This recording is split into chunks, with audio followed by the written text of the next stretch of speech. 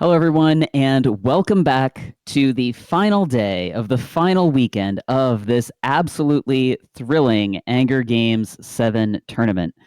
We have seen so many matches of internet spaceship violence, and we have so many matches still here to go. I am joined by Wingnut. Wingnut, welcome to the desk. Love the fit. Oh, mate, I get to wear all the fancy stuff for once. I'm not going to wear the shiny shirt. We're going to wear all the merch instead, flex how amazing I am. But I'm looking forward to today. It's going to be great. Yeah, we are gonna see hopefully more Vindicators. Oh, dude, it's been This great. tournament. Yeah. Wingnut, how have you felt? I know we've seen a variety of different Vindicators in this tournament. Have any of them been particularly exciting? There's been a handful of them. The best one was the Vindicator on Vindicator Violence we had, I think, yesterday, where we had Vindy plus E-War comp versus a Vindy plus E-War comp. That was last week, and that was amazing to watch. Yeah, there was some of that yesterday too. I saw. It was truly unfortunate. Just the degree of newt pressure, just turning off the. I mean, you need capacitor to run a Vindicator, right? A little bit, just a little bit. Yeah. So today, just to give everyone some context about what we're going to be seeing today, we are starting off with our first game of the secondary bracket. We've got two brackets running simultaneously, two tournaments.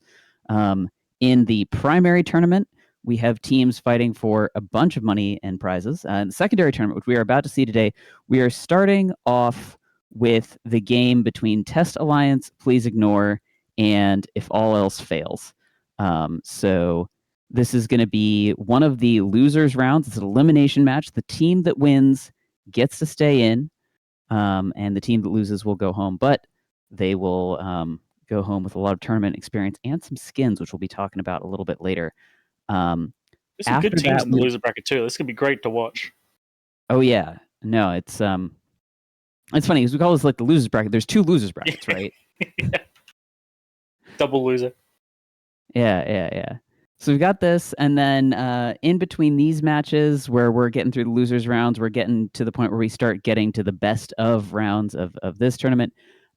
We are going to have the primary bracket where we have some very exciting matches for all of the marbles. We've got No Numbers versus Yabby's Baddies. No Numbers 1 over Yabby's Baddies, sending Yabby's Baddies down to losers bracket. Yabby's Baddies versus Alpha on TQ. They are going to battle it out. We will see if Alpha on TQ can attempt to unseat No Numbers, or if Yabby's Baddies is going to get the rematch of their dreams. Should be very exciting. Come back and have a rematch. Surprise, boys! We're here. Yeah. Who do you favor in that primary bracket? The previous winner. Like, you've got the momentum already going, right? Like, it's those who already won. You don't have to worry about it. But those who lost are like, okay, we've had to fight 2 matches to get back to you. We can't screw this up. Yeah, exactly. And you have to play so many matches in a day. Coming through that losers bracket, whereas the winners, they just get to sit back, get some popcorn, sit on Discord, all that stuff. What about the secondary bracket here? We've got in the upper division, we have Shrimply Delightful, Rookie Crookie, Wormhole Hobos, and Dishwasher University. Do you think it's going to be one of those taking down the trophy down here, or do you think it's going to be one of maybe the ones that Dark Horse and losers bracket? It's going to be hard to tell because both of them, I think they're going to have a lot more time to think and watch. The other team's going to be absolutely brawling their way through. One's chill, one is the brutal bracket, the brutality bracket. Mm-hmm. All right. Well, I teased him earlier. We've still got a little bit longer to go before our next match. Our first match is going to be starting right at 1700. So you know what? Heck, let's take a look at those skins. Yes. We'll be seeing these a couple times throughout the tournament, but this is what the teams are playing for today. Now, this is not the actuals. Oh, wow. Oh, those are beautiful. Yes. Look at this big old 7 on it. Look at it. It's beautiful. Yeah. Tell me about these skin assets. I've never seen anything like this. Yeah, this is definitely unique. I think CCB has hooked us up with this ridiculous stuff, and it's absolutely beautiful. This 7, and they look bright and amazing, honestly. Exactly. We've I got didn't the really think of colors, we got the logos. These are unique assets, as Wayne said. CCP gave us some Skinner components that are completely unique to the Angry Game 7. We are putting together different 7 different skins, one for each skin ship class, the most common ship in that class, and then one for the most banned ship of the tournament. So as we're about to go into that ban phase of the pre-match, we'll show you, what's been banned. You can starting to think like, what could I be getting out of this tournament? And there's Oh, look at the Augura one. That's amazing. Just like oh, the big nice. emblazoned on it. Yes. Yeah, cannot miss that auger. No target painters needed. It's lit up. But yeah, so these are mock-ups. This is some stuff that's maybe in the front running right now, but we will see throughout today what is going to actually end up being the biggest ship for us. So, speaking of today, we've got about 4 minutes before the match. Let's take a look at the bans for Test Alliance, Please Ignore versus If All Else Fails. And Mod! we'll welcome Mod to the desk. Woo! Yeah. Mod, we have some bans. This is for the secondary bracket, losers bracket. Walk us through these bans, please. Yeah, we have on the test side a ban against a lot of disruption, getting rid of both tracking disruption, of course, and damp, jam, or target range disruption with the Celestis banned out here as well. And then getting rid of the Armageddon test, having run into both problems getting rushed down with Nighthawks previously, I believe, and then dealing with long range newts in the form of the Geddon. So wanting to not have to come up against that this time. Yeah, and I like that not only do we have the Geddon and not only the Geddon band out, we've also got the Balgorn band out. So there's quite a lot of newting power off the table here. Wingnut, looking at these bands, what kinds of comps do you think are open here? Well, to be honest, the main one that is blatantly obvious here is, of course, medium gun spam of every variety. Any shield kite comp is available. Any long web comp is generally available here too. There is more open than closed here compared to the previous bans we've been seeing. The interesting bans from All Else Fails being like a ban against laser projection and basically lasers of any type. They banned out the brawling Abaddon, the sniping Apoc Navy, and then the controlling Balgorns. Like they don't like large lasers. Apparently they've had bad experiences with them. Honestly, that means I don't see a Sleipnir in the ban set here, but it'd be a little funny to bring Sleipnir after banning out the ships that are worst at shooting into it. Yeah, Mod, you gonna pick any comp hypotheses here? I've seen so many people ban things that would be like bad against your comp and then run into it that I have given up on such attempts. I am just a mortal man here to enjoy ships exploding here in the lower bracket. All right. So as the team captain here, you're gonna close your eyes. You're gonna throw a dart at your computer, and whatever row on the spreadsheet it hits, that's the one you're bringing. No, but I don't No. know how much longer we have. I can talk a little bit about Captain Thnox, I'm sure, going into the next match. I don't want to take it away from the casters to talk about what we've got on grid. Fair enough. Yeah, we've just got a couple of seconds. Wayne, with that last couple of seconds, who are you putting your points on? I've seen what's on the grid. I'm cheating, so I'm not going to say anything. Aw, come on. I can't say it. There's still people are still betting their channel points. Oh, hold on, I can mislead them. Let's see. Yeah. What else fails? All else fails. All right. Well, if all else fails, we'll have to see if they can bring it through. Is Wingnut baiting you, or is he giving you good advice? We will send it to the arena where Varian Stonehard and Sven Blot will bring you all the action.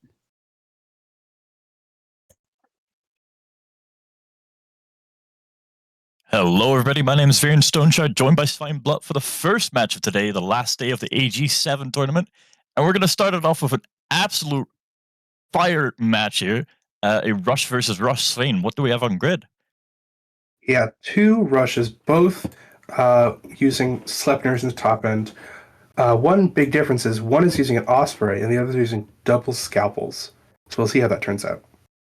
Yeah, especially the warping ranges here very different. Test choosing to all come in quite closer to the arena, but the Osprey of if all else fails, being situated at far range, actually pulling back now.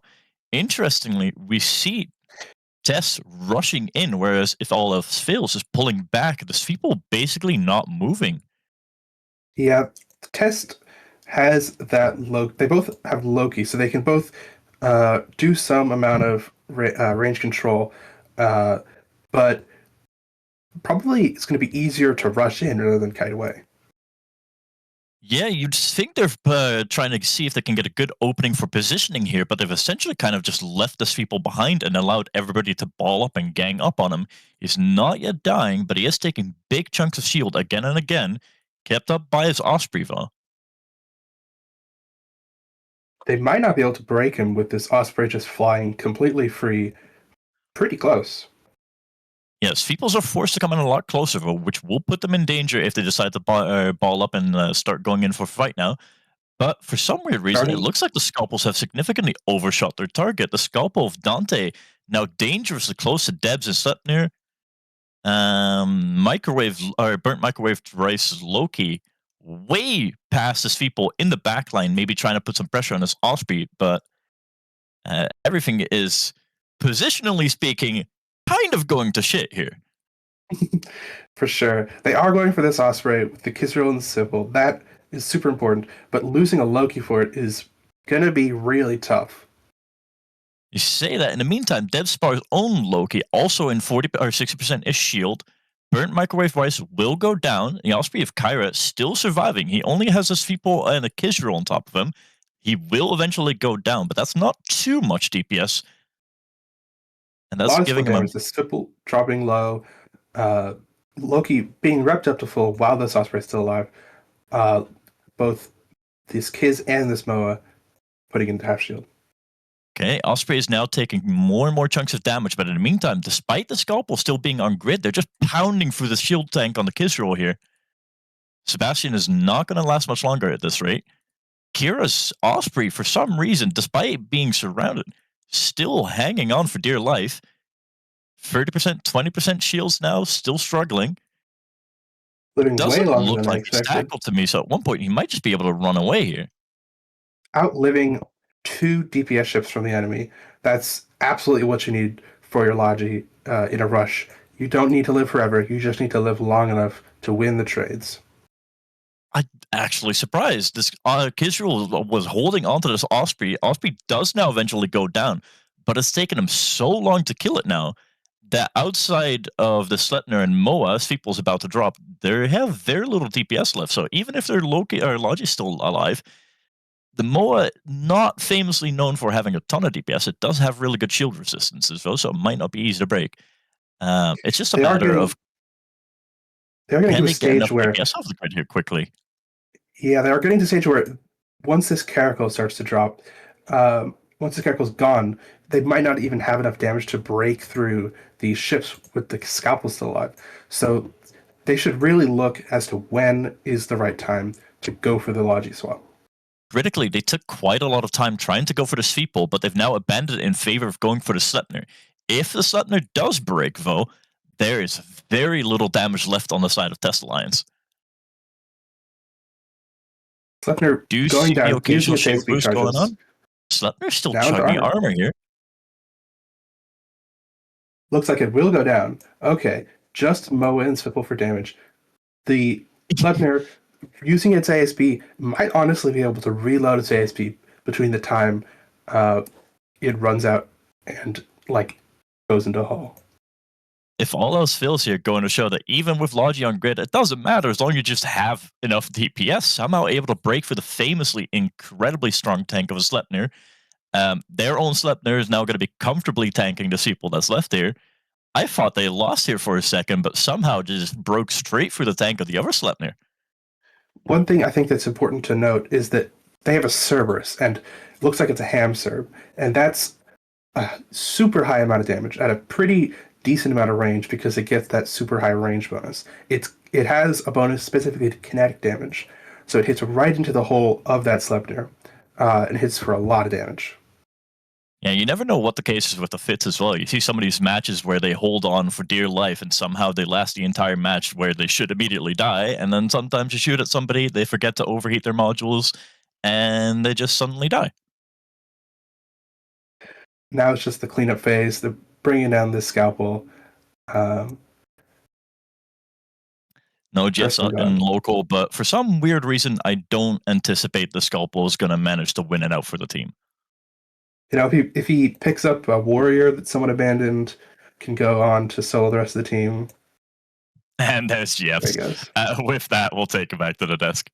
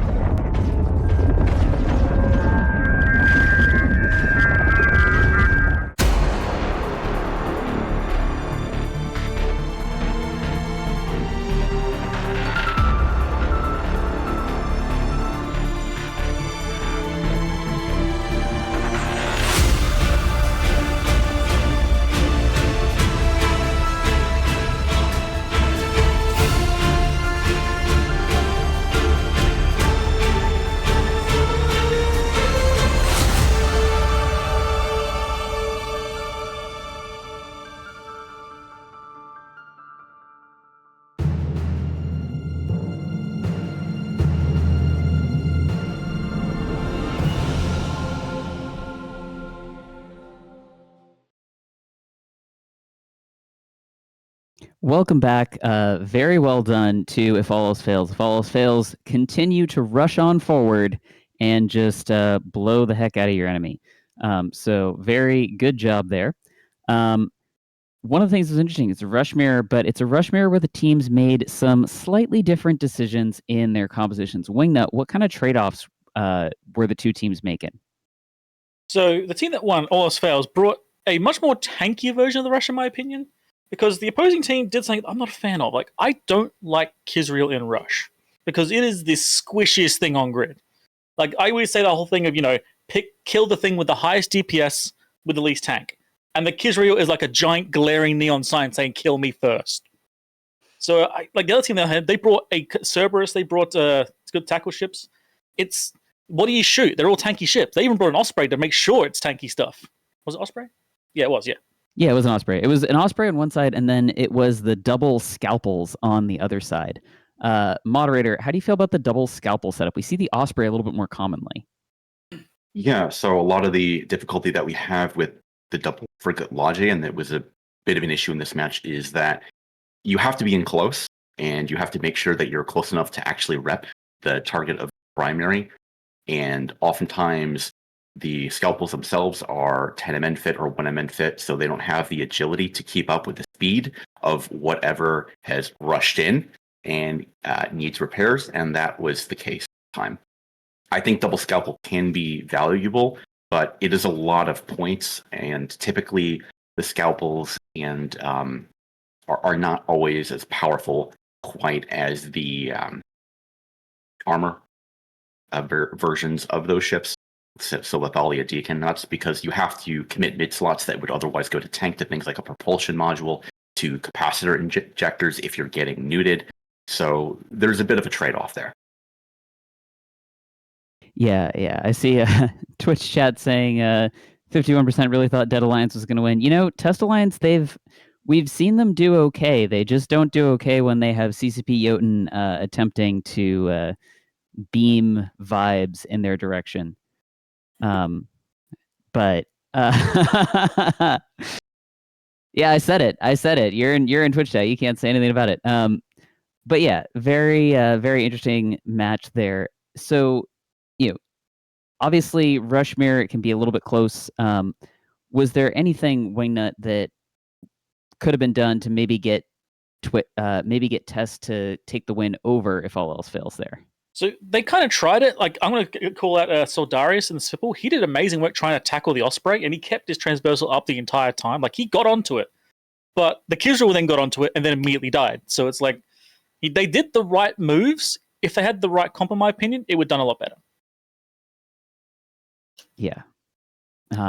How are you feeling, Maud, about Rush in this meta overall? Like, we've seen Follows Fails run a bunch. We've seen it show up a couple times. Where is it landing? I feel like I'm going to give a very kind of milquetoast taste in that it is good if you are a team that knows you're going to run into something as a counter pick that just can't tank a lot, or you're able to break something very quickly. The problem with it is that it is very, very one-dimensional and often fails this late in the tournament if you were to be in the main bracket against control comps or kite comps that really know how to dictate range and spacing a little bit more advantageously. Rocapel actually brought a very interesting take on the rush comp where they had 2 rattlesnakes, which are not very fast ships, they're not very, mobile ships in general, but they brought 3 Raptors that were really the rush component supported by a logistics, and those ships were able to rush. So when I see that and there's a little bit more variety in terms of your range control and projection, that is a little bit more interesting, a little bit more dynamic of a comp that can just face off against more things and end up coming with a W than just like a hard Minmatar gun rush. Yeah, it's definitely interesting. Raptor #1 ship for rushing in. But we've concluded with that match. We have our next match, which is the first of the losers finals in the primary bracket. So this is a very important match, first of a series between Yabby's Baddies and Alpha on TQ. Let's take a look at the bans for this match. All right, so we've got some bands up, and these are looking a little different from the previous ones. Wingnut, you want to walk us through these bands real quick? Yeah, sure. Yabby's Bays decided that we do not like tracking disruption of any sort, so you will have none of them, sir. Good day. Except they left the Pilgrim wide open, which will be funny to see if they brought that. And then the Celestis ban on the end just tacked on. We've seen a few Celestis run with like ECM comps as well as EWAR comps, so I think that one's potentially trying to like reduce the power of any control comps as well. But Alphas are interesting too. Yeah. Maud, Alpha's bans, they're a little bit less focused. What are you seeing in the difference between these two teams here? Yeah, so Yabby's Baddies, like you were just mentioning, has gone out for an entire archetype of ships in the tracking disruption, whereas Alpha on TQ targets specific like key ships to force people into bringing comps that Alpha on TQ is probably okay with. So getting rid of things like the high-end individual, you're getting away things like paints, you're getting rid of a Zarm, which can be very problematic if you're running a like control comp, because you don't necessarily have enough damage to break whatever a Zarm is hard spooling on.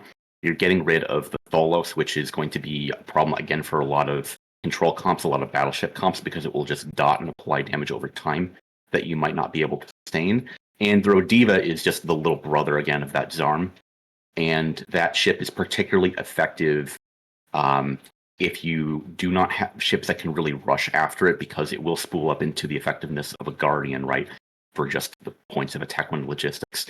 So Alpha and TQ, like you said, is a little bit more targeted, a little bit more like counter compy, whereas Yabby's Baddies just says, we don't like any of these ships, we don't want to play against tracking disruption. Yeah, we have seen Yabby's Baddies. They've brought a lot of gun spam in the past, and these are real sort of gun spam looking bands to me. Wingnut, Maud, we just got a few seconds for predictions. Maud, who are you putting your channel points on? I'm betting the house on Alpha on Tranquility. All right, let's see if they redistribute it. Wingnut, what about you? I want to bet on Yabby's Bay just so I can take Moderator's house. All right, excellent. We will send it to the arena where we will find out which of my 2 co-casters will reign supreme here.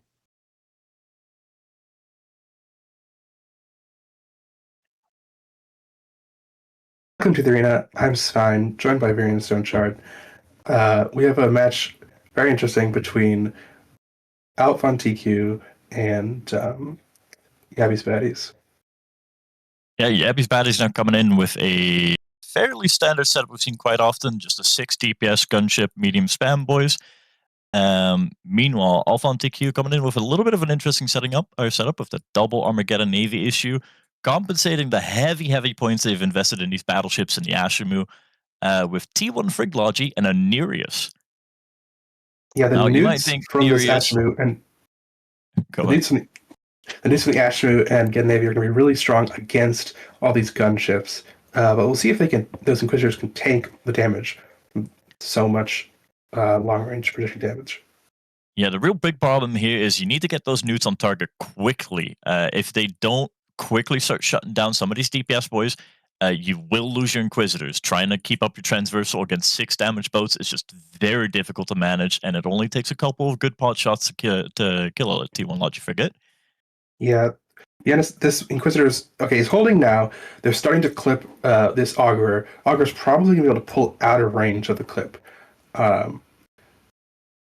pretty easily. Yeah, Here. even with the remote guidance computers and the remote CBOs that you'll get from the Nereus on their side, without any support or like long range webbing, it is very hard to kill a cruiser in one clip when you only have 2 of these rapid heavy battleships.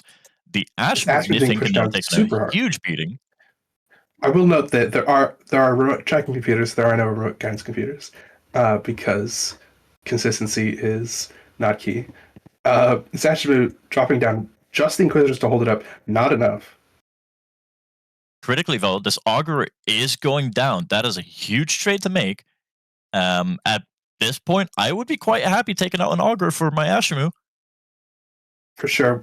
The longer this goes, the more the newts can really do their work on the start, the Prophecy Navy, slow down the damage is better. Though this Inquisitor's taking a lot of damage really quickly.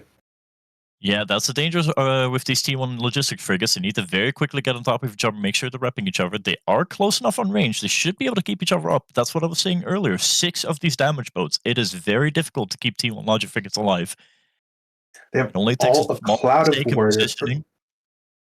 Cloud of warriors. They're all at good ranges to not be under the guns, but not be too far to be at a good damage range. Starting to recover now, but that's very close. Yeah, these Inquisitors doing amazing work. If you look at the grid positioning, they're picking up as much transversal as possible. I see the angle is really quite good at the moment. Damage swapping over to the other Inquisitor now. Let's see if they're paying enough attention here to see if they can do the trade. And no, the Inquisitor goes down. I think that's a pretty worthy trade for Yavi's baddies because once they can get rid of these Inquisitors, maybe get rid of the Pontifex and start pulling a little bit of range. That's pretty nice for them. Yeah, it's a decent trade. These T1 Logic frigates are very cheap. Their repping power is not that insane. They did get a lot of leftover points that they were able to put into the battleship core. But critically, with Yadabi's baddies going for the 6 DPS ships, even now, with all this new pressure, they're still going to be able to occasionally shoot, and that's still quite a lot of damage on grid. So just the question is, how quickly can these news really start shutting them down entirely? Yeah, all of these DPS ships are at range at this point.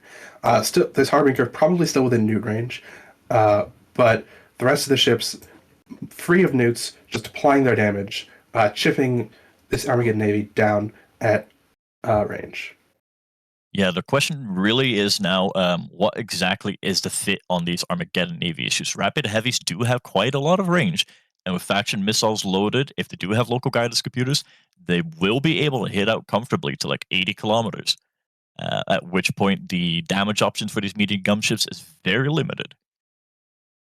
Yeah, I think I'm gonna have to favor this gun spam because they're fast enough that they can give chase to this Armageddon Navy as it has to pull away, while having the damage. Yabi's being shot, so he can keep pulling away.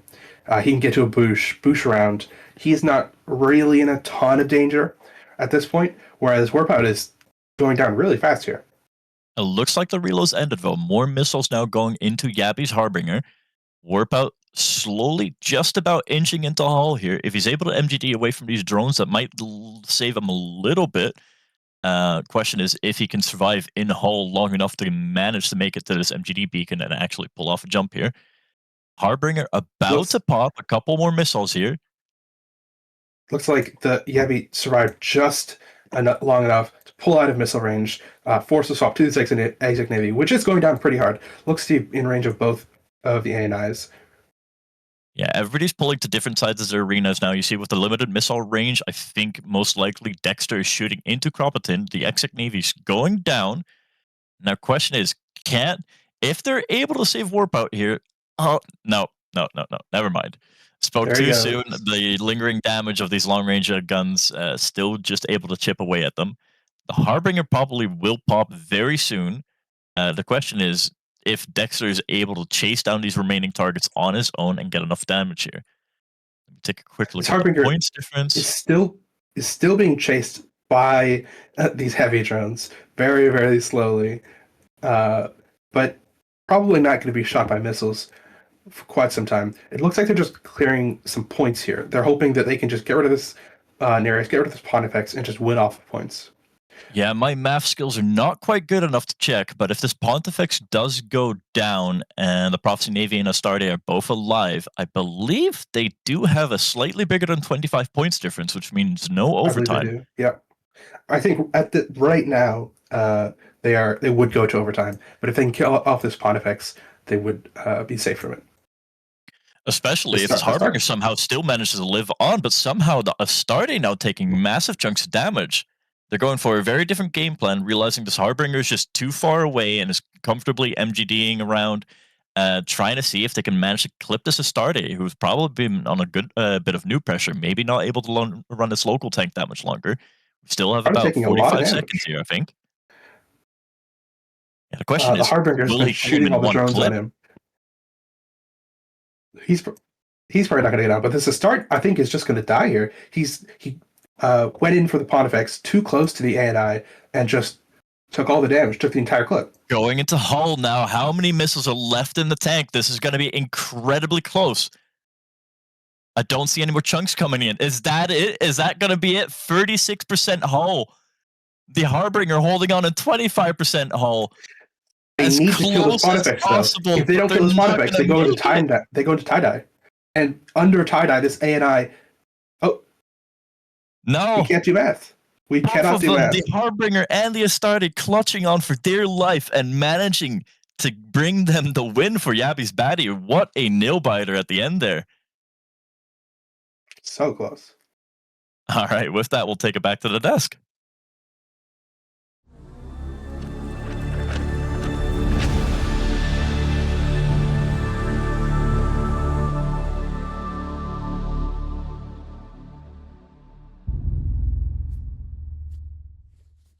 The pythographs. Like Jordy says, dude, the comps might seem bad, but they work. But it doesn't. It only works in Pytha. Yeah, what about it? Stop shooting our Logi.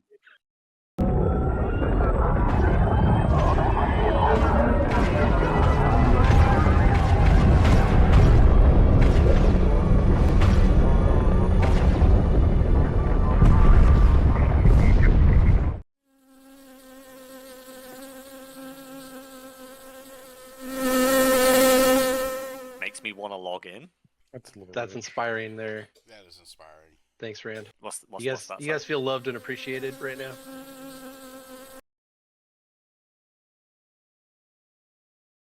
What a match. Welcome back, moderator. Thank you for the channel points. They have been redistributed to a number of people, myself included.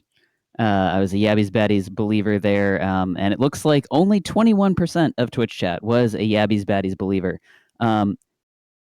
Just absolute nail biter of a match with two battle cruisers hanging on in the slimmest chunks of hull. We heard a lot from the casters during that match about clips. Wingnut, what's the deal with these rapid heavy clips? So I just want to say beforehand, I was calling in the back. I didn't get to say it. They were going to bring a low DPS comp when they banned out Radiva and Zam. I didn't get to say it, and I was proven right. But the problem with the clips basically is that you get great damage until you run out, and then you have a full minute to sit there, twiddle your thumbs, pray something else happens, and then try and kill the next target. And if they've still got Logi alive by that point, you're in trouble. But this comp didn't have to worry about that. They killed the Logi immediately, so that gave them the room to start doing more damage and killing things. But Yabby pulled away so far, so perfectly. That's it. That the team's named after the man, and he shows why. He carried.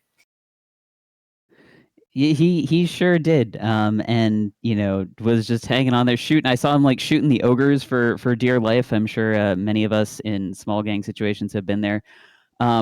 Maud, I'm going to give you the opportunity to talk about the matchup there. Was this winnable for Alpha on TQ? Because I said it was going to be Octo. We were talking about like Gabby's Baddies. They've flown a lot of Octo.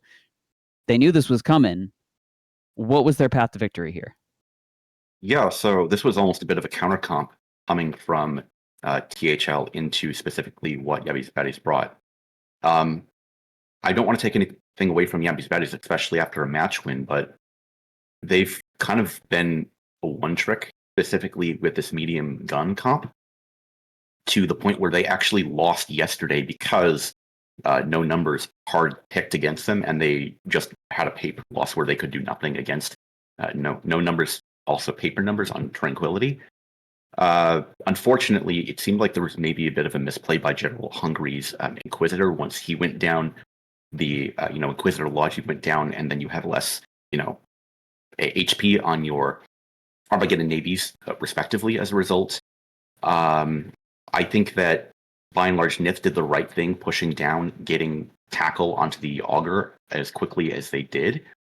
But Dexter Exio's positioning was just too far off in like one direction, trying to chase a ship where he lost spacing on the other ship, where he was so far in a corner trying to chase after the Harbinger that survives in 20% hull that by the time he tried to react to shoot the Astarte, which was the other thing he could have gone after, it just burned up too much time.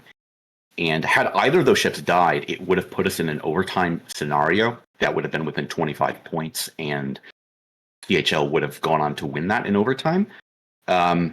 So disappointing to see some of those misplays happen when this is a matchup you should win on paper. I mean, the great news for this matchup, though, is this is a best of series. So we are going to see these teams play each other again. In fact, very shortly now.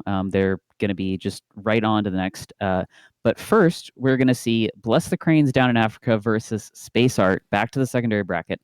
Let's take a look at the bans for these teams. So we have here that Astarte banned out along with the Brutix Navy issue. Moderator, why don't you walk us through these bans?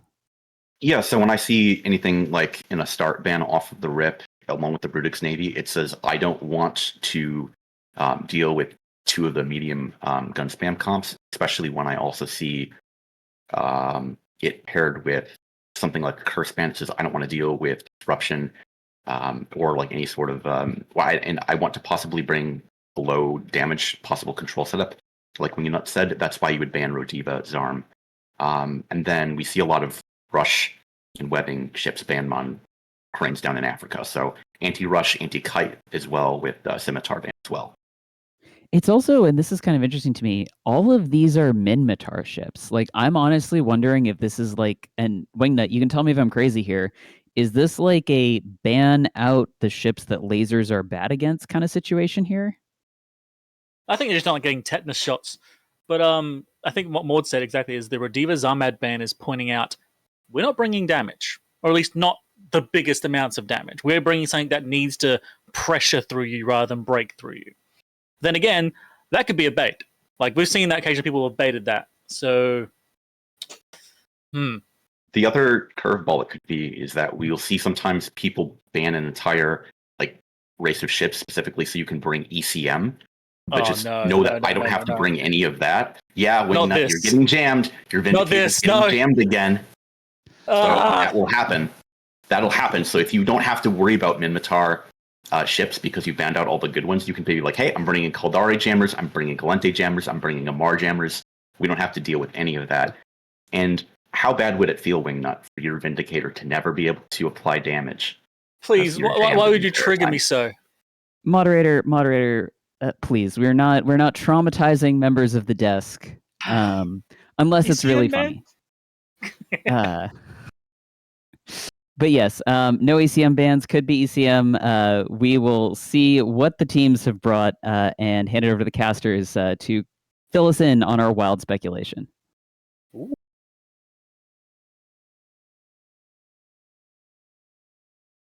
Hello, everybody. It is time to traumatize moderator. We have two battleships on grid, two very different strategies. Svein, can you walk me through what we are looking at?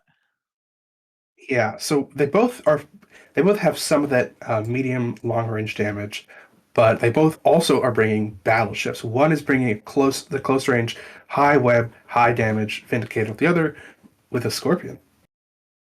Yeah, we see very, very expensive point choices here. One for maximum blasting, one for maximum stop blasting by jamming them out. We're going to see which one is better today. Okay, both teams going for a slow pullback here. No immediate aggressive plays. Vindicator kind of sitting still. They might just try and see if they can put their long-range damage to use and get some of these frigates off the grid here. A little bit of damage on the Nurgle, but at this range, it's going to be hard to kill some of these tankier frigates.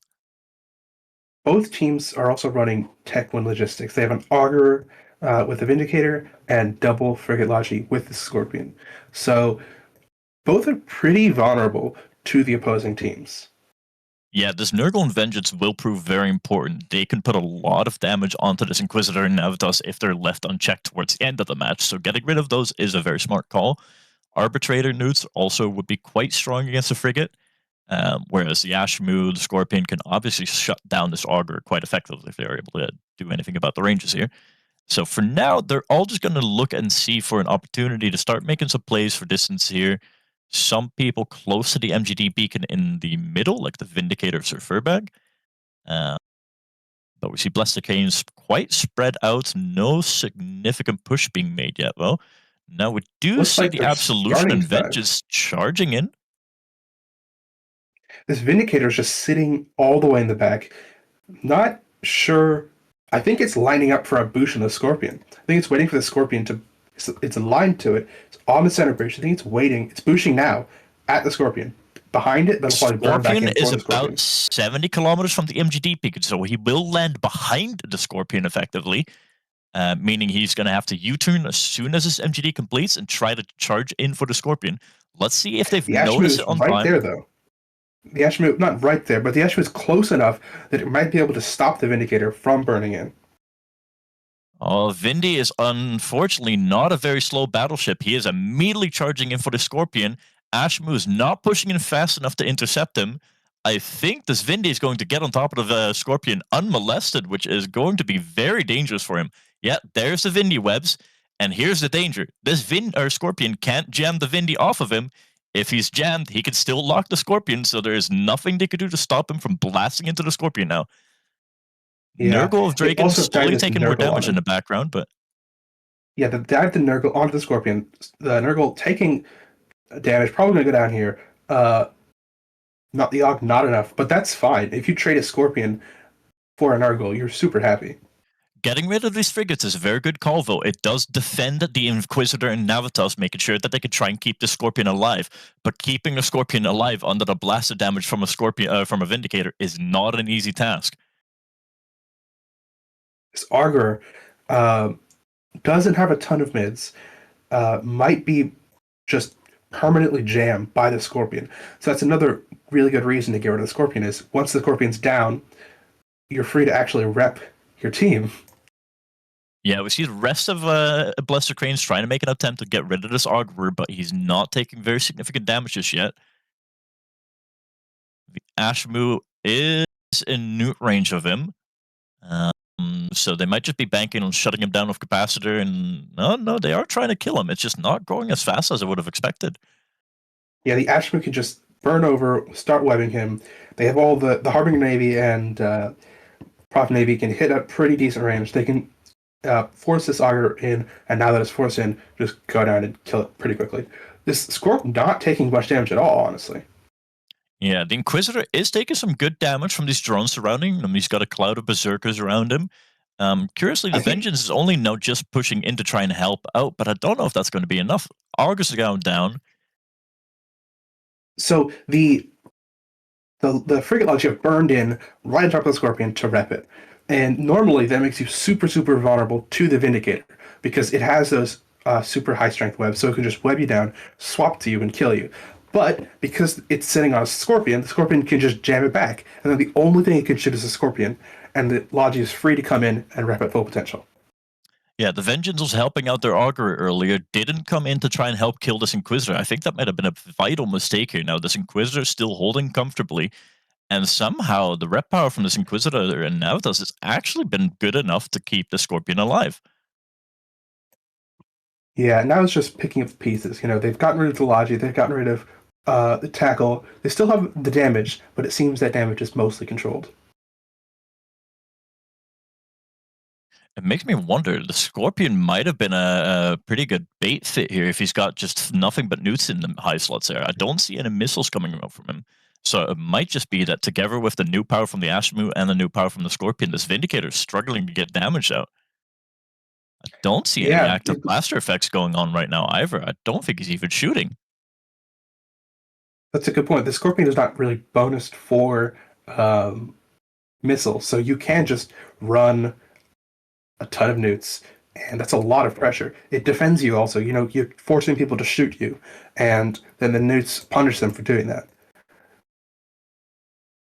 Scorpion also drifting away.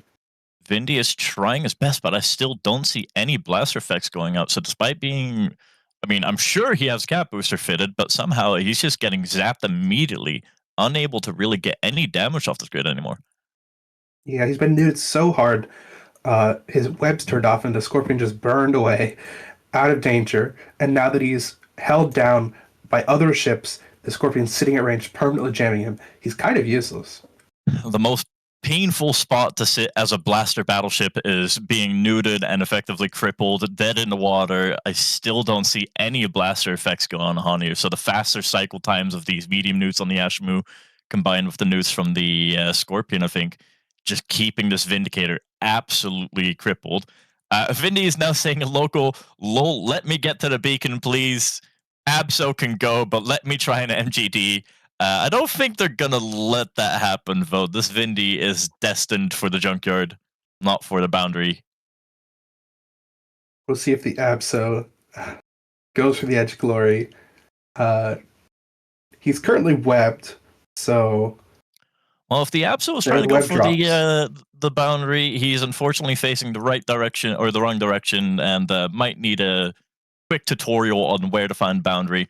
Unfortunately, that does not win it for them. Bless the Cranes will continue on, and with that, we'll go back to the desk.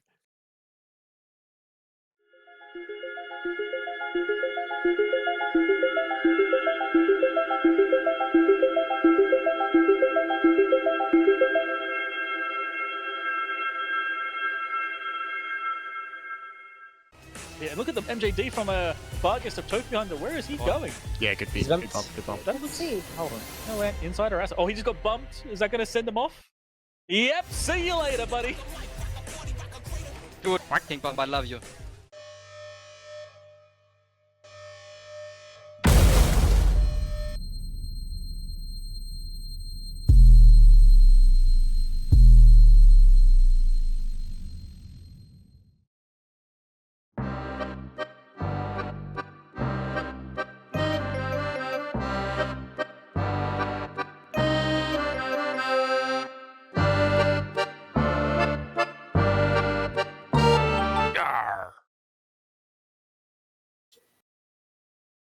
Welcome back. Congratulations to Bless the Cranes down in Africa for, I believe, traumatizing Wingnut. Wingnut, how you doing over there? That hurt. That hurt so many ways to Sunday. Oh my god. Like, there's so many ways I can explain that one. Like, baited on a free Scorpion, neutered to death. You got killed by a comp that only had 2 DPS ships. Like, that was painful. The MJD, I saw it, I'm like, okay, that's a bit too far away. The Ashimi's going to grab it. Never mind, he got the Scorpion, we got a chance. And then he died anyway. Like, that was painful, man. I'm going to be seeing that on my nightmares for the next week. Yeah, it was definitely an interesting counter comp here. Maud, do you think this was a counter comp to the Vindicator, or is this just the Crane's special sauce?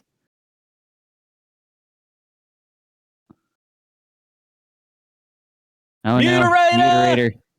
No, Muterator! I have never muted. That has never happened in my life. I have never once been making commentary. We caught me this tournament. So, we're not bringing just jams. We're not going to prevent you from just locking me as a battleship and the rest of the comp. We're also going to force the Vindicator in at 0. That only works if you know your opponents are bringing a Vindicator. You have like specific information about that, and it loses to literally everything else. Both, I think, Wingnut and, of course, yourself, Ollie, we both looked in the arena at the hard points of that Scorpion and said, it's got no missile launchers. Only newts make sense.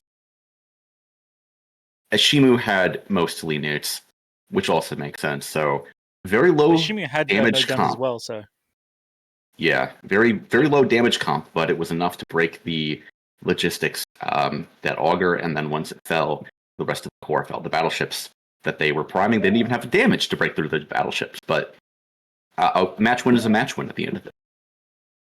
Yeah, I mean, this is the thing with control comps. Obviously, is your control and your damage are often trade-offs, right? So, I'm actually going to throw this back to you, Maud. You've obviously been involved in a lot of theory and team building and stuff like that.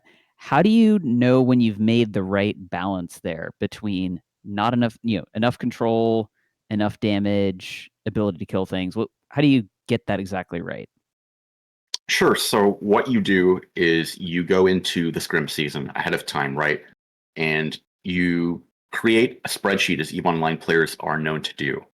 And you say, hey, this is my control comp. What comps do we beat? And what comps do we lose to?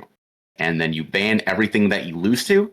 And then if you have a read that your opponents might be wanting to bring one of the comps that you know it beats because they bring it every single time, or you've banned out like the key linchpin ships, like an Ashimu, right, is a ship that can't be replaced by anything else, right?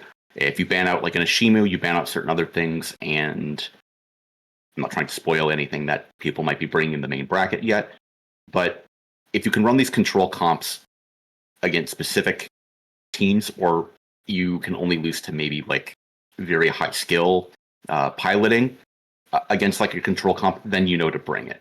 But otherwise, you really only get to know that by just practicing in matches. You just aren't going to be able to open up Pytha and just calculate the numbers like Neo looking through like the ones and zeros in the matrix. Otherwise, that comes with experience and dozens of team hours playing, getting ready for an event.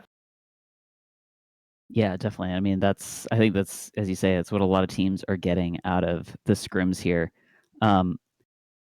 Wingnut, we saw the Vindicator lose there. Was the comp otherwise a decent spot for the Vindicator, or? Or what? Sorry, you said or. My brain kind of short circuited there. No, or sorry, it's the or of the like ... or maybe not so good, maybe a little overcooked. It's the thing. Like, it wasn't a horrible comp. It was not like, oh my god, this guy should not fly this. Like, they did quote unquote the right things mostly. They got the Vindicator on top of the big target, tried to kill it. Fortunately, the opposing team knew exactly what was going on there and had the perfect counter. If you'd known they were the perfect counter, what else can you do? They've got ECM. They're forcing you to go after the Scorpion anyway. It was the only way to win that match was just not to play it at all. Yep. And it's such a specific counter. That is a different 1980s film. We've got Spaceball getting jammed, and now we've got War Games. Sometimes the only winning move is in fact not to play. Oh man. Yep. Speaking of playing around, some slight delays on the next match as we've got some arena stuff going on. So we've got. I hear they're trying to find the missing letters for this team's name. Yeah, I think it's the space bar. Like they missed the space bar. But with our extra time, I actually just wanted to ask Maud about something. We're not going to see it in this match. We're going to see it in the next match, and that is avalanche bans. So our main bracket is going into a best of series, which means that they're going to be playing the same teams that they're already playing. The winner of the match is actually the winner of the best of series. We're using avalanche bans instead of the conquest bans that we see in Alliance Tournament. What are avalanche bans? Yeah, so again, we're not literally banning the Avalanche, the ship. Even if it was legal, you probably wouldn't want to bring it in this format. What it is that the loser of the previous match must ban 2 ships specifically that their opposing team brought. Meanwhile, the team that won has to ban specifically 1 ship that the other team brought. And what that's designed to do is to provide the team that lost a little bit of a comeback.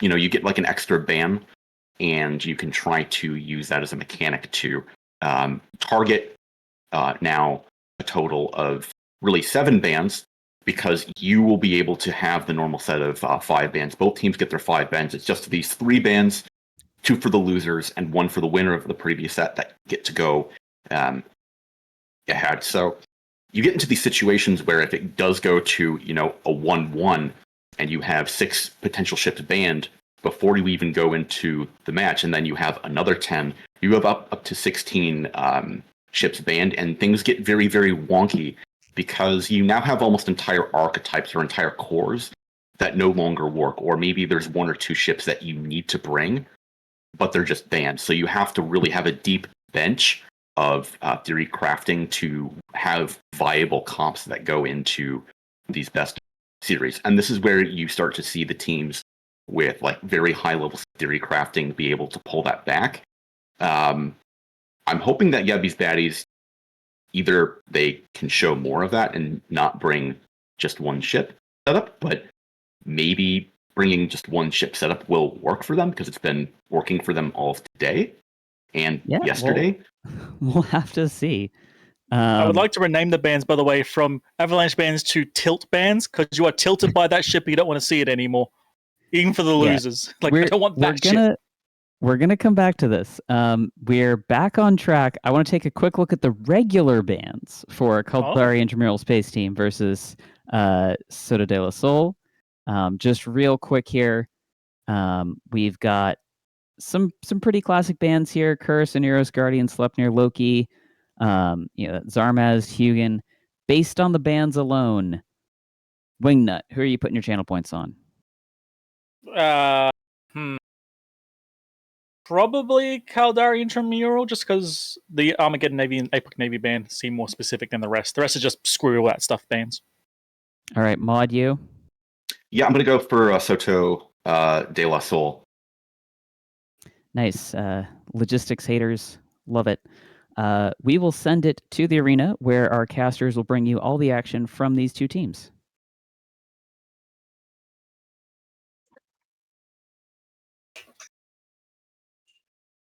Welcome to the arena. We have 2 missile comps staring at each other, right on top of each other, 1 shield and 1 armor. Yeah, we have the infinite damage of a ham rush versus the brick wall of 2 damnations, a sacrilege ash remove, full armor, full tank. Question is it going to be enough damage in this ham rush to make it happen? Do they have enough damage themselves to actually kill the shield rush ships fast? Because Damnation is not known for their damage, but we're going to find out in a couple seconds. Yeah, they don't have that much damage, but these Cyclone fleets, on the other hand, don't have the highest resistance. I think that they're not going to be able to push through these damnations, but we'll have to see. Going for the Ashmu first. Some damage on the Nurgle, picking an interesting target. Ashmu taking a massive beating so immediately. Much damage. Trading it for Caldari Navy issue. Getting rid of these webs is quite smart. If they can't web down the shield cruisers, getting rid of them with heavy assault missiles of their own is going to be quite difficult. They don't apply very well to fast-moving cruisers at all. Immediately, we see the damage on the Caracal Navy slowing down quite a bit. This stack is taking so much damage, way faster than it can get right back up. Yeah, assault damage control is going to buy a little bit of time for them to finish off the Scarecrow Navy issue. But like I was saying, the damage on the Scarecrow Navy issue slowed off dramatically. Now they're on to the next target. Let's see what they go for. An entire cloud of EC bots on this Deacon. Few on Thalia, trying to prevent the reps, where the armor comp has gone for the more damage-focused drones. Interestingly, the Sacrilege was taking a massive amount of damage earlier, but is now stabilizing, even though his assault damage control has definitely ended, whereas the Cyclone Fleet issue of Richard Host taking a massive amount of damage. They normally can fit an XOASB, but I don't think this one... No, I see a couple small cycles there, but it's just not quite They've enough. swapped Somehow out- the Sacrilege is stable. They've swapped out to this Thalia. They've sent the Jaguar over to it. Looks like they're trying to shoot the Thalia. Really not taking that much damage, though. Yeah, and even if they can slow it down, killing a Thalia with heavy assault missiles is not easy. It's very small signature, probably AB fizz, so even if you web it down, it's not going to happen quickly. I'm not sure if the switch here was the right choice. Thalia now taking small chunks of damage, but not anything big yet. Meanwhile, Jita Cyclone Fleet taking half shield already. Okay, now they're starting to apply more damage. Maybe this second web from this Osprey Navy issue is starting to do more. Yeah, they are getting some damage, but it's just not quite enough. These repping maybe to 80, 70, and then back up. And meanwhile, they're losing the core battle cruisers here. I'm not sure if it was worth it. Trade this Cyclone for this Thalia. I think it's still a commanding lead from the Caldari Intramural Space Laws Complicated team. Yes, somehow the Sacrilege absolutely stabilized, even though it dropped into 50% armor so quickly. Now most of the big damage ship off of the Caldari Intramural Space Laws Complicated debate team no longer on the field. My God, can't we have normal team names? That is perfectly normal name, if you're willing to say it all in one breath. Going now for this Cerberus. Yeah, Cerberus is definitely going to be able to tank for a little bit. You see, he's got his own assault damage control, and he can fit quite a bit of shield tank on top of them. But really, they haven't even tried this Damnations at this point. I think that might just be the last option here. Just try and see if you can go for these brick slow walls that you know you can apply your full missile damage into, and see if you can break something. But clearly, going for the Thalia, it's just not working. Stop it. But I think they're giving up as a Jaguar now boundary violates freely. You know, no one's going to shoot a Damnation first, right? So they're not going to shoot it first, though. But if the Sacrilege is tanking, the Thalia is tanking, you got to do something.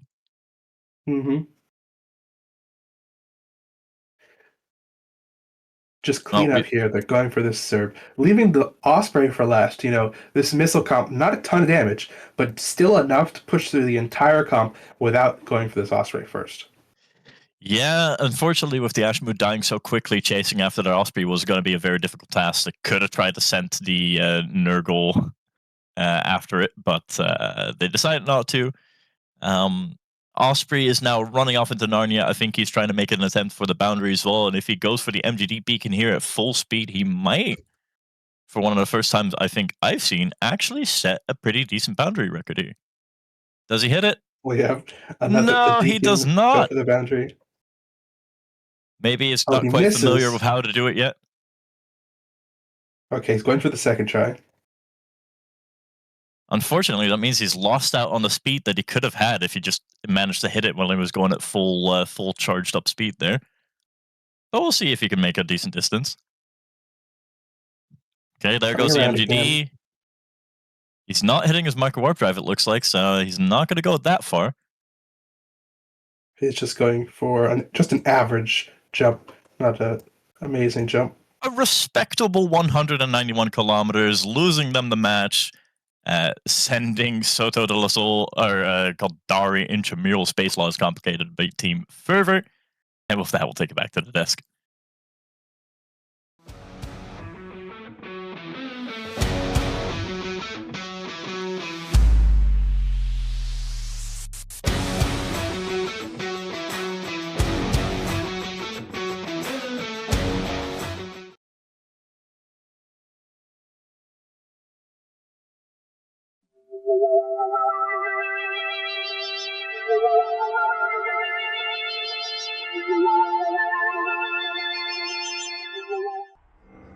I'm Nalio V, and Test Alliance, please ignore, is recruiting.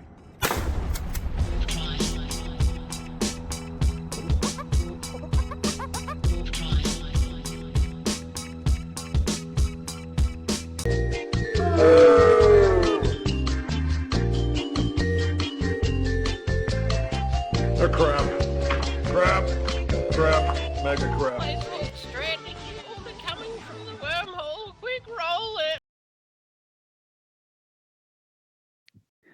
Welcome back. Ham Nation rides again. It turns out that the best ham rush, in fact, is made of armor bricks.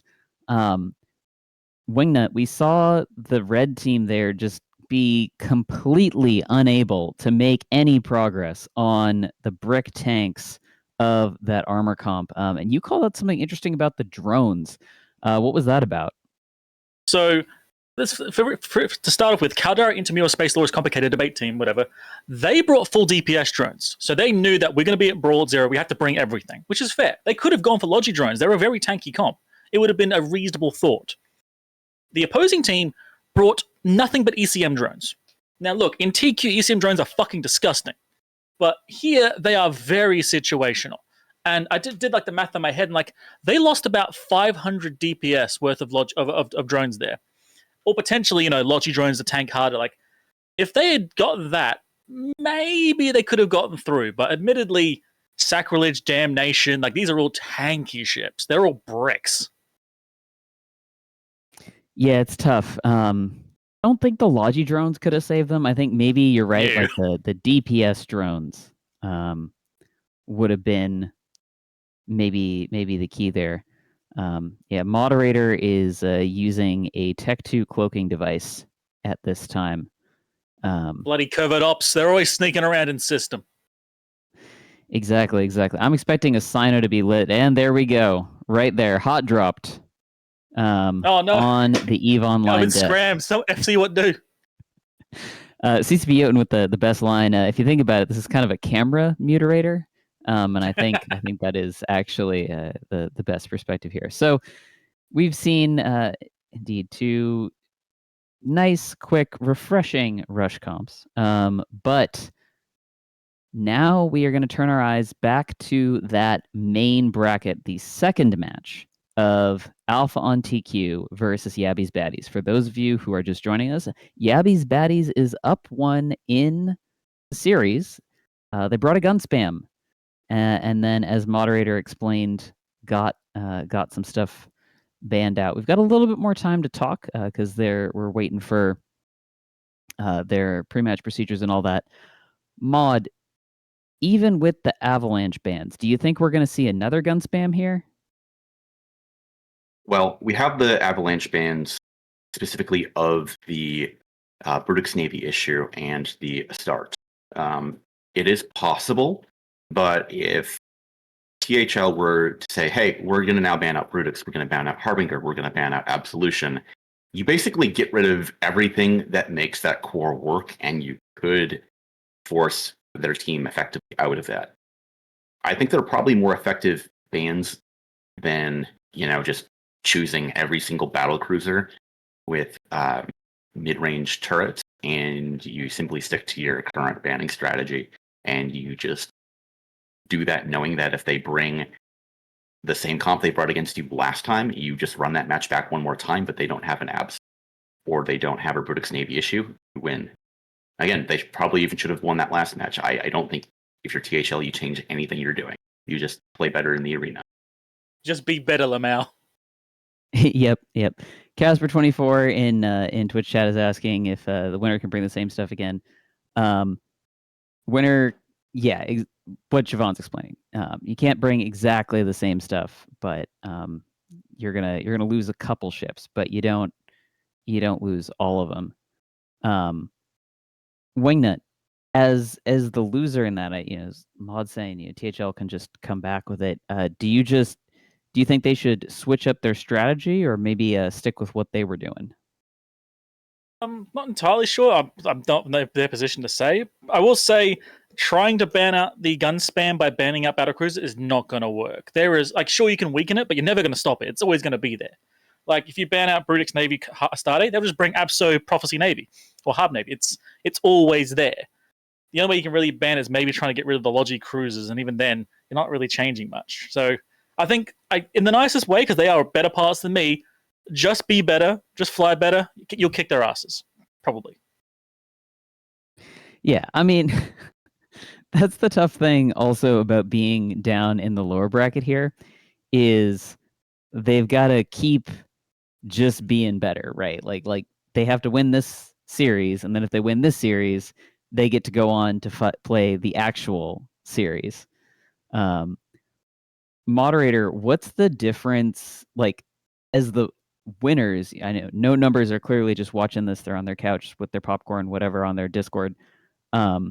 Is that extra rest like a good thing for you? Oh God, yes. I have been in the situation where I come from like a lower bracket, and I have to play something like a total of 16 matches in the Alliance tournament, like back to back to back, just to make it to like grand finals. Whereas the team that made it just won out everything on the upper bracket, and they played like 7. So I don't know if you've been in a situation where you've ever, ran like a marathon or something like that, or you've, done like a really, really nasty like 5K. You're just completely dead, like psychologically, even after having to do that on top of like the physical side of things. Eve is not as physically intense, but like it's very psychologically, like mentally demanding of you to be like, hey, your match is done. We're going into pick ban right now. You don't have any time to break. You immediately have to think about what you're doing next. You have to sort out your ships and get going. There is no downtime for you. Meanwhile, it's just sunshine and roses if you're no numbers. You can sit back being pretentious. You can be sipping at your wine, being like, yes, I see that they're bringing the caracal. Very plebeian maneuver. That's why we're in the upper bracket. And you get to just chill. Life is good. Not just chill, you get to also watch and see what their other teams, because as you said, the very short period of time, you get to watch what their inclination, like what they default to in those short periods of time, which is even better. You get to do nothing. Just get free information for no effort. It's great. Yep. Yeah, I haven't done anything like that. I did used to play Magic tournaments though. I played 9-round GP, and that was you just can't make a sense at the end of that. But we have the bans, and these are going to be the bans that were inputted from the ban tool that are going to come up on your screen. So we're going to see the bans for Yabby's Baddies versus Alpha on TQ. There's also the Avalanche bans. So we have what's on the screen not displayed on the screen. Alpha on TQ have additionally banned the Astarte and the Executor Navy issue, 2 ships from the winning comp last time. Yabby's Baddies, they get 1 Avalanche ban. They have banned the Ishimu, so those ships are not going to be on grid. Mod, looking at this, it sure looks like they're bringing guns back. What do you think? Hydra, THL, literally changed nothing. These are the exact same bans to the ship that they brought last time. Whereas Yabby's Baddies, I think these are pretty similar, where only the Pilgrim this is the open. last. This is the exact same set of bans. I wouldn't be surprised if they literally run it back and they do the exact same setup once again. I could completely see that happening, because literally nothing has changed. Both teams must feel confident in their pick ban strategy. Ollie, what is there even for us to analyze? They did it. Just go back 20, 30 minutes, look at what we said earlier, and just you play that again, just like, record scratch, this is how I got here kind of situation. I mean, it's like a scrim, right? Like you do round 1, and then you all warp off to your station, and if you lose because someone was bad, then like maybe there's like a little bit of saltiness on comms, post-match analysis, and you undock and you warp back to the next beacon, and then you run it back. I bet you it's like someone in the team going, hold on a minute, is this a match or a scrim? Because this feels like scrim moments right now. You replay the matches, basically. What toxicity in between matches because someone made a misplay that caused me to go down a set in a best of 3? Never. That would never be the cause of someone bombing out 0-2 as a result of that. No one would ever do anything toxic and cause themselves to tilt out of the Alliance tournament. Or Angry Games. Never. Or not Angry once. Games. Yes. I do note, by the way, Twitch chat, y'all have woken up on Yabby's Baddies. The betting last time hugely weighted. Right now, much closer to even, 47-53. We have just a minute on this match, so we're going to send it to the arena where we are going to see, did they run it back, or is there something new in store for us?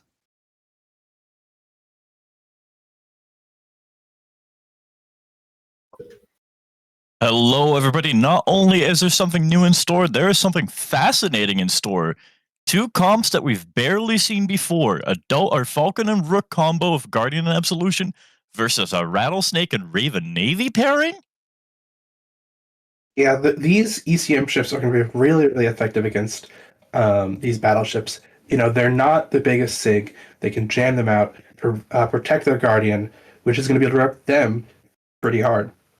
And critically, normally Jam's not that good against drone bonus ship, but the Rattlesnake only has 2 drones, so you can actually just go ahead and jam those out. For all those jams, also, barely any damage on their side. Maybe some heavy missiles on the Rook and the Falcon, and like some damage from the Absolution, but how are they actually going to kill something here? Not a ton damage. It looks like they're going to go for that Logi first. That's what they've decided needs to die. Meanwhile, the low end of Gabby's bat is just diving in for the CCM ships. Yeah, the T1 Cruiser and the Osprey being quite a vulnerable linchpin here, but he is completely unmolested. He's able to run away into the background and just sit in Narnia, unbothered, thriving, whereas the Rook and Falcon get chased down here. They are critically spreading out quite well. One going quite up far above, and the other just in the middle, way towards the back. They are tackled, though. They're just holding down these battleships, getting rid of the tackle, the back end of Alpha on TQ, completely safe here.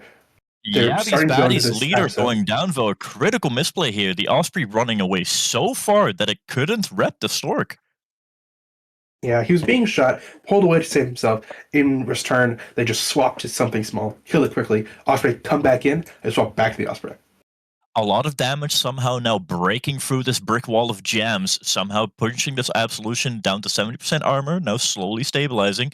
Osprey, desperately running close to trying to rep the Stork, is now taking a massive beating and having to run away again. Yeah, they can do a decent amount of damage.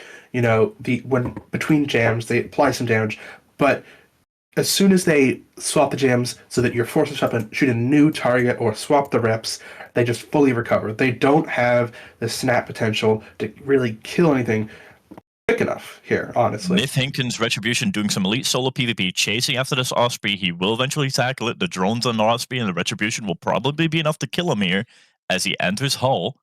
Meanwhile, no real significant damage back onto this massive control team yet. Yeah, they've just split them up, controlled them. They have 2 Hawks and a Stormbringer on this Rook, but not really doing a ton to it. Osprey goes down. Now a lot of damage suddenly on this Falcon. The thing about these cruise missiles probably on the on the Rattlesnake and the Raven Navy, or are they rapid heavies? I haven't looked yet. But as soon as any of these jams drop, they can immediately start slinging out missiles and try and kill one of them. He does get rep back up into full, though. It looks like jams being swapped around here is going to be very critical. Hawk now dropping. Really, this insane points that they've spent on a Rook and a Falcon together, just stalling any damage they could put out. Yeah, they have pretty decent amount of damage with the Raven Navy and Rattlesnake, but it's all not great application damage. So where they were able to apply to this Abso pretty well, they're not really able to apply to these Falcon and Rooks, or even the Guardian, very well. So as soon as they get jammed, their actual DPS out drops significantly. Yeah, the core thing here with 2 jamming ships is that you're constantly able to swap who's jamming who. If suddenly the Rattlesnake is putting a bunch of damage on your Falcon, okay, the Rook, jam that Rattlesnake now. Now the Rook or the Rattlesnake can no longer lock the Falcon. He can only shoot at the Rook, so they're going to have to keep swapping targets. Yeah, as soon as the one of the battleships gets unjammed, maybe both, they start chunking into this Abso. They really need to hit those jams, swap those reps quickly. But it seems like just swapping the reps is enough to have them mostly tank here. Yeah, they have so much damage on grid, but all it takes is one jam cycle in the right position to completely end it. And the jam strength on a Falcon and the Rook is just so oppressive here. Stormbringer now slowly going down. Either. I mean, unless they just get a very lucky break here and manage to pop one of the Falcon or the Rooks, it's going to be nearly impossible to break through this because they keep managing to chunk them into quite low, like 60% armor. Even the Abso went down to half armor. And then just a jam cycle happens again, and it's all back to 0. This Abso is probably fit more for resistance than buffer. So while it can take a lot of damage at once the reps start landing, it just gets all the way back to full. See him trying now. No, no, couple missile volleys coming out again. Looks like they're going towards. It's hard to follow. Raven Navy, now he isn't taking a whole lot of damage, but I mean, of course, he can't tank infinitely. He will slowly go down here. Even if they don't have a lot of damage, they will whittle him down. The question is, like, if they're just able to break through this absolution on like a lucky bit of time here with between these gems, it would make such a difference for them. But they just keep not being able to break through this. Critical difference here with the shield comp or an armor comp is not being able to fit local sensor boosters that freely, because that will take away from your shield tank. Makes them extra vulnerable here. I think the only way they could have killed anything here was to kill that Guardian first. The problem with doing that is, as soon as you go for the Guardian, they just jam your tackle, they just jam your DPS, and you apply nothing. So they're really stuck between a rock and a hard place. Yeah, and with the sheer damage that they've got very little counter control of their own, no like significant neuting power, not that many webs. So really, once that damage gets jammed off, you're just big shield boats in space, not really doing anything. Raven Navy now goes down. Think about a minute and a half left on the clock. I don't think this Rattlesnake is going to manage to do anything on their own.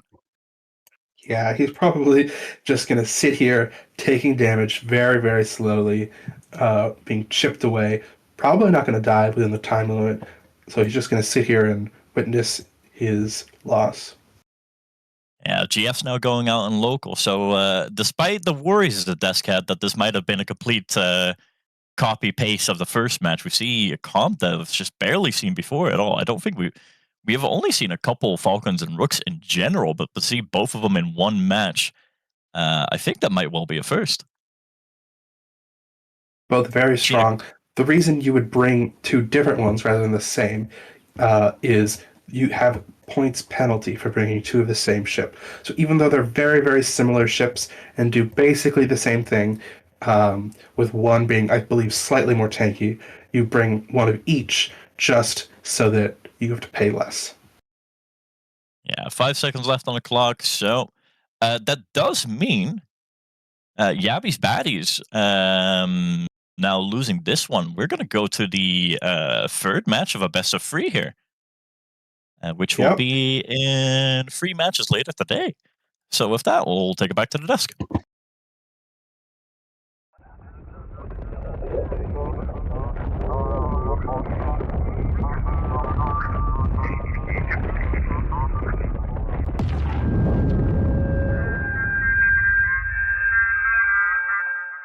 Keep going. Hold your head still.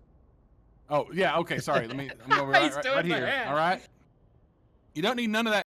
All you need is a mutaplasmin for the old ballistic control, and then you need some T2 ballistic control. And then all you got to do is roll those bad boys and them some bitches, and then you're going to get yourself a better version, and it's cheap as brother. I have rolled so many T2, and when you die, people think, oh, he had abyssals on that. Oh my God, I bet he's fancy as hell. They all think that, and you know what? A lot of times they're wrong, but it doesn't matter because perception is.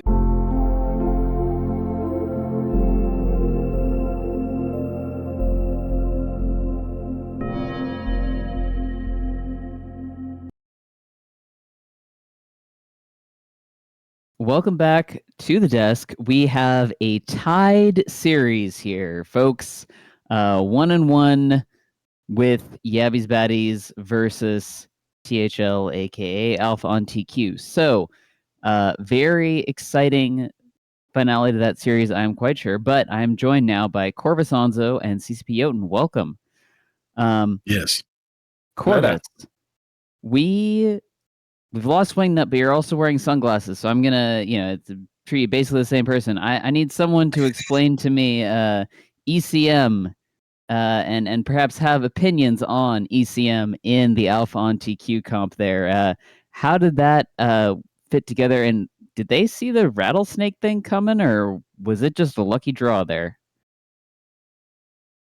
Another control comp from Alpha and TQ. It seems to be quite a staple of their comp selection. They've bought Scorpions and stuff like that. So ECM works in a sort of RNG percentage based on the strength of the jammer versus the sensor strength of the target ship. When you get jammed, You can still target the ship that is jamming you. However, you are unable to target any other ships on grid. Now, this is where the smart play comes in. So with 2 of those ships on grid, you can alternate them between different targets, which mean that you will not be able to target the ship jamming, and another ship will be able to jam you at the same time as well. There was good selection there of the jamming as well from Alpha and TQ. I saw them put jams on both the Hawks, stopping that initial tackle from happening. And then, of course, they then moved on to jamming the Logi and stuff like that. Very, very smart comp. We've seen it before with other teams. Slightly different theory with heavy interdictor cruisers. They are alternating them within their comp because they can't get local reps if they are applying their tackle mod. So really smart play from Alpha and TQ. They've definitely done some practice and definitely done their homework in terms of how they not only what ships they're going to bring, but also how they're going to work those ships within that comp as well. Yeah, and very well flown. Meanwhile, CCP Jotun, the Rattlesnake comp from Yabby's Baddies, it didn't quite get there, but what do you think they were trying to target with that? First of all, shout out to Tom Harriet, the GOAT, Rattlesnake pilot extraordinaire. Sexy, just a lot of appeal aura for days. Tom cannot be beaten. Cannot be beaten. In fact, did not lose in that last match. So Tom is a winner in my book. On top of that, it's just unfortunate. It's a rough comp to run into. That comp suffers a lot from application or a desire for application in this case. And just didn't have it. And on top of it, if you are the bulk of your damage is relying on 2 ships and you have 2 Eve warships sitting on grid, then all you have to do is say, okay, well we'll just have the Rook and the Falcon focus on the 2 Eve warships, and then all we have to do is wait for the Absolution to go around and burn everything down. Like the THL comp didn't have any damage. It was just the Absolution. Like that was the bulk of their damage. One medium laser ship is not really like going to go out there and win any awards, you know what I mean? But in this case, it did win any awards because it didn't need to do anything else. All of their damage was neutered. And when it finally mattered at the end, when they were actually able to get shots off on the things that were able to do the shooting, they didn't have any application left. So it's tough. It's tough to get in here. But I will say, again, Tom Harriet, just a lot of sex appeal, that man. Very, very powerful. Very has a lot of maybe a mysterious aura as well. So, and do with that information what you will. Hopefully in match 3, but we're going to turn ourselves back to the secondary bracket for another losers side match. Feed Matar Dead Alliance versus Brightside. So let's take a quick look at those bans. So just checking on these here. Corvus, anything jumping out at you about these bans?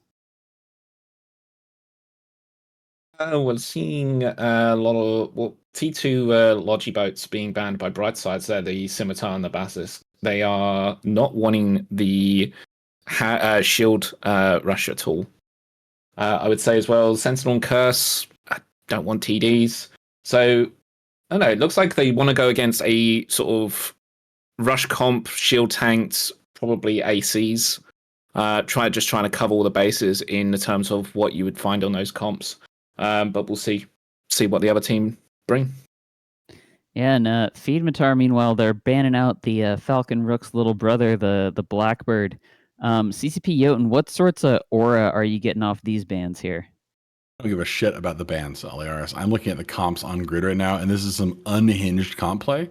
These people are neck deep in like ketamine-induced psychosis with some of these comps. I swear to God, it is wild stuff. Space ketamine, of course. Keta yours, if you will, instead of ketamine. Yeah. So yeah, it's wild stuff. I mean, we're at that time of the tournament when people are just breaking out cool new things, and you're gonna see some cool new things in this one, friends. This is pretty cool stuff. I do really appreciate that this secondary bracket has given us so many matches with so much creativity from the teams. We are going to see exactly what has been cooked, what has got CCP Jotun so excited. In just a moment, we'll send it to the arena where our casters will introduce these fine, exciting booster-fueled spaceships.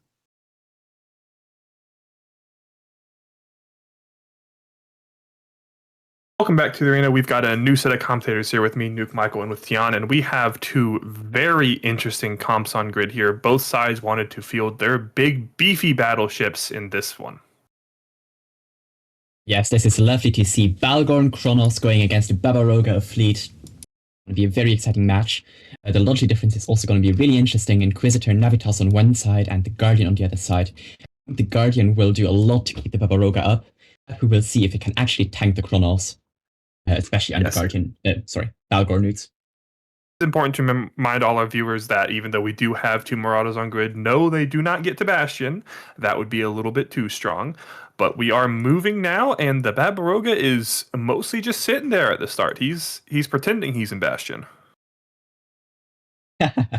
No surprise that we see immediately damage onto the Barbaroga. It's a pretty clear target selection. You have two battleships, the other have one battleship. Let's shoot that battleship. As the Barbaroga drops ECM drones immediately. On the other side, we see the Barbaroga apparently... Oh no, we see damage on the Prophecy, but it doesn't seem to be the Barbaroga. Oh yes, it is. It seems to be spinning with long-range ammo. I'm not sure about that. But, I mean, he's not too far away right now. He's about 40, 50-ish. That's the Barbaroga's got some good range on it. But I'm not sure about choosing a Prophecy as your first primary. That is one of the T1 battlecruisers. It's one of the tankiest, and even though it's only T1 Logi, I don't know. I feel like I'd rather be spooling on... Heck, if you can apply to the Vexor, if you've got some remote tracking computers in this comp, which I hope they do, if you're doing a Barbaroga solo, you want that, you could track a Vexor. Yeah, I'm also going to keep a close eye on these Draugrs during the match, because if those Draugrs can somehow sneak behind the line of Brightsides and get on that Navitas and Inquisitor, they will hurt a lot. At the moment, as you say that, they're not trying to sneak around. They're diving right through the middle here. They seem to be going for that Inquisitor, which is tackled by the Nurgle. That is some really good coordination play between those Triglavian frigates and destroyers to get on that Logi and just make them hurt with a small Triglavian gun starting to spool. That is a good call. I did see those ECM drones you called out earlier off the Barbaroga went onto the Kronos and immediately ate smart bombs and did not get to live for very long. Yeah, we see some good damage on the Nurgle now, but so is the damage on the Inquisitor, and the Guardian will definitely be able to keep up the Nurgle if he can react quick enough, which at the moment it doesn't look like it. Maybe the Nurgle will live. Come on. We'll have an ADC, so he might get a few seconds here. If he's under heavy nuke pressure, it actually can be hard to get that ADC off because it actually does need a notable amount of cap. So if that Balgorn has smacked him with it, I think he has gotten it off though. Yeah, it looks like it, and the Inquisitor does go down, so that is already the start of the Logic Shade, and the Navitas will definitely follow shortly, and after that, every HP lost on the Brightside's team will be gone forever. And yeah, now we see damage onto the Balgorn. Finally, Barbaroga is just going to be spooling onto that, hopefully get the damage up, although, I might be wrong. Oh, yeah, there's spool now. But the Barbaroga might suffer a lot here under those Balgorn nukes, because every time he's taken damage, he's going to have to reset his spool. I think it's a good call to go for the Balgorn here. It definitely is a bigger threat long-term to you than the Kronos with those newts. The only real loss condition was if that Balgorn got his webs and newts onto your Guardian. Speaking of the Guardian, it did actually get tackled, even though this is a little late. The Vexor has gotten on top of him, and that Vexor will also be bringing newts to the table. That's really not what you want to get caught by. Yeah, definitely not. And I'm not sure, you say it's a bit late, it might be a bit late, but it's going to really make the Guardian suffer, and it will take some attention away from the rest of the team. But yeah, the Mega stats go down, so yeah, that's just another bit of basically passive HP. In a minute, the links are going to run out, so the battleships and the Prophecy, most notably, will lose a lot of HP there. And the Guardian seems to be tanking just fine right now. Normally, you'd want to swap and say, let's kill this Vexor, let's get it off of our Guardian. But now you have that conflict that if you swap your Barbaroga, your only real source of damage, you lose that entire spool on this Balgorn, and you can't really afford to do that. And it's getting your Guardian killed because he is still dropping. Yes, slowly dying over there, yeah. I do like that the Draugrs and the Nurgle just keep playing their own game. They are just doing their own thing, now going after the Prophecy, while the Barbaroga is still spooling on the Balgorn here. But, I mean, yeah, the Guardian will probably go down here, so that those Draugrs and Nurgles could have gone for the Vexor. He's got less tank, and he's way more of a threat right now than this Prophecy is. I'm not sure I would agree with that call.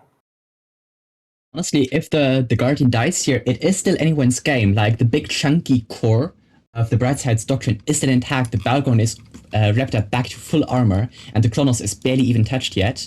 They might lose the Prophecy, but if they can trade the Prophecy for the Guardian and then start cleaning up some of that low end, they are still in this, and the Guardian does go down. And if you're trying to clear up low end with a 2 battleship core, having that Balgorn with those Balgorn webs is going to force these Draugrs and Nurgles to either come in and die or play at super long ranges out of your web range where they just can't do as much damage. And it looks like they're indeed going for the low end cleanup, with the Draugr of Sika Moria taking a lot of damage. Well, he did take a huge volley. Now he's stabilizing a bit more, obviously, when he hit armor. But yeah, it seems to be their primary.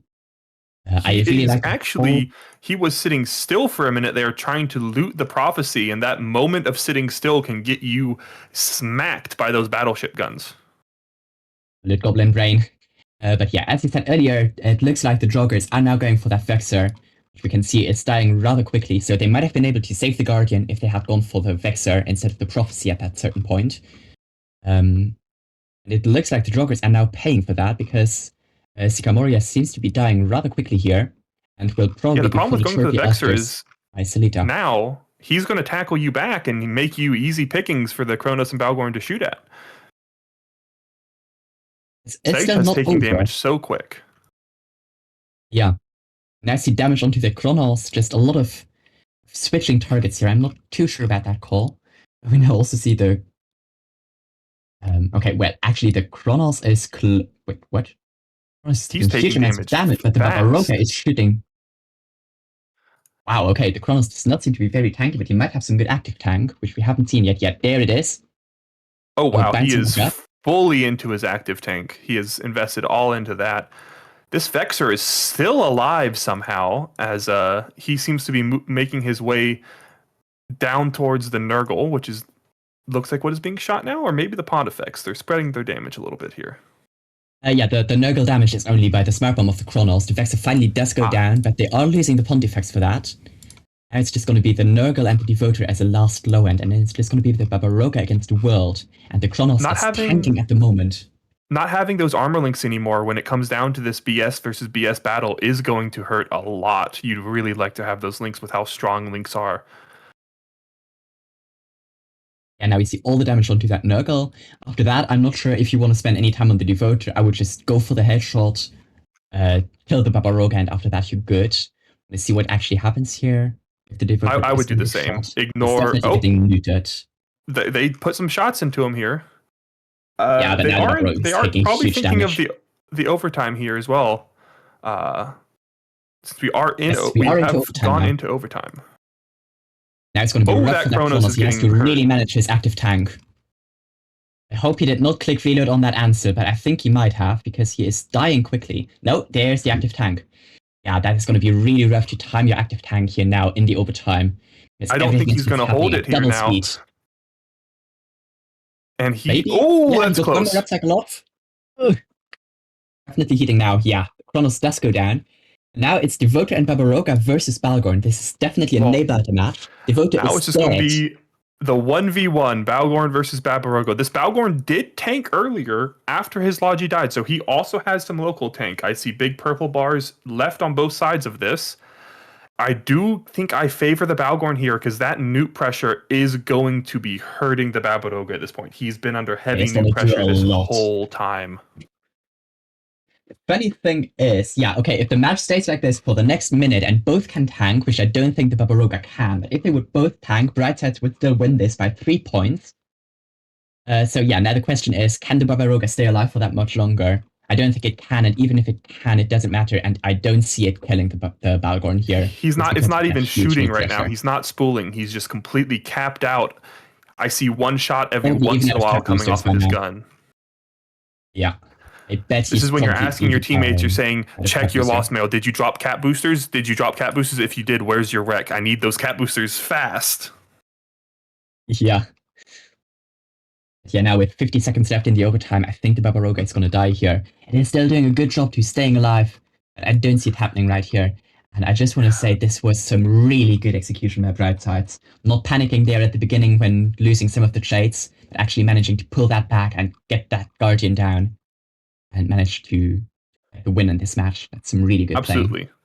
Brightside showing great resilience there with what looked like a very bad start, and they do manage to kill it before the time goes down. What a very well played match with two very interesting comps. I'm sure the desk will have quite a lot to talk about with that one. Yep, so let's send it back to them.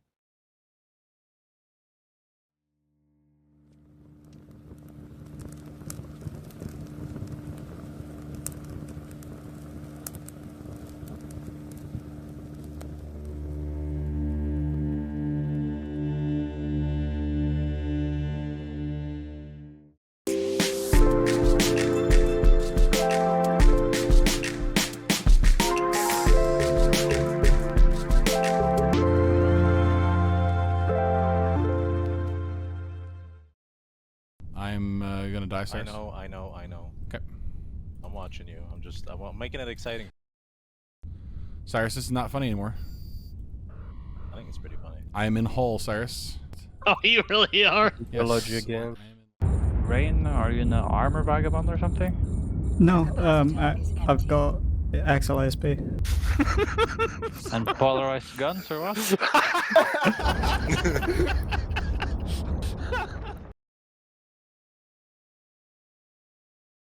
Welcome back. We have seen the power of the Balgorn suck as it sucked victory from the jaws of defeat. Very well done there. CCP Jotun, you said you had an anecdote about the Barbaroga. Can you get it done in 30 seconds? Sure can. Aliaris, the Barbaroga is like a big schoolyard bully in elementary school. Just a big, strong, fat little asshole who can sit in the middle of the arena and do nothing except emote on everybody else around him. And seems very dangerous. You don't want to get hit by the Barbaroga, just like you don't want to get hit by that schoolyard bully. But he's also very sensitive about his weight. And all it takes is one Barbaroga to come up there, or not Barbaroga, sorry, Balgorn to come up there and start maybe make an offhand comment about, getting off the Twinkies. It's not like I can relate or anything. And then boom, immediately falls over. So yeah, it sucks, but that's what the Balgorn's good for. Sucking. Yep. And it did do that. So well done. Yep. Well done. Corvus, there's been some chatter about the Vexer on the Guardian. Obviously, if you're a Guardian, you don't want to be in that spot. Do you think that the team should have swapped to it at that point? Was that the key? First of all, big shout out to Yar, who was piloting that Vexer. I was watching him. He peeled off from the rest of the fight and made a beeline for that Guardian. And what I did notice as well is he didn't have any guns for it. It was a full neuting Vexer, which is not something you want to be on zero with in a Guardian.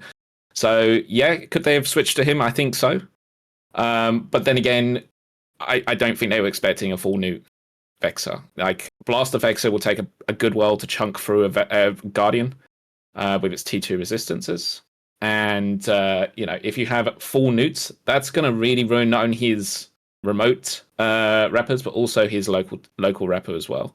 So really good flying from them as well. And at the end, you just saw him. He was just going around finding the lower down ships of the enemy team, and then just picking them apart. We saw Drago try and tackle him. The Drago probably got neuted out and just died pitifully. It was great. But yeah, really good. Right. Wonderful. I just saw that. I thought we were just about to get to the next match. No, we have a couple extra minutes, so I don't have to hustle everyone through the bands, which I appreciate. But yes, very good job to that Mixer pilot there. Speaking of the next match, we have Rookie Krookie versus Shrimply Delightful. Previously, we were on the lower bracket for the secondary bracket. Now we are on the upper bracket for that secondary bracket. So the winner of this gets to advance in the upper bracket. The loser is still going to be in the tournament. Very exciting to see these teams go so far. So let's take a look at these bands for Shrimply Delightful versus Rookie Krookie. All right, very exciting. Hey, look, it's the Balgorn. these teams, Rookie Kruki, they do not want any sucking. It's the winner's bracket, only victory. Yes, Always a yes. bad day. I also don't want any vindicators. Corvus, what are you just looking at these bans? Are there any comps that you can see these teams particularly trying to target or maybe bring out here?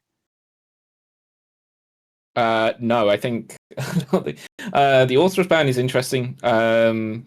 You don't really see the Orthrus out as like a mainstay of comps. It's usually as a sort of anti-tackle, sort of harassing sort of part of the comp. Vindicator, of course.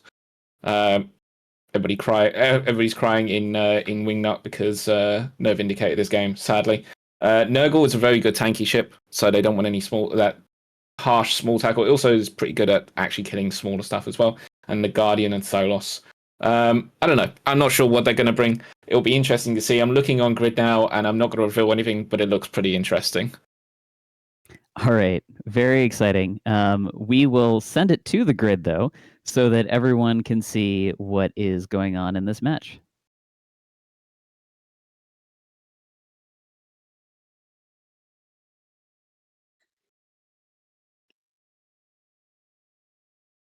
And welcome back to the arena for once again commentating with Kian Zaharain and Nuke.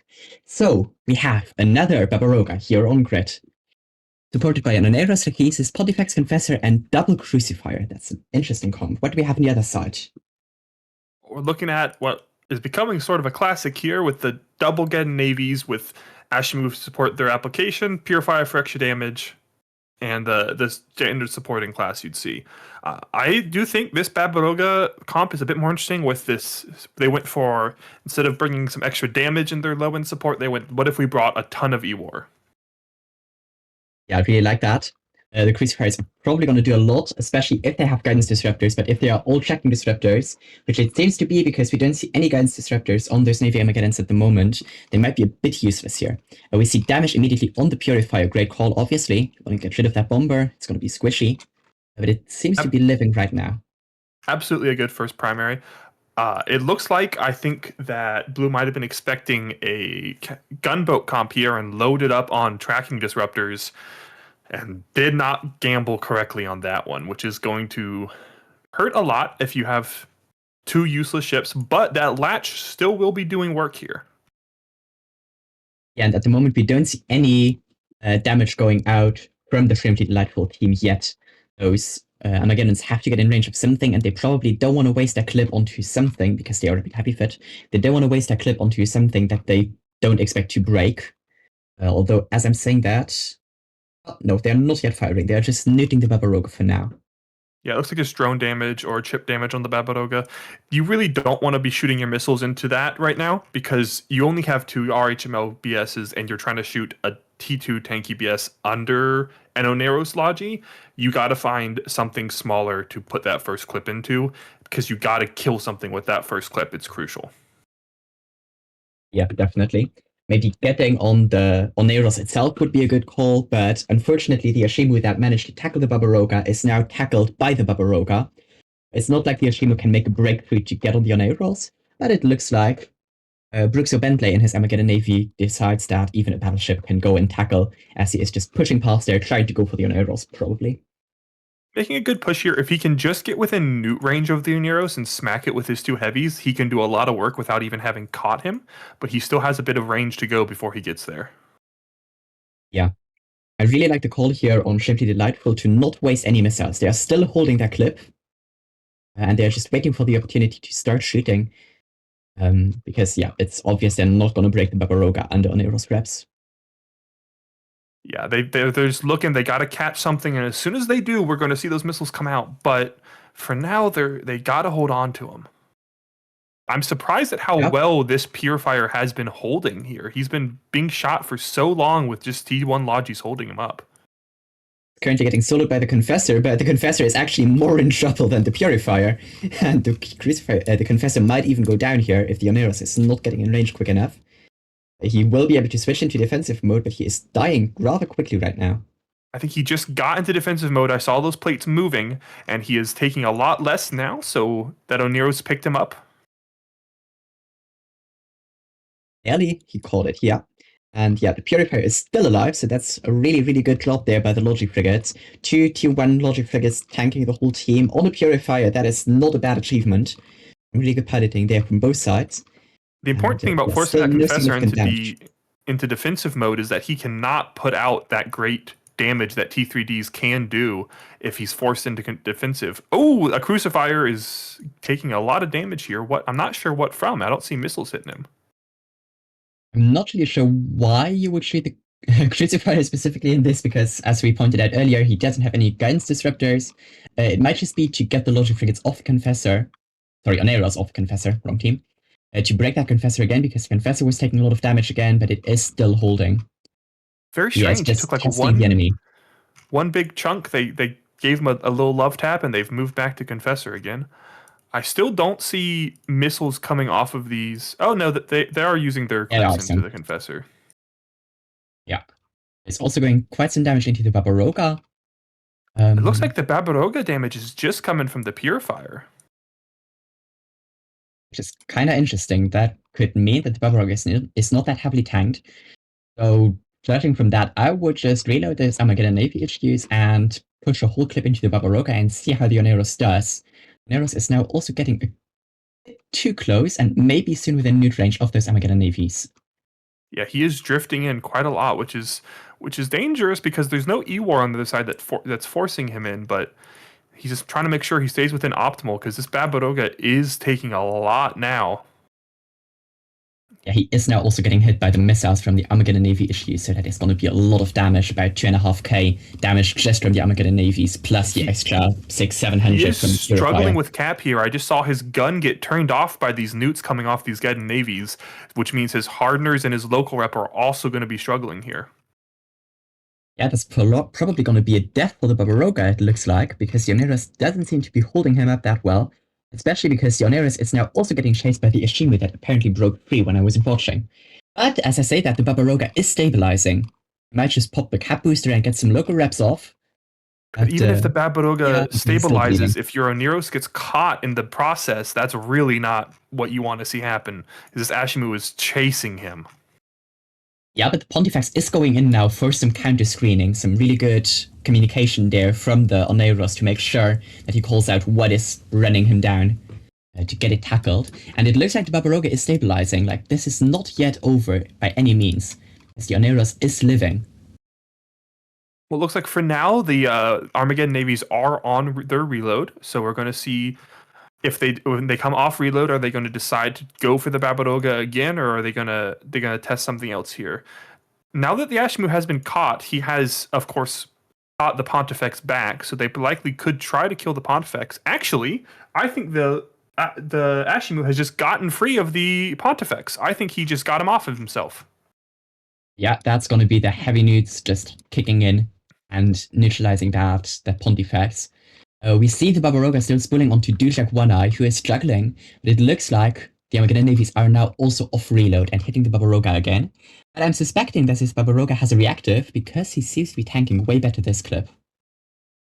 Yes, I will say this Ashimu, if he still is allowed to run free and he gets to force this Oneros further and further away, that's their win condition here, is either catching or just forcing him to run out of this rep range. And I think he's about to be caught here as the overtime begins. Yeah, he is. He's webbed now, and he's getting those Ashimu newts on him. That's when these Geddon Navies have to think, how much do we have left on our clip? Do we send the rest of our clip into this Barbaroga and hope he dies under it? Or do we send the rest of this clip into the Oneros? Clipping the rest into Barbaroga would be my call, because you now have gained some time. So I would just clip the rest into the Barbaroga, see how it fares under stress, and then maybe switch onto the Oneros after, but it looks like the Barbaroga might be breaking here. Yeah, and if the Barbaroga breaks, you don't even need to kill the Oneros. There's no damage left on this grid to threaten you if you kill it. Yeah, and it looks the Barbaroga is down. Okay, so yeah, this is pretty much a one match now for Shrimpy Delightful, because Rookie Crookie has basically no DPS left here for some drones, and since the Oneros is tackled, it's not even like they can do a lot of kiting here, so the Oneros will shortly follow. And after that, it's just going to be cleaner for Shrimpy Delightful in a very well executed match from both sides. Absolutely, very well played by Shrimply Delightful, really having their patience tested at the start of this, and you forcing them to think about it, play slowly, and it paid off for them. Yeah, and now with the Oneros down, the Confessor is also dying in just a few volleys. That's probably the rest of that rapid heavy clip is shooting into anything and hitting it very well. I think what might have caused this match for Rookie Crookie is the fact that they had the Crucifiers on full tracking disruptors. And disruptors would have painted a very, very different picture here. Absolutely. Like, those tracking disruptors really did not get to do anything. I'm looking at the Ashimu here. I saw them put a few TDs on the Ashimu at the start. There's not even guns on this Ashimu. It's full nuke. Yeah. Now it's just Crucifiers. Okay, the Crucifiers actually. I think the Crucifiers are just trying to live. They're getting a bit close here. No, the Pontifex is also taking some damage.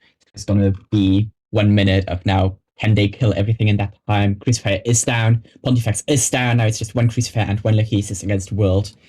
It's going to be interesting to see if we both the Slash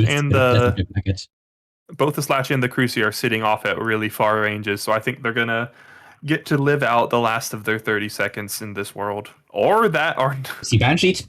Crucifier. That's one way to do it. So yeah. Lachesis has a choice. Do I run for the MJD beacon, or do I just banshee without MJD beacon, or do I sit he and just drifted into rapid heavy range, so it looks like that decision might get made for him. Yep. Oh no, that's the Purifier. The Purifier is running him down. That is not something you say very often. Yep. Now, with 5 seconds left in the overtime, we're about ready to send it back to the desk after some ads.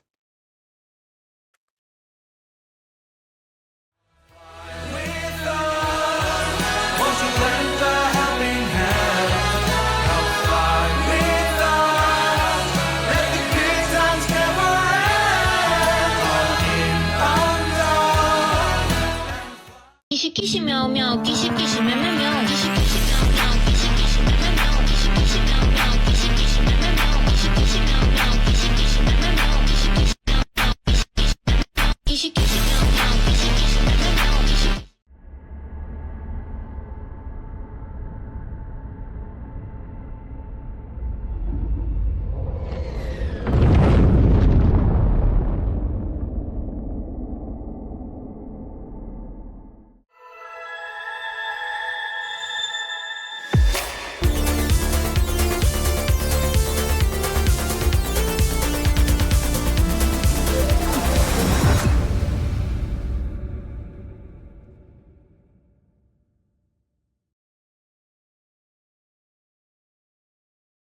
Shrimply Delightful, Shrimply Victorious, and sending Rookie Crookie down to the lower bracket. We saw there again, CCP Jotun, it was your boy, the Barbaroga, and your boy ran into a problem. What was that problem? Well, Lars, let me tell you, it's like this. The weakness of many of the greatest people in history has been getting sucked. Presidents, certainly, conquerors, even the noble farmer from time to time. Getting sucked has been the downfall of many of history's greatest remembrances. And the Barbaroga is an example of this as well. The Barbaroga's weakness, among other things, tracking, price, utility, really in general, kind of as a rule, is getting sucked. Yep, absolutely getting sucked. He gets in there, just like does one of those, and it's all over. So it's a rough deal for the old Barbaroga, but they'll make it work someday. Yep. And they banned the Balgorn. I think it's CCP Zealous. Nope, it wasn't CCP Zealous. Okay, we're good. Just want to make sure. They banned the Balgorn. They brought the Barbaroga, but it turns out that you can also fit energy neutralizers to your Armageddon Navy issues. Corvus. So another thing that they brought those ships weapon disruption, but it looks like maybe they only brought tracking disruption. How do you decide the split on your weapon disruption ships like that? I could feel their pain. I really could. When I saw there was no missile disruption going out, I was just like, oh my god, no. So you have a choice. It is all based on previous games, what you've seen the other team field previously. Obviously, if a team is more likely running gun spam, you want to be having more TDs. A safer option, of course, is to have, say, if you have 3 mid slots available, 1 missile disruptor, 2 tracking disruptor. Therefore, you've covered all the bases there. You're more likely to see turreted weapons, and of course, 3 out of the 4 races also use turreted weapons as well. The main empires, that is. So you're more likely to see a use for those TDs, apart from the match we just saw. I do want to give a shout out as well to the Ashimu. So it's the second time we've seen a cruiser in the middle of the comp exit the fight and go after the Logi, and it was really, really well done. That Ashimu basically ran that Oneros off, and that's why you saw that massive spike in DPS onto that Barbaroga. It was only when the Oneros is very fast, so it was only when the Confessor was able to get attack on the Ashimu that you saw reps landing on that Barbaroga. So really good piloting from all 3 pilots, if I'm honest. Corvus, Yeah, I, absolutely. by the way, sincerely appreciate you providing actually insightful commentary during these periods. I sincerely appreciate it. I think the important thing for a desk is to have a mix of people who are serious and think a lot, and people who have hot takes and can entertain Twitch chat. Because no one died laughing during Corvus's segment. I think some people might still be recovering from. Hopefully, they learned though. monologue. Pay attention to Corvus, by the way, chat. Corvus actually knows things. All right. Yota brings history to life, though. Yeah. It brings it to something. All right, we've got only my job is to be the harsh taskmaster observing the round clock, and the round clock says that we've got just 3 short minutes until we watch the final of the Alpha on TQ versus Yabby's Baddies best of 3 for who's going to take 3rd place, who's going to go on to fight the winners for the grand final of the upper bracket. Let us take a look at the bans for these teams. Yeah, this is so this looks a lot like the bands from the previous segment. Corvus, is it the same? I know it looks a lot very similar for Yabby's Baddies, APOC Navy instead of Celestis. Alpha on TQ, same thing for them? Yeah, moderator calling out too, by the way, that the THL bans are unchanged from the last time we were doing this. THL's unchanged. Okay. Mm-hmm. Got it. Yeah. So also just for chat, we still have the Avalanche bans. I'll read them off. They are the Ashimu, Astarte, Executor Navy Issue, Falcon, Rook, and Osprey are all additionally banned for this set. Yeah, Corvus, I've been picking on you a lot here, but I really do need your brain to tell me what are we just going to see the gun spam versus anti-gun spam again, or what? I tell you what is odd in that Avalanche ban is the exec navy. That's a weird one. You see a lot of the bans being EWAR orientated, no ECM, no TDs, no newts, no long range webs, please. The ENI is an interesting one. I'd like to. I'm wondering what the logic is behind that. Is a Navy cruiser, is a very fast Navy cruiser, very capable, can put out a lot of DPS, and also could be fitted to project with that medium gun spam. So, but it's not as good as, say, maybe a Deimos. Maybe it's points, but then you wouldn't ban it because of points. But yeah, it'll be interesting to see what they bring. That is an interesting one for me, though. That random Navy cruiser being banned. Yeah, I mean, they had to pick from the ships that were on grid at the time, but like you think they could have picked an extra logistics or something like that. Exactly. Yeah. Exactly. CCP Jotun, who are you putting your channel points on for this one?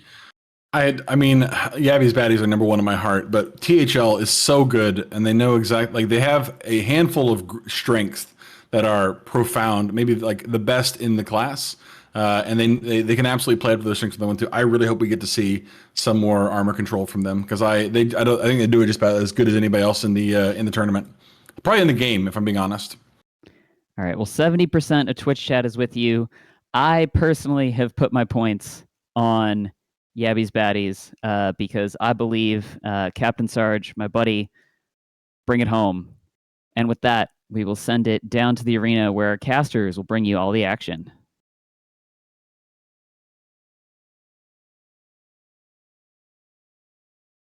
Welcome back to the arena with me, Nuke, and with Tian here. We did get what they asked for. There is armor control from Alpha on TQ, but they came into a drone comp, which is one of the comps that does best against control, since you can assign those drones around and try to get around it. Yeah, this time there is definitely no drone jamming. Doesn't matter how good the Widow is at jamming, you can't jam all the drones at once, not like with the Rattlesnake earlier. So those drones are gonna hit, and the newts are gonna hurt as well. We see the Yabby Spadi's control bar is all full, so there's gonna be probably a lot of newts on those Armageddon, Dominics, and even the Vexor Navies as the match begins. Yes, and Alpha on TQ is going to be entirely reliant on those Widow jams to push through this Deacon Thalia, because they just don't have a big damage source that can punch through reps like that, so they've got to land these jams on these T2 frigates. Now, we don't see any jams. Okay, the jams are landing now on the launching frigates, just as he said. I'm a bit confused. I don't see any drones deployed yet. I would hope that Yabbies would deploy their drones soon and get them onto something, because if you are jammed, before you can get your drones onto something, you have to do the whole drone assigning to something that is not jammed thing, which is kind of buggy sometimes on this on the Thunderdome server. So I'm not sure what they're doing. Okay, finally we see some sentries dropped here.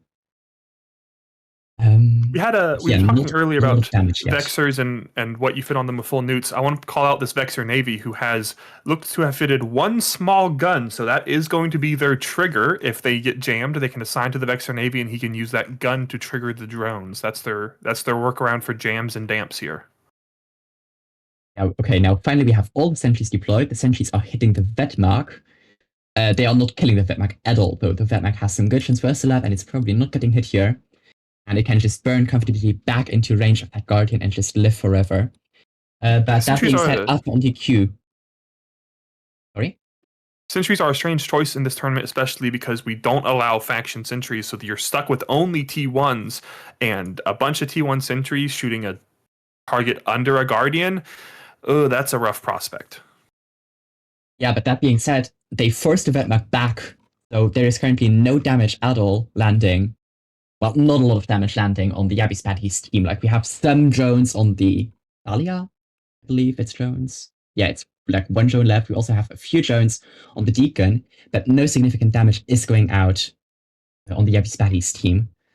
No damage on the Alpha TQ team either, but it's kind of a stalemate, and they are just looking at each other from across the battlefield.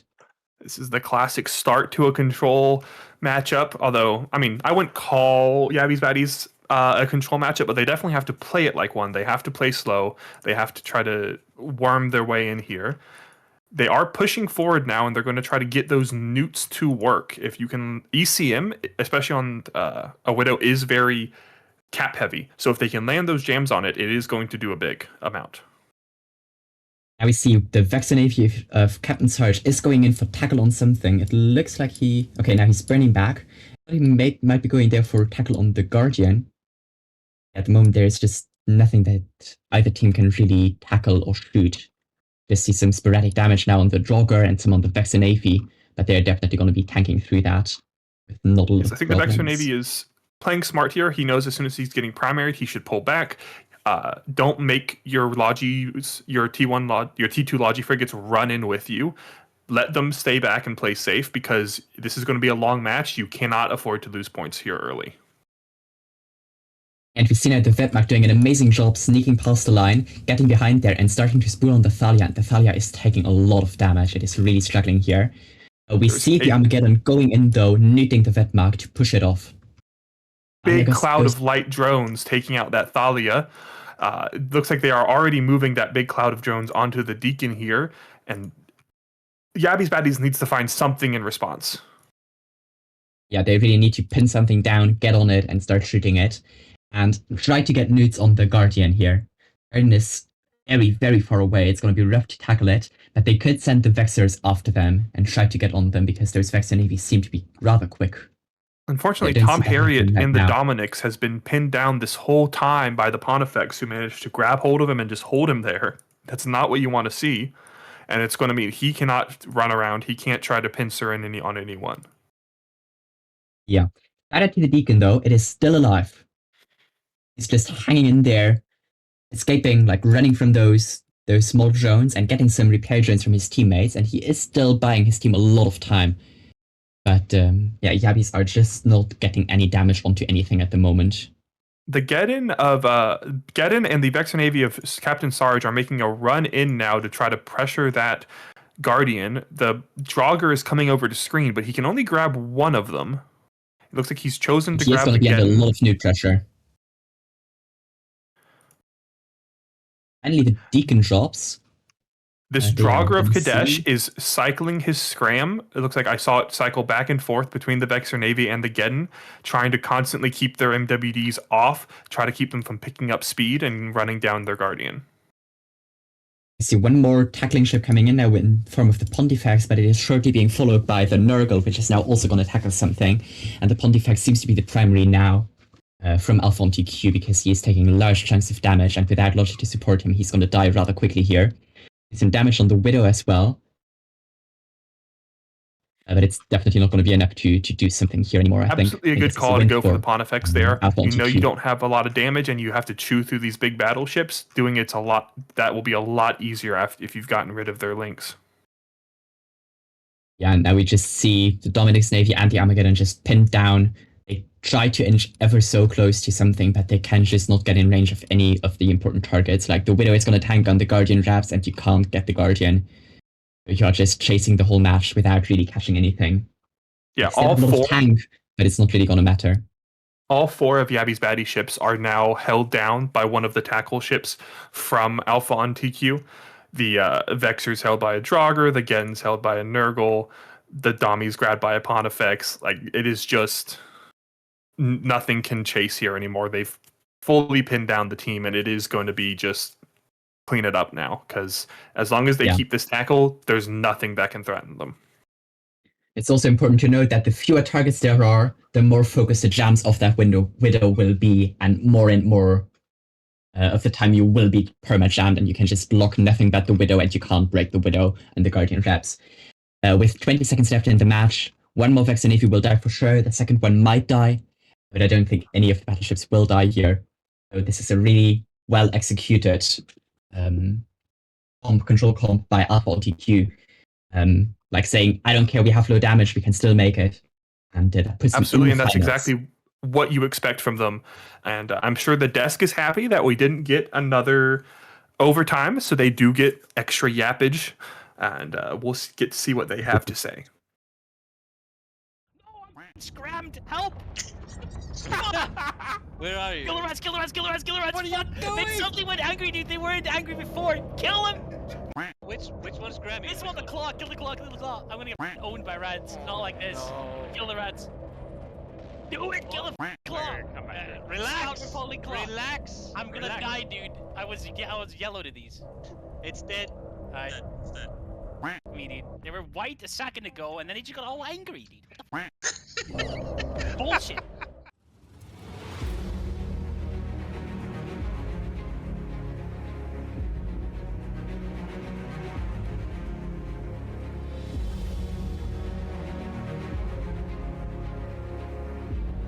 Rainbow Starfleet includes 4, mate. I've got a fucking Lader, I've got a Galente, and I've got an MR, and I've got an extra slot. Did you seriously wanted to know if you need a prop mod? I have fucking 6 mids!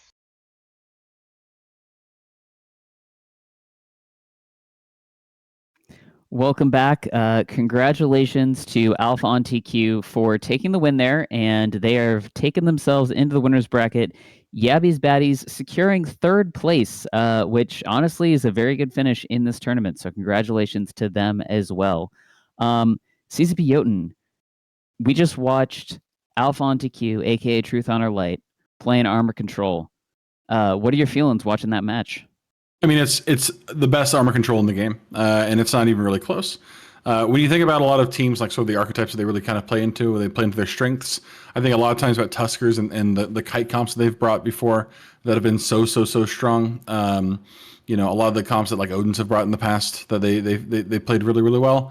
But when I think of THL, when I think of just Hydra as a rule, like they invented modern armor control. Like the B War comp from years and years ago, that kind of they would plug different things in the meta.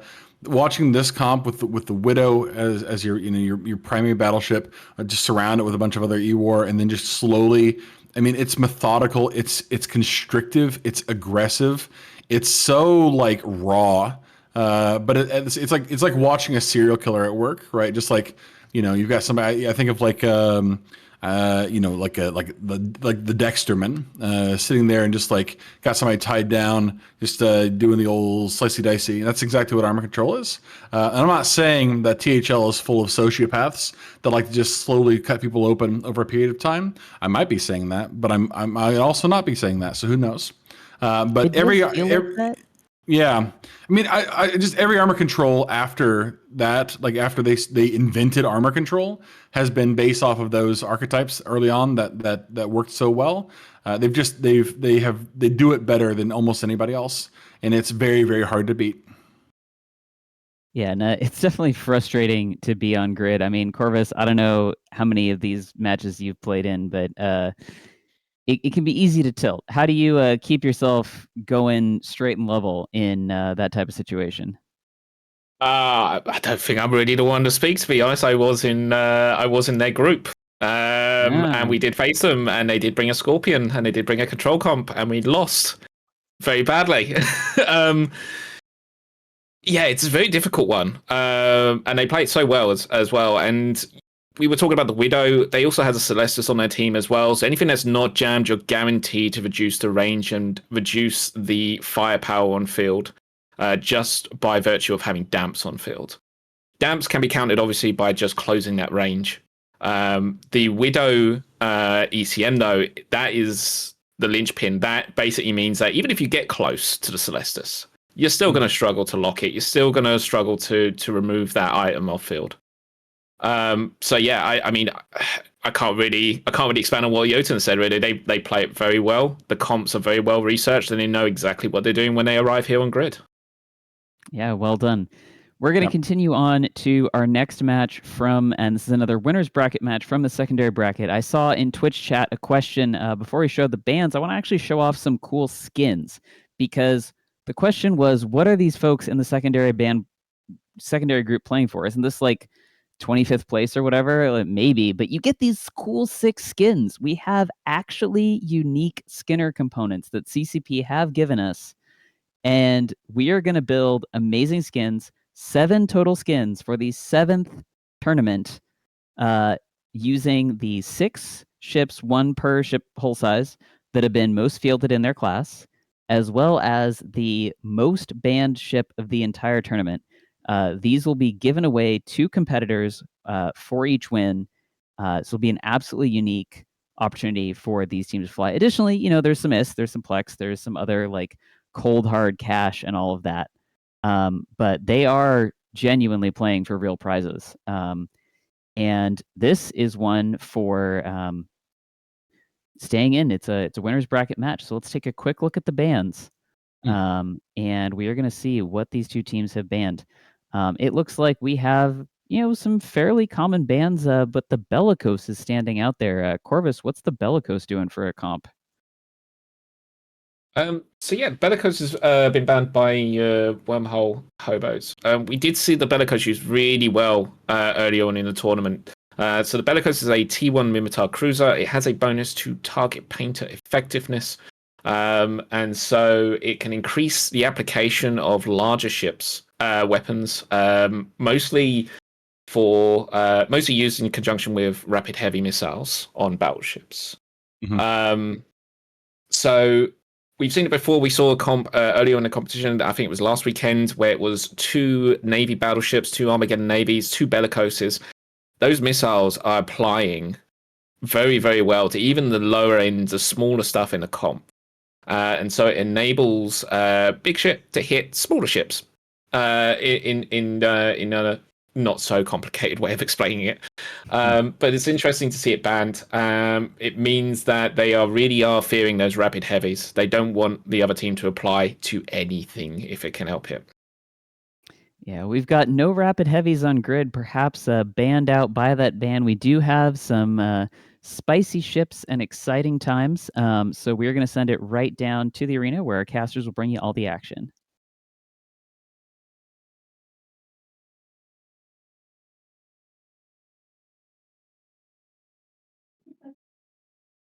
Welcome back to the arena. Right, I'm here with me, Nuke, and with Tian, and we have some very interesting comps on grid here. Tian, what do you think about this red comp? Yeah, Varg and Nightmare, that's definitely a combination. That's going to be really interesting to see, especially with the Scalpels as support and an Outrider and Stork as links.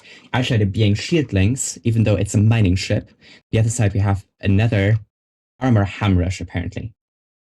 Yes, Hamrush with the Damnation. I am wondering, we saw this earlier, and the opposing team didn't even try to touch the Damnation. I will see if we get to try on it this time.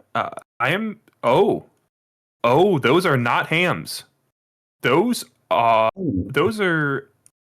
I think those are heavy missiles. Okay. Oh, right. Yeah, At least on the sacrilege, it says heavy missiles. On the Damnation, I thought it was hams. Nope, you're right. Yeah. That's heavy missiles. With Okay, so this is Blackbird, a heavy missile Cruci, armor kite. we see heavy missile kite and shield pretty often, but I've not seen armor heavy missile kite. And luckily for them, they came up against a comp which is a little bit slower. It's not like a BC rush or something, so their slower kite might still be able to kite. Yeah, they can definitely make this work out. The Jaguar, though, is a big problem for them. It could just run past everything, and it got the Blackbird tackled. Would have been better if you had been able to pin down the Guardian, but the Blackbird is also good to get rid of. So if they can if they can get the Varga and the Nightmare on top of that Blackbird and kill it, they get at least rid of some of the control. But the sacrilege of Lash has pinned down the Vargar. The sacrilege of Rorthar is trying to hold on to the Nightmare, but the Nightmare is still pulling away. Nightmare is very hard to pin down since they don't care about your scram and they can just keep A-being away. So that sack is having to work for it. Yeah, but at the moment we don't see a lot of DPS landing, and I'm not sure if it is good for the Vargar and the Nightmare to be split up. Even if the Vargar is pinned in place, I'm not sure if it's a good call for the Nightmare to keep running, because you might have to keep your DPS focused. The Vargar without Bastion is not going to have that much DPS, and the Nightmare is also not known for the huge amounts of DPS, so you need to keep them a bit together and try to focus fire onto something. This heavy missile comp has still been shooting at this Jaguar, and I'm really not sure about that. Putting heavy missiles into a fast assault frigate under Logi is not an ideal target for sure, as he has peeled off of the Blackbird and is looking like he's just coming back to his Logis so he doesn't make them run in. Yeah, the choice of heavy missiles is definitely interesting without any support to make sure it applies. Like, they don't have any target painters or, not really any target painter specific ships. We don't have the Bellicose because it's banned. We don't have a Hyena. We don't have a Vigil. But they are going to struggle a lot to apply, especially to the Logic frigates here. I love what this Jaguar pilot's been doing. He got primaried, so he ran back to his Logis, he got some reps, and he said, all right, thanks for ripping me up, guys. I'm going to go tackle their Guardian now, and he's done it. That is going to be a very, very lethal blow if they actually can get the damage onto the Guardian now, because the Vargar is still pinned down. The Nightmare is also significantly slowed. Luckily, he should be within damage range for both of these ships. It really is going to be up to the Crucifier and Blackbird now to keep that damage off of the Guardian. Looks like the heavy missiles are now hitting the Outrider, but once again, I don't think the Outrider is going to break. It has a bit of a bigger signature radius, but it is very, very close to the Scalpels, so the Scalpels are going to have a good time just keeping it alive. And even if they lose the Outrider, it's not the strongest shield links. They still have the Stork. So that Stork might be info loaded, so it could still be a big loss for their tank, and they are struggling to keep him up here. Yeah, but maybe. But getting a tackled Guardian for that, I'm not too sure about that. Actually the gas go down, so yeah, now it's just a question of what the heavy missile ships will go for next, what they can hit, what they can apply to. Maybe they've had that Guardian tested scalpels, but they had the Guardian tackled for so long, but they just haven't been able to do anything to him. It looks like the Crucifier is doing his level best to keep that damage off, and the Blackbird's stacking all of his jams into this Nightmare, since it is the biggest threat to the Guardian right now, since it's getting real close. Yeah, and it's also interesting to note that this time the Crucifier did make the correct choice. We see lots of tracking disruptors on both the Vargur and the Nightmare. So this Crucifier probably has no, or maybe just one guidance disruptor. So this time the gamble worked out. They had tracking disruptors. The enemy brought turret ships, so it does work. It's going to be a really valuable addition to that comp to have that Crucifier. We see I'm not some sure where Nightmare now. Where you go from here, though, as Dishwasher, because you still really the Outrider was the easiest target for your heavy missiles to kill, and now you're having to shoot at scalpels with heavy missiles and no bonus paints. Like that is, or It seems this to be back on the Jaguar Jaguar. right now. Funny thing The is, if Scalpels they are kill just the gonna- Jaguar, they are still, even if they kill the Jaguars, they are still 1 point below the threshold of going into overtime. So even if they kill the Jaguar, they might still go into overtime here. The Nightmare has finally closed in on this Guardian and gotten hard tackle and newts on him.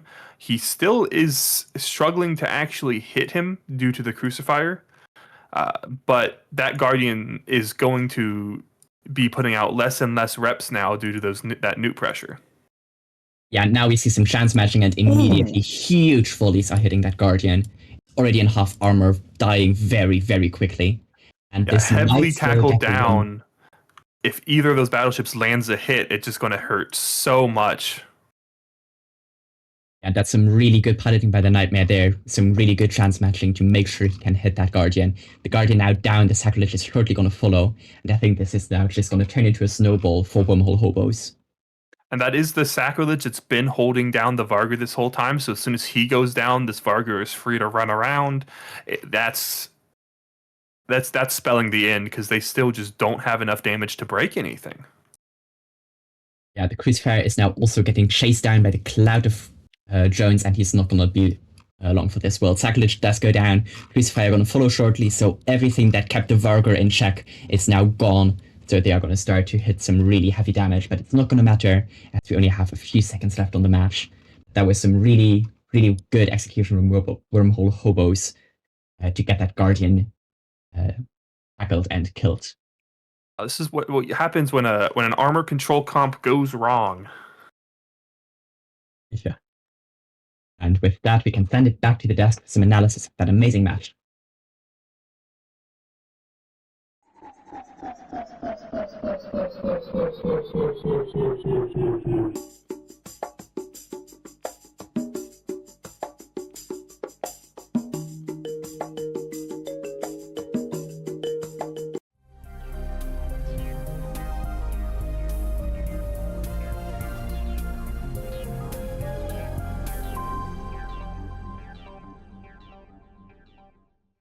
We're gonna Exactly, warp Mike, through and the planet. Are you ready?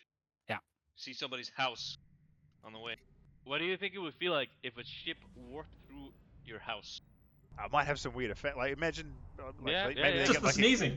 like they get explosive diarrhea or something like that. I like the sneezing more. Yeah. If we Sneeze out of your ass, like. Oh no! Guys, what the? Hey, Whoosh. you started with the. All right, you know what? Jump. This never happened. Let's move on.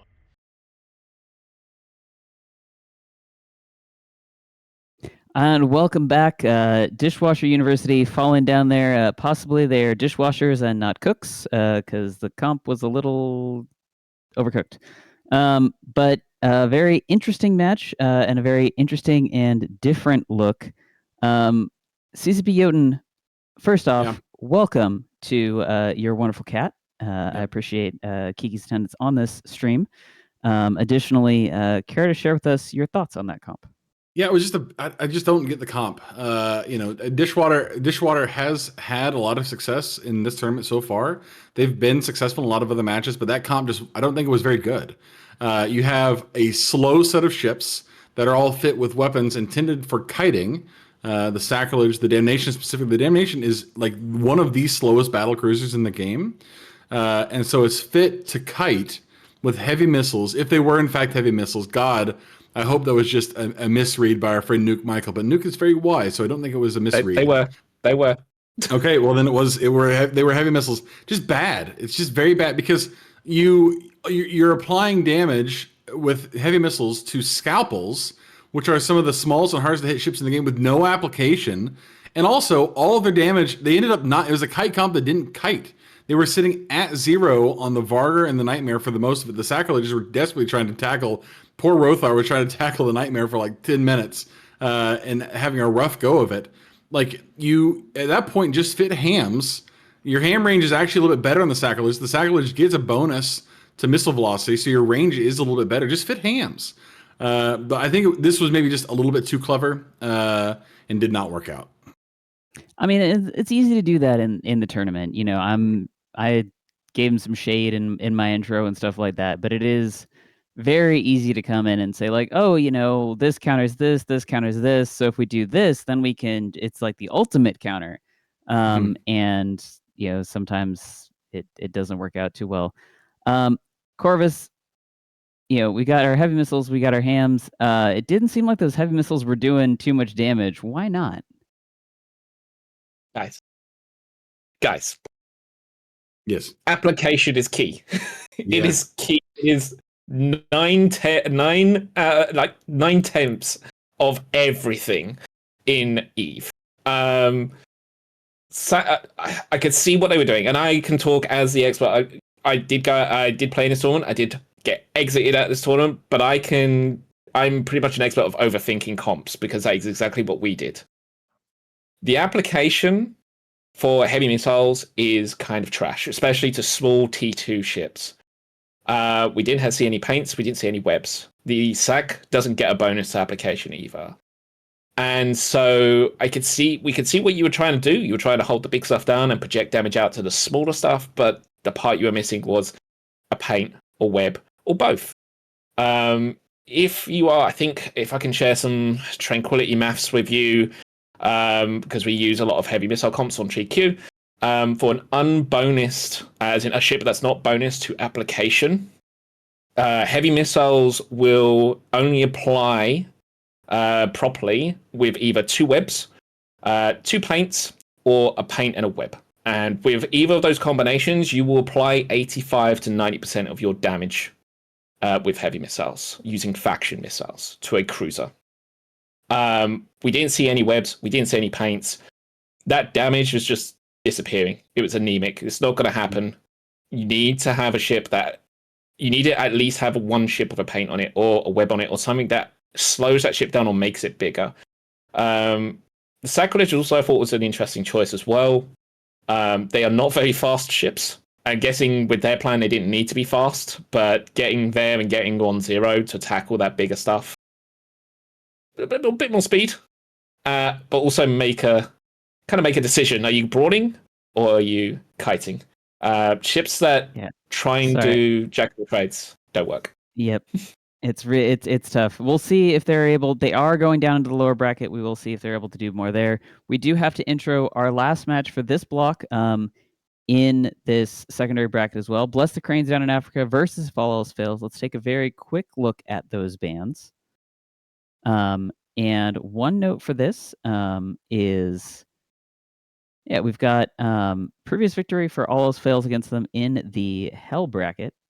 Was them rushing into a Vindy comp. We've seen All Else Fails do a lot of rush. Unfortunately, they did a lot of rush. They banned out the Sleipnir. Very interesting. CCP Jotun, can they still rush?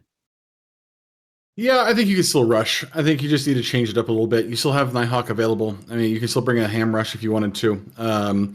You still have you have Rush Logi available to you still, if you want to do something like that. You kill some of the best kiting comps, obviously. And I mean, getting rid of the Serb is really strong across this too. No armor ships in this, well, except for the Rediva and the Zarm, which is really funny. And I guess the Typhoon if you want to get spicy, but I mean, It's a lot of good. It's a lot of stuff that's strong. Banning out stuff that's strong is smart. Yep. Zarmaz clearly trying to get that 7th skin made for it. Real quick, 3 words or less. Corvus, who are you putting your points on for this match? I'm gonna say Crane's. Crane's gonna win this. Yep, Cranes. They've got the catchiest name for sure. But to find out who wins, we'll send it to the arena where Nuke Michael and Tian Zaharan are gonna bring you all the action.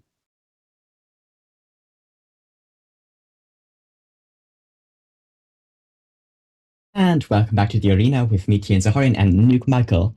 And this time I triple checked. These are heavy assault missile damnations, so ham nations. So this is the armor rush, ham rush again. What do we have on the other side? The other side has brought a armored drone control. We've seen it before, and it's hopefully that Arbitrator brought his guidance disruptors. Otherwise, he's not going to be getting to do a whole lot here. But this should be a very interesting matchup because this Ham Nation comp is still going to have a little bit of trouble breaking these big beefy battleships if that's the only thing they can grab.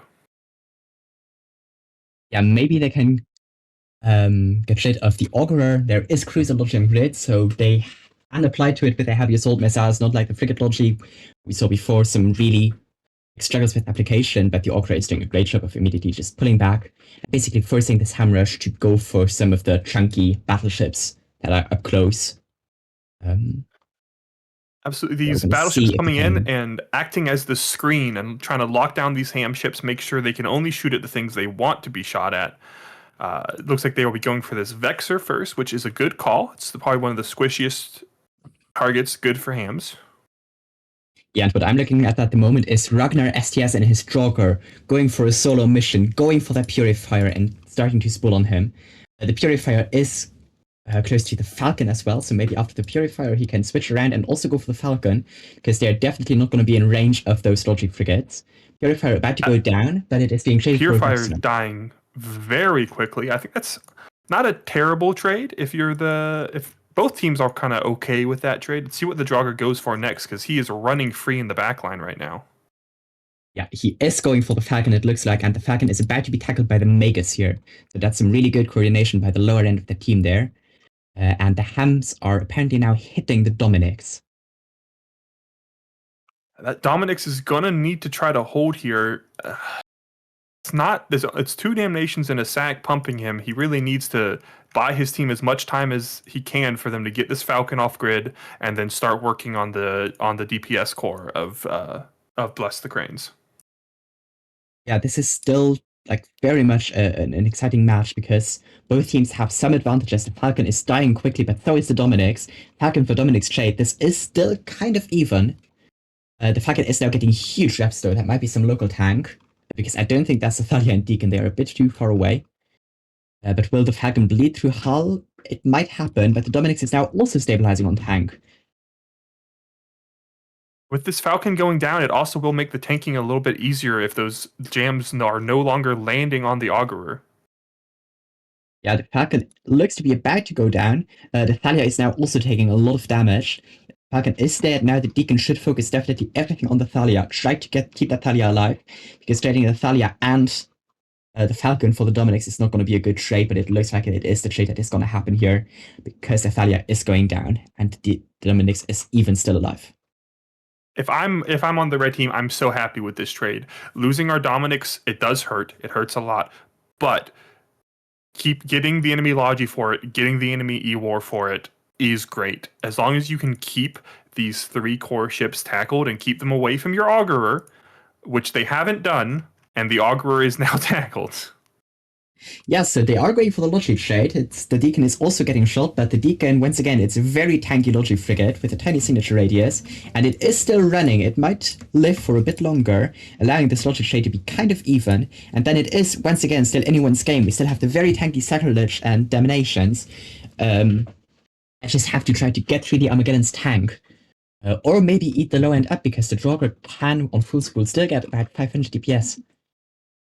Yes. Well, now it's just, what do you choose here? Do you go for the sack and try to get through his ADC, or do you go What if they fit these damnations really greedy? What if they put 3 ballistic controls in there and we can actually kill them? So we're going to find out. Yeah, you mentioned it in the match before. The Damnation's tank has not been tested. It is just a rumor that Damnation's are tanky, but nobody is actually checking if that rumor is true. The Sacrilege now is taking a lot of damage. He is going to be able to ADC, but of course that is only 10 seconds. After that, they will have to go for the Damnations and see how tanky they are. The Armageddon seems to be really tanky, though, because even without Logi, he's holding up very, very well here. And he should be, and he's not going to be under significant nuke pressure either, which is a big buff, which is great for him. As a battleship, your tank is so cap dependent and so cap hungry that not having any nuke pressure on you makes your life so much easier as the battleship pilot. Yeah, the Sacrilege also seems to have some form of active tank because he is wrapping up ever so slightly. Might also be some rep bots. Let me actually check that. He does. He has a nice cloud of mediums. So that is going to keep him alive. I do see a few blue Vespas, which appear to be orbiting the Sacrilege. I think someone might have made a slight oopsie with their drone assignments there. But yeah, the Sacrilege is now heading towards Hull. We'll see in a second if he already used his ADC. I think he did, because he is dying rather quickly, and now would be the time to use the ADC, and he doesn't seem to be using it. He might be neutered out as well, not allowing him to use that. But now it's just the Damnations to see if they can kill the Armageddon in time with only 2 DPS ships. Neither Damnation is... Oh, never mind. They have just gotten tackle on Omir, so he is who they're going to try for here. So we're going to see how greedy was Bless the Cranes with these Damnation fits. How greedy do they get for those damage mods? Oh, not very greedy. It looks like those Damnations are bricked out. So this is still possible for Bless the Cranes to pull it back if they can kill the Armageddon. They just have some DPS from the Draugr and the Arbitrator left. It's going to be really, really rough for them. They would have to reload to Navy to hit that Draugr and delete it fast. But it is still possible if they can kill the Armageddon in the next few seconds.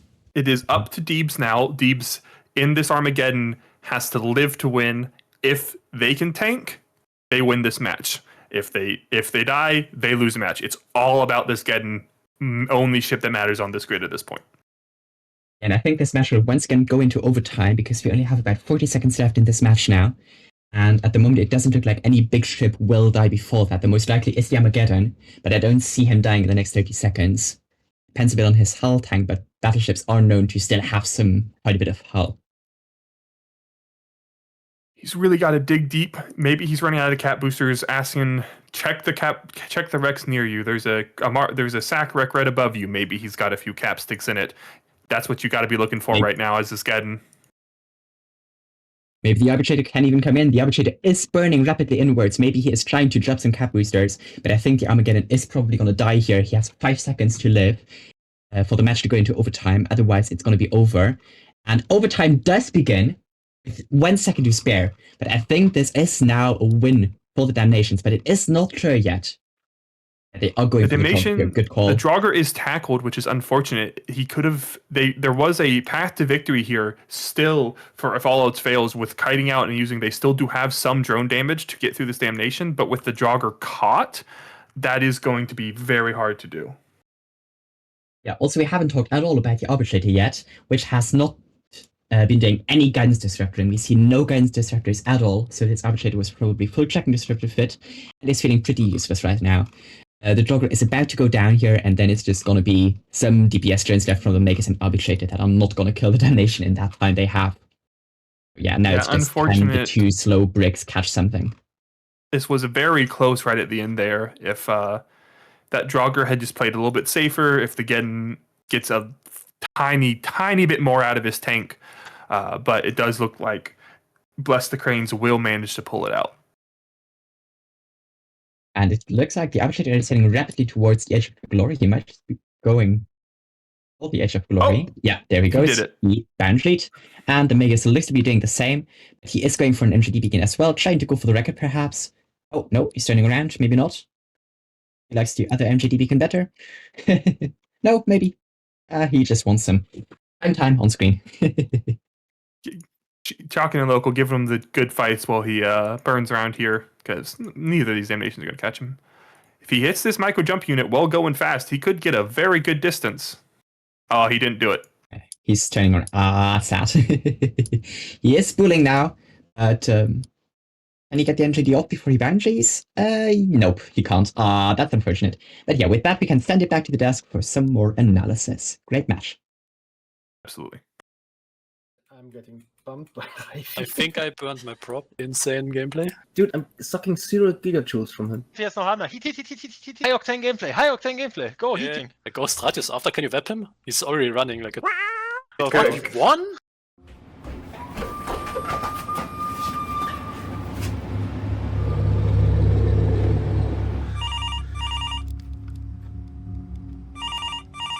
Odin's calling. Will you answer the call? Can our, not to be a dick, but can our Logi not get alpha?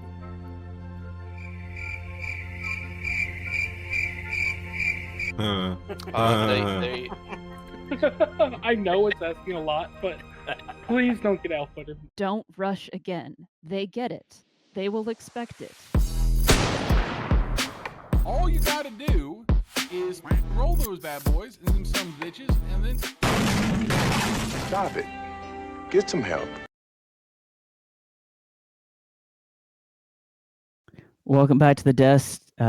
We saw there a very, very close match where, unfortunately, all else fails, not quite get there, but well flown. We actually have Deebs from All Else Fails with us on this desk, not visible, but visible by sound.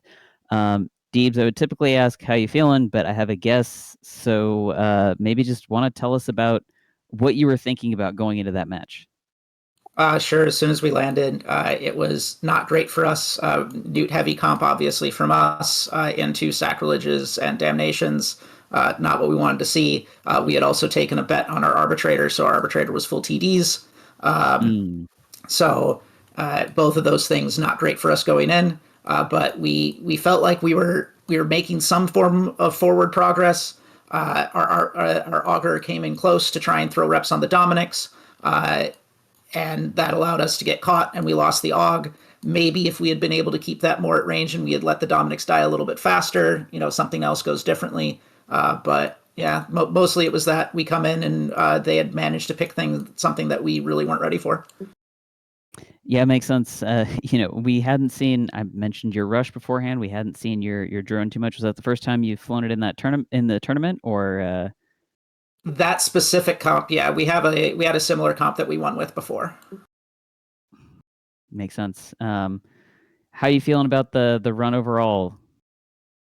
We went through the hell bracket, so we've gotten a lot of matches in. We had a little bit of a rough time there, but we also had a bunch of really close matches, both deteriorated in 3 AM in the main group stage. We felt very close to winning. So broadly, we feel pretty good. We got a lot of practice in. This tournament's been really great, just for giving teams so many matches. Previously, we've done the whole AT thing. You show up 0-2, thanks for coming. And here we've gotten, I think, 9 matches now, 10 matches. So that's pretty cool. Yeah, well, thank you very much, and thanks for jumping on comms with us right after that particular match. CCP Jotun, any final words from you or from Kiki? Yeah, I'm sure she's got plenty to say. Yeah, I mean that's what you should have done with the Damnations dishwater. That's what you should have been looking for. That is the correct way to apply that comp. It is the Damnation is best when it is up in your face because it can absolutely take a hit. And my God, did they take so many hits? It was a tough grind at the very end. A couple of things go their way, and I think maybe they were able to save the Geddon at the very end, but. Tough, very, very tough, but well played, well flown. Props, of course, obviously to the SAC pilot there too at the very end, who is able to stick around for a long time. The SACs in that configuration have a lot of mids. They do a lot of there's a lot of control in there too. So it was well done. Well done. And Corvus, what about you? Any last words before we go to a break? Well played from both teams. I want to shout out, hey Kitty. I just want to shout out the Kiki Moore pilot there that went out and went out and with a mission, killed a couple of the backliners. Did very well up until the point he got tackled. But very well played from both teams. Yeah, Kikimora, great name for a ship, great name for a kitty cat. So thank you very much, Corvus and Jotun, and again, Deebs. I've been Aliaris. We're going to send this to a short break. When we get back, you'll be watching the grand finals of the upper bracket. I personally cannot wait to put all of my channel points on No Numbers. Go No Numbers. See you later. No numbers.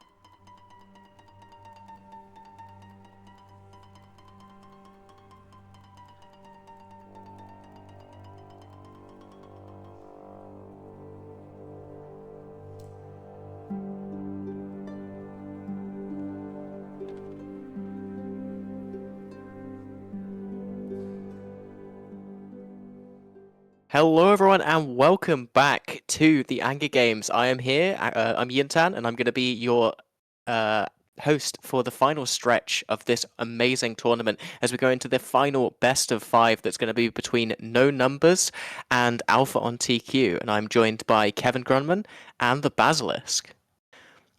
Hello. Things have been amazing so far, haven't they, the Basilisk? They have been great. I'm just chuckling at my cat, who you may be able to see in the corner of my cam there, who's currently using his lister box. No,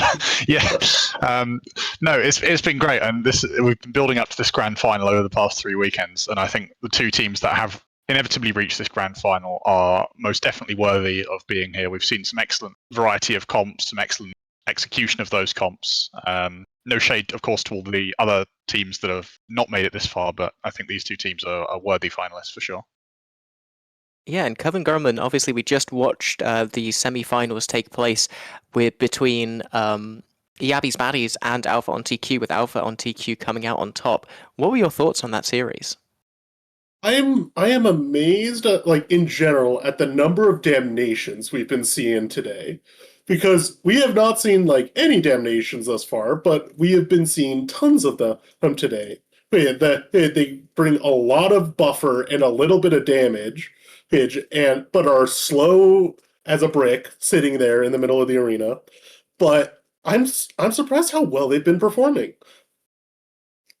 Yeah, and something else that's really been kind of in focus here is Alpha on TQ's just incredible breadth of comps. They've brought so much to the table. Meanwhile, the Basilisk, it looks like No Numbers, they've only played in 8 matches so far, so they haven't had to show their hand quite as much as Alpha on TQ. Only 8? Just a walk only in the 8. park. Just a few matches. Just a but they've been focusing really hard on battleship-based control, specifically 2 battleships. What are your thoughts on what Alpha on TQ might want to bring if they are taking advantage of that tendency? I mean, you say they focus specifically on 2 battleship control, but Alpha on TQ have played. It's not really control, but they've played their double Armageddon Navy comps a bunch as well. I think they might want to lean more into the Widow, or at least the ECM based comps, because if you've only got 2 sort of main DPS threats, right? When you go up against that 2 battleship comp, so if you can jam them out and sort of focus the damage onto your ECM targets, it makes it a lot easier to deal with the damage coming in because you know where it's going. But then, of course, No Numbers, as you said, they've played a wide variety of comps. I don't think it's necessarily just the 2 battleship. They played a Balgorn comp yesterday with a couple Sentinels. They've played the Lachesis kite type comp. They've played all sorts. So I don't think either of these teams can be pigeonholed into one sort of specific archetype.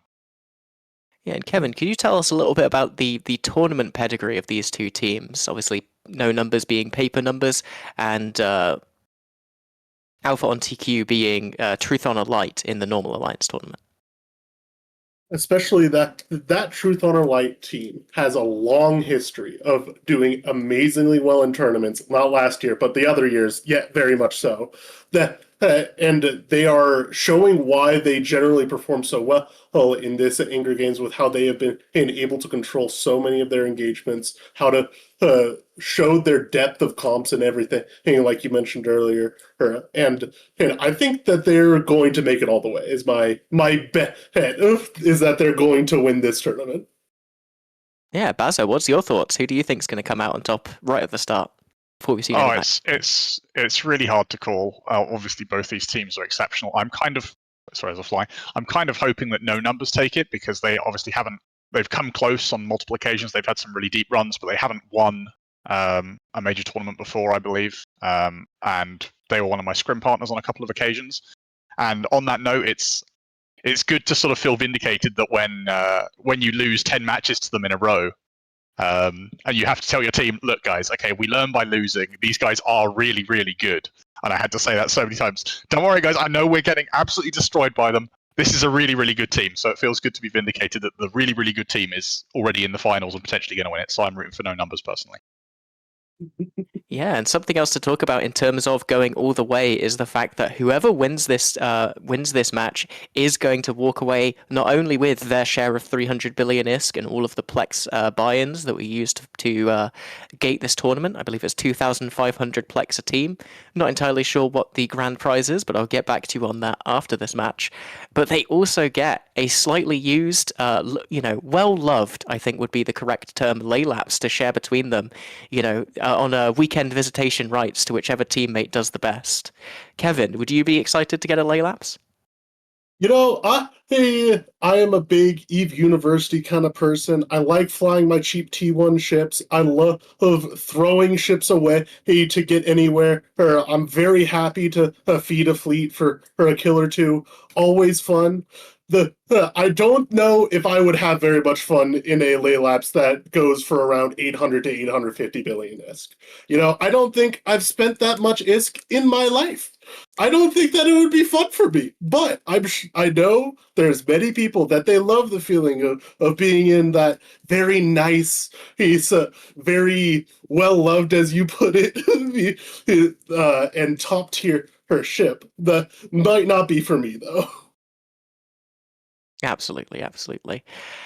Anyway, we're starting to come up to the next match here. So, can we take a look at the bans, please? And we can go through those in a little bit of detail. Now, no Avalanche bans here just yet, because this is the first match of the series between No Numbers and Alpha on TQ. But Baza, can you take me through what No Numbers have banned here? Anything stand out to you in particular? So they've gone Scimitar, Armageddon Navy, Guardian, Falcon, Curse, which is a sort of interesting smorgasbord of bands because you're hitting sort of 3 or 4 different archetypes there. I mean, the Curse, obviously the Pilgrim still exists, the Falcon, the Rook still exists. The Armageddon Navy, I think, is the one that stands out to me because we've seen Alpha on TQ field that double Armageddon Navy sort of Kingslayer-esque comp a couple times, so they're just sort of shutting that out outright. I don't really think there's a way to replace that. You could maybe run double Typhoon Fleet, but then you're losing the drone damage, and I think you need that drone damage to sort of push you over the edge there. Yeah, absolutely. And obviously those bans on the T2 logistics, that's crucial. And taking out the curse as well, that's been something that we've seen be really, really potent when it's been able to be brought one of the most banned ships so far in this tournament. Kevin, can you take us through the Alpha on TQ bans, please? We're looking at Rapier Hugin in for the first round, then Hyena Tholos, and finally the Augurer. I think, and I'm looking at Rapier Hugin and Hyena bans are some of the more powerful long web platforms. It's leaving up Loki and Asheru, which are the other mainstays of that role. But I like the Tholos and Augurer bans, because Tholos is one of the very, very strong rush ships. So you ban out the Tholos, that gets rid of some of the strongest rush in the game. The Tholos hits a damage over time that it can rack up on multiple ships at once, and those damage over time hits keep ticking even once the Tholos is down, which gives it an amazing strength of breaking through heavy compositions. And the Augur is the backbone of a lot of the armor control comps that we've been seeing recently.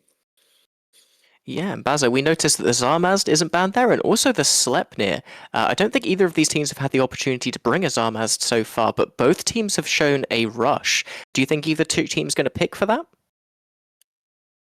There's definitely a chance of it. I mean, Rapier and Hugin being banned tends to empower rush, because if you come up against a Rapier or Hugin in a rush, you suffer, because either you're like 1 or 2 of your Sleipnirs are just going to be webbed back and not really doing anything. It's a little bit harder to do that with an Ashmi because you've only got the 3 webs compared to the 5 you would have on the Rapier or Hugin, although there is also the option of the Armor Loki, which can have up to 6 webs if you're Tuskers and you're feeling particularly spicy. But I think it's shown throughout the tournament to be a fairly strong archetype, this Sleipnir rush in general, so it's interesting to see that it is open.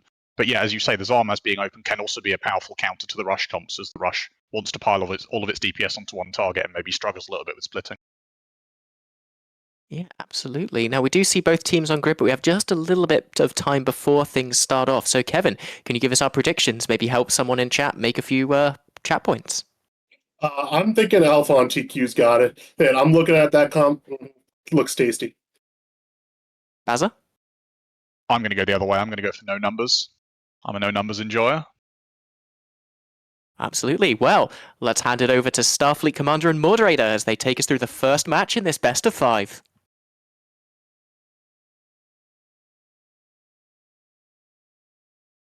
Hello, ladies and gentlemen, boys and girls of all ages. Welcome to a match for the ages. I am joined by my good colleague, Starfleet Commander, a former commander of a Grand Finals Alliance tournament team for our Grand Finals. Game 1. We have a heavy missile kite Bargus supported by a ham team against a drone kite THL team. We're about to get underway. What are our paths to victory for both teams here, Starfleet Commander?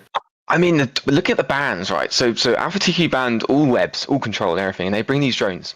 So, I mean, they're going to have to try and maybe tackle something, get something down, because obviously, as we're seeing right now, Paper Number's kiting away, which is what they need to do. Warp Out Stratos burning straight in at the moment. Raptor, Midnight, going right around the back at the moment, trying to maybe get a tackle on something. It's a race against time, I think, for no numbers.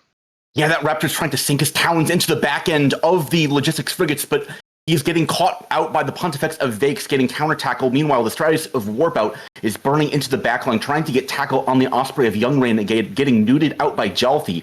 Now, the Thalia of Yasnos is getting hit by a cloud of drones as the Osprey of some Russian unpronounceable name is approaching him along with Slave Mac, trying to put him into the bottom, but the Deacon of General Hungary is supporting with links on Vakes to support the Caracal Navy of Arwen piling on into the backline. I mean, Midnight being screened off really well. He's not doing anything. Warpout gets the Cyclone tackled as well, so that's good target lockdown for them. Stratos of Warpout is now the primary, though. Probably good for them because Athalia and the Deacon is far away from him. So he's isolated. If they can get him down, that's huge. Yeah, that's going to be the Cyclone of Aethel. She's on top of him at 0, absolutely smothering Warpout with those heavy assault missiles being supported cleanly right now. But the Armageddon of Dexter Exio has gotten onto the backline a little bit, putting a newts onto Young Renegade, the Osprey not known for its capacitor. But he's doing I think the Osprey's doing a really good job, though, at the moment. He is trying to keep his range as much as possible. I mean, again, it is slowly moving in, but Warpout is slowly dying. But we're not seeing much reply from Alpha. I'm not seeing much pressure coming on at the moment. Just a bit of damage on the Caracal. The Midnight and the Raptors sort of he's stabilizing. The Osprey Navy, she's doing okay. Everything's kind of stabilizing for them at the moment. Yeah, I don't know what had happened to Dexter Exio. He was, getting newts on. He was in range. His prop was totally off. Yeah. And now he's been webbed off by the Raptor of Midnight, trying to say goodnight to this Stratios here as damage is continuing to pound in. The Deacon and the Thalia are doing everything they can, but it's just not enough against that much incoming ham damage. Now I think this is a perfect opportunity. They should probably get the Thalia down. I think go for the Logi Frigs now. They can't kill the Gen, I don't think. And I think it's time to go for some Logi Frigs or something. I mean, Midnight being a thorn on the side at the moment, but the Caracal is taking a bit of damage from no numbers. Alpha TQ need to get something on the board ASAP. Yeah, hams are infamously very, very bad at applying damage to the sort of tenement afterburning Logi frigates that we see. Right now, we do see a grapple that's going to be the Bargest of Jalfi full on committing to killing Yasnos. Knowing just what you said, that is their win condition. They're sending it down mid. The grapple is now fully applied. Yasnos is going nowhere fast, but out of this arena as his life bar ticks to 0. Absolutely, it is the win condition right now. Get the Deacons down. Get the Deacon down now. Obviously, going to trade for a Caracal Navy issue, but Moderator, brilliant trade so far. If they get the Deacon down, the Thalia's dead, Stratos dead, trading for a Caracal Navy issue, it's game. Yeah, General Hungary will be next primary, and it looks like the Bargest is absolutely not just hungry, he is eating its fill as Deacon is completely neutered, grappled, getting destroyed by a cloud of rep bots here. The Caracal Navy does go down, but Young Renegade has been completely now actually isolated. That's going to be the Pontifex of Vakes in the backline, holding down that Osprey. He is neutered, completely out of range of anything else. Can THL take this opportunity to apply damage? No. The Sentinel of Ninth Deacon is getting caught out here, going down really, really low, caught by now JLI, the MVP of this match, getting not just the Sentinel, but earlier those Logi frigates. MVP of the match so far. I also think that Young Renegade, we've got a big shout out for the Osprey, because even though he might die, he's done his job. He stayed survived. As you said earlier on, Osprey's not very tanky. Can run that cap really easily. He's got a juggle of Armageddon. He's hard tackled now. He'll probably go down, but they need to keep numbers need to keep their lead up. They seem to be slowing down for damage, probably on reloads or something. The Osprey will go down with the Osprey Navy issue, but I still think they've still got a Bargess as well. They still got Cyclone, Cyclone. They should be able to clean everything else up quite easily. Get the Ponty down. That means they can kite freely and just get the EOS down and go for again. Yeah, we see that Jalthi's Barghest was on a rapid reload. It looks like we are seeing missiles do come out of him now. So that will be Vakes, the Pontifex that's holding down the Osprey of Young Renegade, goes down. Dexter Exio is on top of Young Renegade now, but it's probably too little too late. It's just Brainstraw and Dexter Exio versus the world right now, and they're down a total of 50 points. That's not enough to put us into overtime. They would have to kill at least the Osprey to make it go to OT. Yeah, definitely. I want to say, I think at the start, I think Warpath made a big mistake. I think he pushed too far. When you think he just completely went too deep with the Thalia and Deacon going the other way, and then Midnight as well from Pet No Numbers pushing out as well. And I think Warpath was a bit out of position, and that kind of started the cascade. The Cyclone taking a lot of damage though. As I say that, he's gonna have a local tank as well, but he's still chunking into armor though. Come on, get! Why are you there, mate? Move away. I don't think he can. He's completely capped dry from Dexter Exio. He's on him at 0, and the Cyclone is scrammed. It will be the heavy newts. Dexter Exio, though, is down into 10%, 9%, 8% armor. He is going to break around the same time as a Cyclone. Well, I don't know. If the Armageddon goes down, Young Renegade's capacitor may no longer be empty. That's the thing. I mean, I think the Barg should be able to get... Dexter should go down. As long as the Cyclone just holds on for a bit more, as long as they trade him, it should be okay. I think we do see 1 minute remaining on the clock at the moment. As obviously, we will not go to overtime, and obviously with that, Dexter goes down. That is, I mean, what a match! No Numbers still, showing that even Alpha TQ with some amazing tournament pilots and history, they can be still beaten. Yeah, absolutely.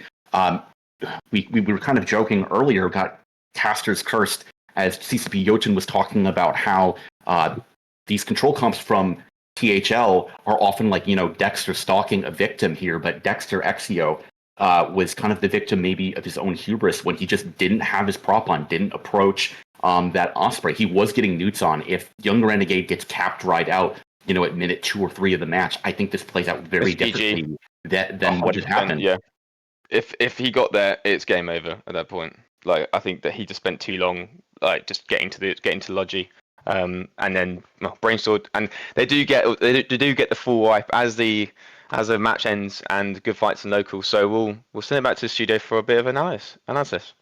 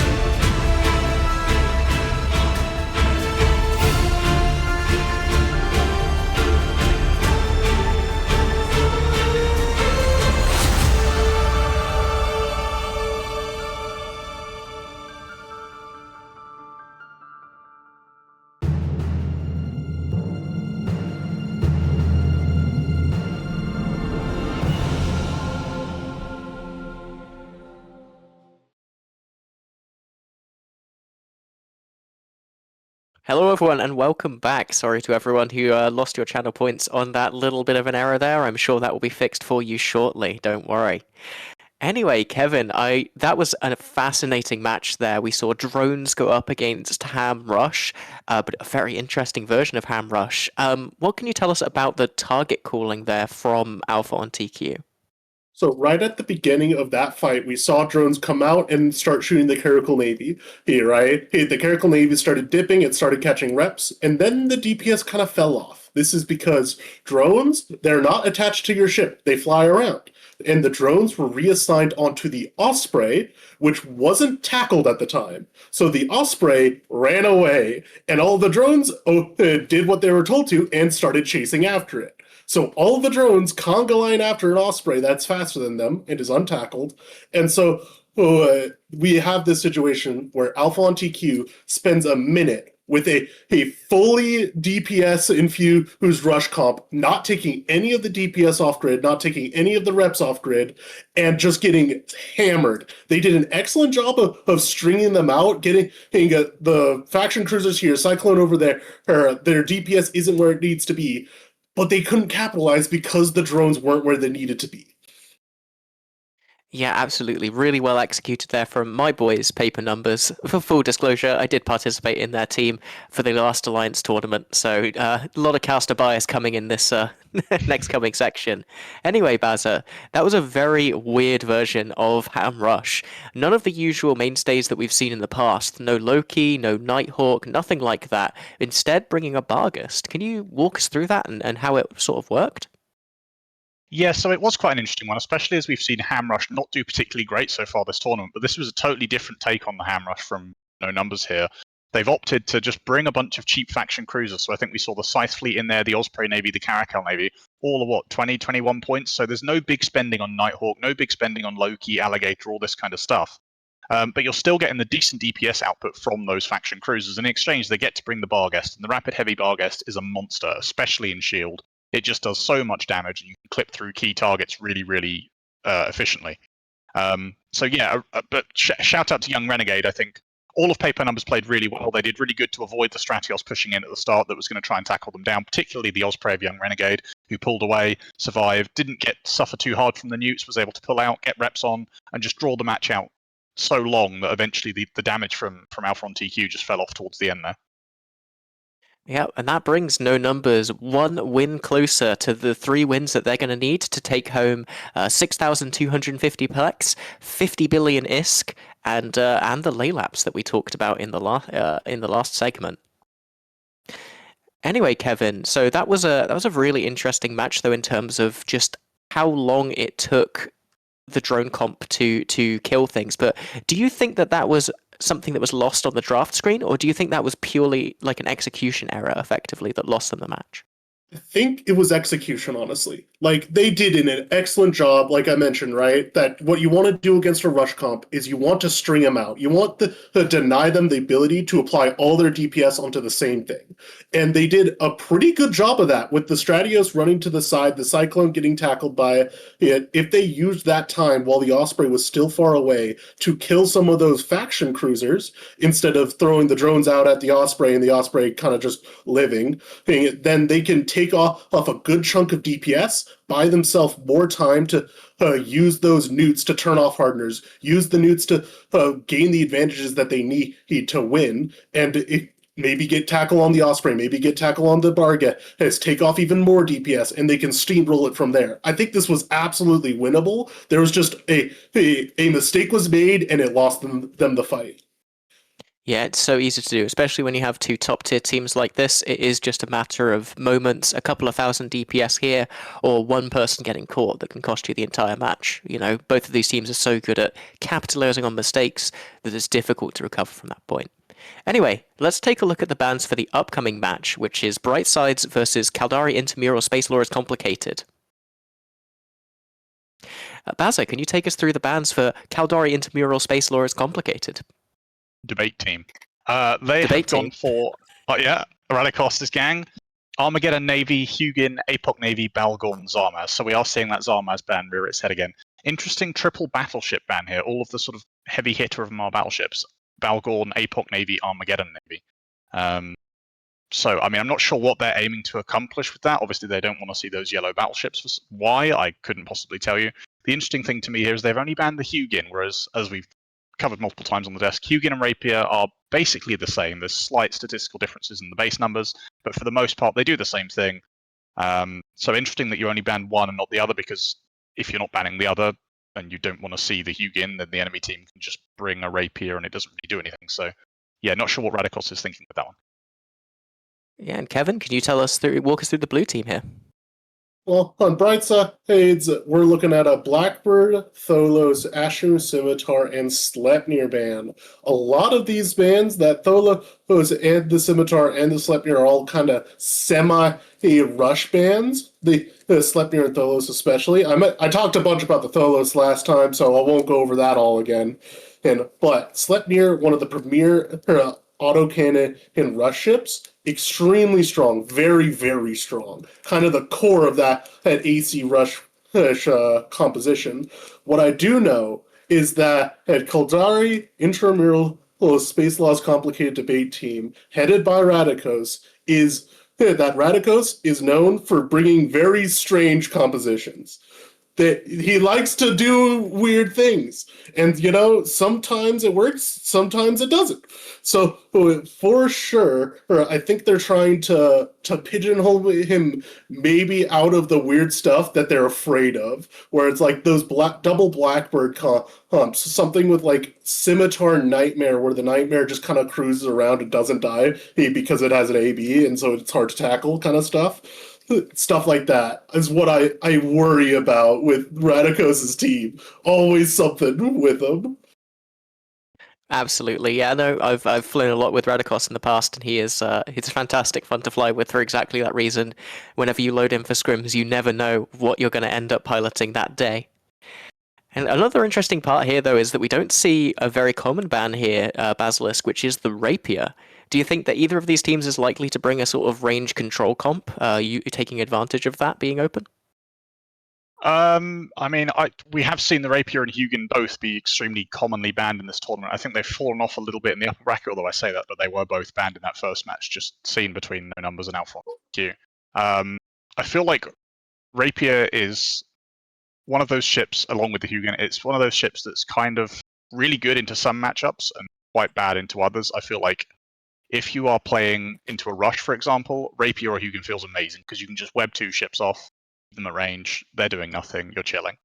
But I think against some other things, particularly long-range newts, where you've got a Geddon that's just cycling 5 heavy newts on you from 40 kilometers, it can feel really bad because suddenly your webs all turn off, you're not particularly tanky in an armor setup, and you're just not really able to do anything. And obviously these recons, these webbing recons are a lot of points, so to be able to just have your webs completely negated it feels really bad.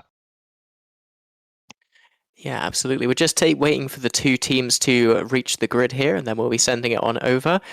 Kevin, who do you think is going to win this match? I've flown with Radicos.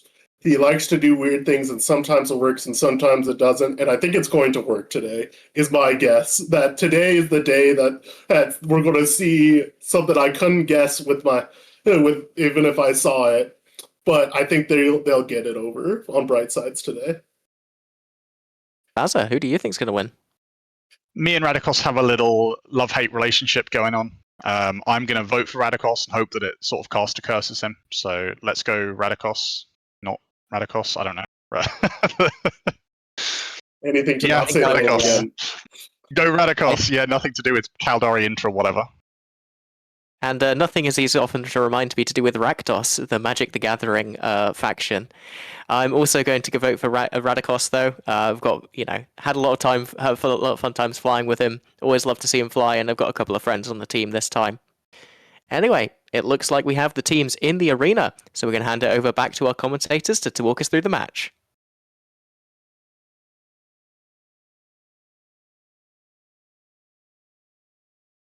Welcome back to the arena for Brightside versus, I'm not going to say that whole line, Kaldari, Radicos. What's going on here? We got Kronos, Hyperion, Eos for Brightside. Moderator, what has Radicos team brought? Yeah, we are seeing that they are going with the Claymore and the Nighthawk. They're going for looks like a ham rush, and Radicos is trolling me because he's made his ship impossible to see the turrets on because everything is blacked out. But that is the same thing. That is a ham chip. Radicos is having fun in the lower bracket with that team, with his ship.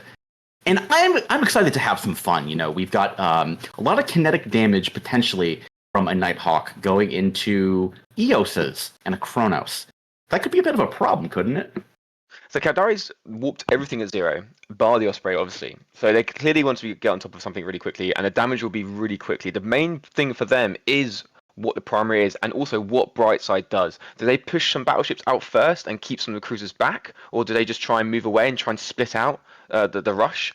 I think trying to get some tackles and trying to split things up could be the best option, but they do have a Navitases and Inquisitors, and they have to be in close. And obviously there's 2 Sveeples on the other side, and they can easily kill them. Yeah, already it looks like the rush team is actually not rushing, and I do actually like that. Paradoxically, they're burning towards it looks like one of the micro jump drive beacons, possibly to sync up together and get a unified jump instead of just having one ship getting pulled apart. That's like how you lose in a rush comp like they're running.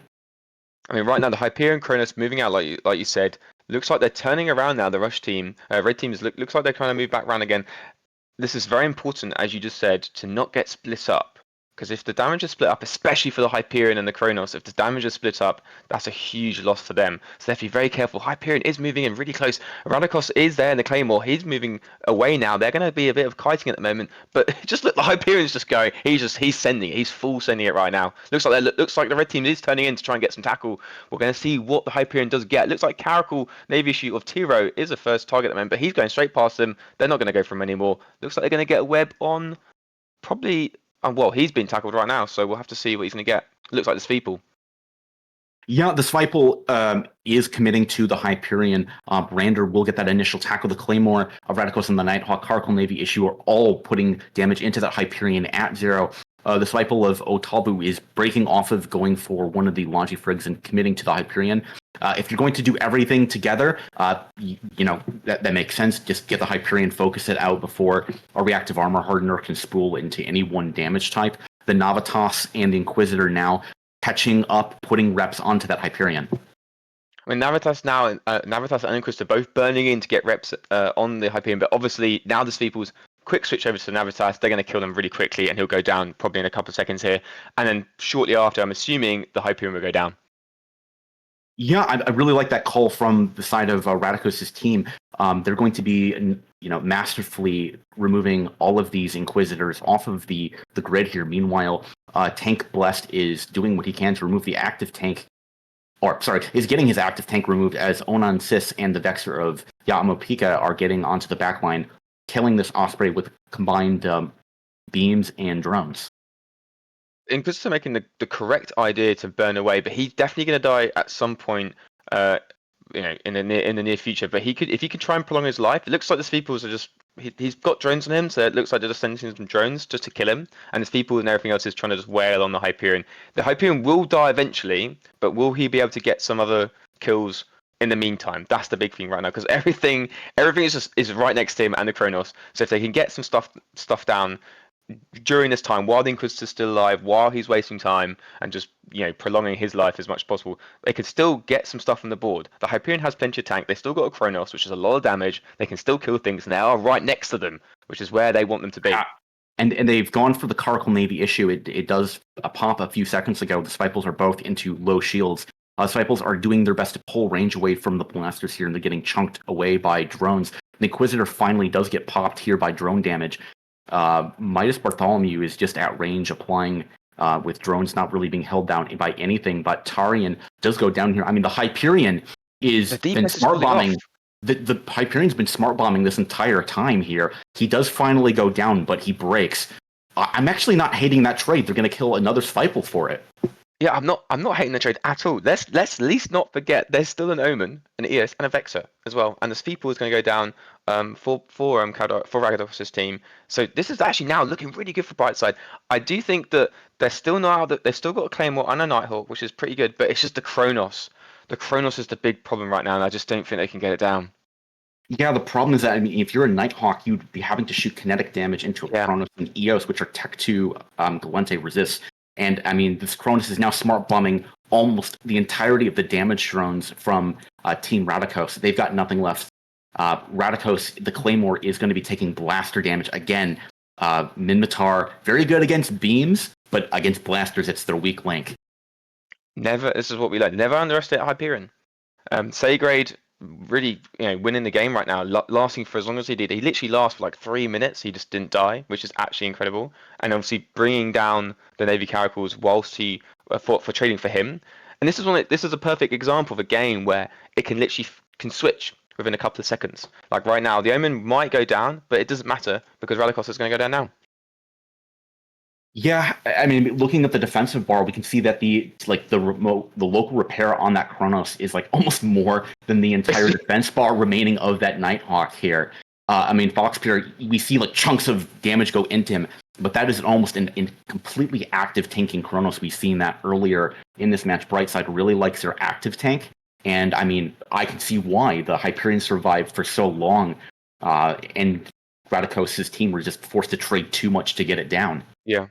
I think the Caldari, I think they piled too much onto the Hyperion. I think they should have gone, like, we completely ignored the Vexor, the EAS, and the Omen as well, like going on the back end. The two people's great transition to the Logifrigs as soon as they came in, and it kind of just stopped off that. I think once they could Navitas, the Inquisitor was alive for too long. Two Steeples is a lot of DPS. I think they should have sent them off somewhere else to get some other things done instead of just being on the Hyperion. I think they committed their whole team to the Hyperion, whereas Brightside had two ships in the center and let everything go around and just clean up things. Get on the Osprey and sort of tackle some other things. I would have liked to see possibly a kill on the EOS here. Once you do that, you're going to get rid of not only the armor resistance leaks, but you must know with Brightside running the fits that they're going with as much active tank, it's going to be running active repair. Yeah.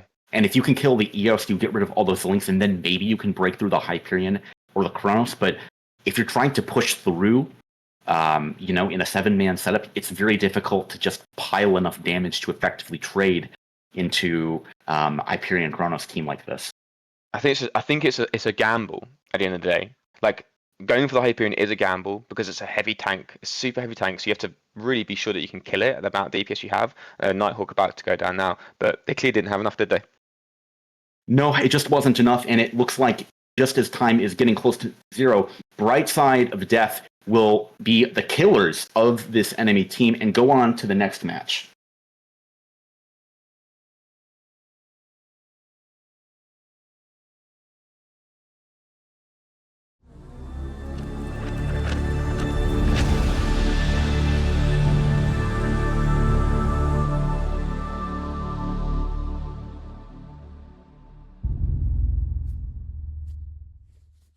The pythographs. Like Jordy says, dude, the comps might seem bad, but they work. But it doesn't. It only works in Pytha.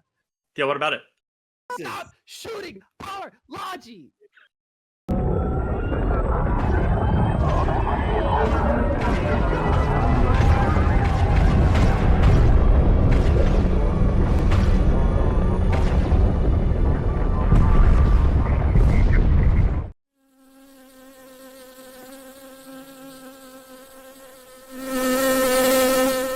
Makes me want to log in.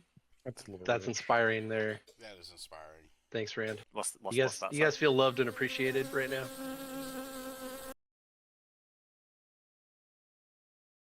Welcome back. An amazing match there as we saw Bright Sides of Death take the victory over Caldari.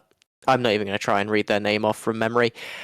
Kevin, I know that you noticed something really interesting, which is that the Kronos was actually fit with smart bombs, and that's not something we typically see due to the power of newts. Can you walk us through why a team would ever choose to fit smart bombs to a ship like that? So smart bombs could be an excellent utility addition to any composition because they can do a couple of very interesting things. One of the main things that you want for your smart bombs for is getting rid of drones, especially in a comp like this where the drones are like an essential part of the DPS. That smart bomb can clear them off of her Logi, especially those T1 Logi frigates, and keep them alive a lot longer. We saw that Inquisitor driving past the Kronos to make sure that the drones all got smacked by the smart bomb, clear off some of it, keep it alive a lot longer. But it also, I think they were trying, at least, I'd have to look closer or to know for sure, but I think they were firewalling the hams out of space, where when missiles are in space, they are valid targets for a smart bomb. And if they get hit by smart bombs, they'll get exploded and not hit their target anymore. And I think that's why the Hyperion managed to live so long, even after like one of its Logi frigates is down. It's not getting reps, but it's still holding, even though it dropped through half its armor so quickly. I think because a significant part of the DPS was getting smart bombed out of space and not hitting anymore.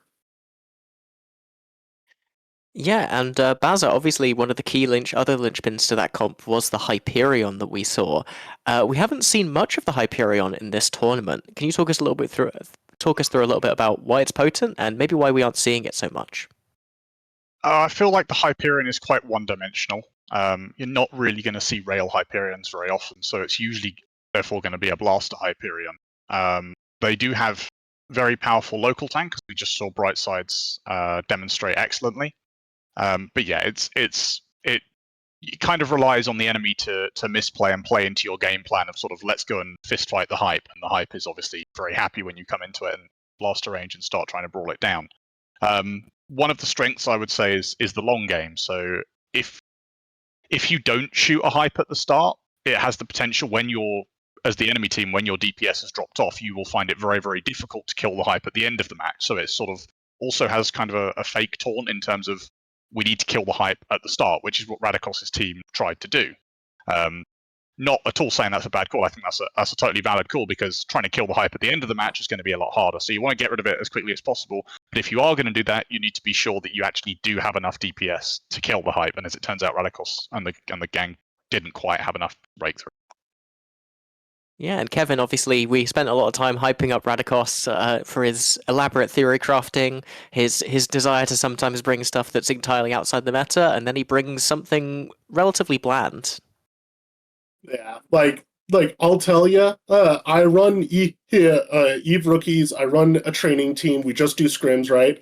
I have a lot of normal comps that are like, this is the armor control comp, this is the ham rush, this is the AC rush, and it's just as normal as it can be, because I'm not here to do a bunch of theory crafting. I'm here to help people learn how the comps fly, get better, all that stuff. I'm pretty sure I have exactly that composition in my spreadsheet already.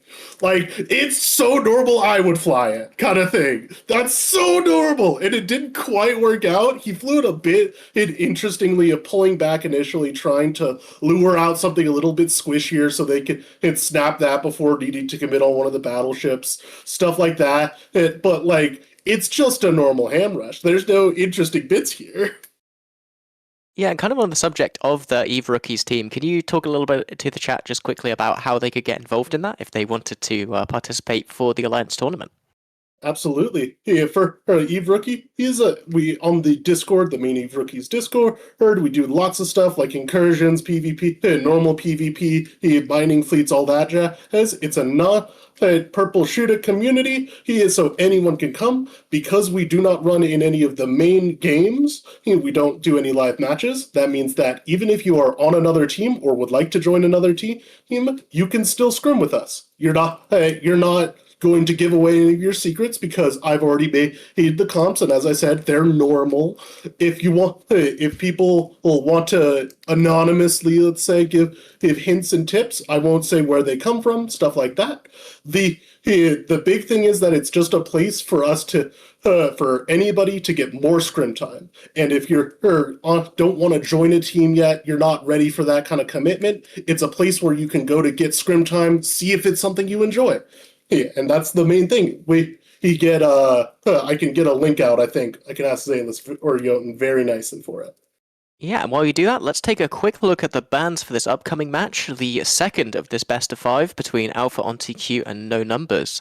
Worth noting, of course, that the Avalanche bans here are still in effect, and Alpha on TQ has chosen to ban the Barghest and Cyclone, and No Numbers has chosen to ban the Sentinel, and that'll be the same for the rest of this entire series. So, on top of those bans, can you talk me through the Alpha on TQ bans for this match, Baza? So we've got, as before, we've got Hyena, Hugin, Rapier, which they did in the first match. We've got Tholos, which they also did in the first match, and we've done Crucifier. So we've traded the Auguro ban out for the Crucifier. I'm particularly actually interested, just to go back, to talk about the Cyclone ban, because that is not a ship that we see used very often, or indeed banned very often. So interesting that they chose the Barghest instead of any of the other Hammer ships or even the Tech One Osprey to ban out from that no numbers comp that they fielded in that first match. Yeah, and Kevin, just really quickly, can you walk us through the no numbers bans here? Absolutely. We're looking at Scimitar Guardian, both T2 Logic Cruisers, Armageddon Navy Falcon, and Curse. The Falcon and Curse is interesting to me. Those are strong E-warships, and we've seen Falcon a little bit recently.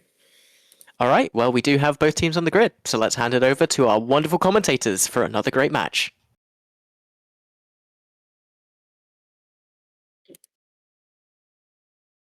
Hello, I am moderator, joined by Starfleet Commander here, as No Numbers looks to put another number on the board. Can they go 2-0 in this match? Or will the holy light of the Paladin of Dexter Exio bring the light back to the Truth Honor light and go 1-1? What are the keys to victory for both teams here, Starfleet? I mean, going a bit different now from Alpha compared to the last game. APOC and Paladin, so lots of projection from them, but obviously Jalthi in the Balgorn out in front. I do think that I do prefer Alpha and TQ's comp here. They've got both teams have damps as well, so there'll be a little damp war going on. I think No Numbers might struggle. They do have a Blackbird, so they can rely on a bit of RNG to try and get some jams on. But I think look at that damage landing right now on the Blackbird. Amazing choice of target for them. Just get the pressure on right now. Make a young Renegade get his reps on and start getting on the ball. Yeah, already we're seeing jam attempts go onto the Paladin and the Pontifex here, whereas we don't see any Celestis damps come from Brainstar. He may be getting counter-damped here by Arwen Celestis here, so Arwen then winning that initial damp war. The Draugr of Kadesh Priestess taking some chip damage so far, but right now the Balgorn here is just positioning, pushing in, trying to get webs onto either Dexter, Exio, or Warp Out. But again, these are not flagship Balgorns. They're going to have just regular Tech 2 webs. It looks like obviously going for the Blackbird, they're going to have to switch at some point because even if they damp the nearest down, he'll be absolutely fine to rep the Blackbird. Looks like they're going to try and switch onto the nearest right now. Probably the best option they have, but it's interesting to see the damp war that's going on right now. Both of them seems to be. It looks like Brainstorm is being damped at the moment, and Aaron in this list isn't being damped. Balgorn is being pushed out right now.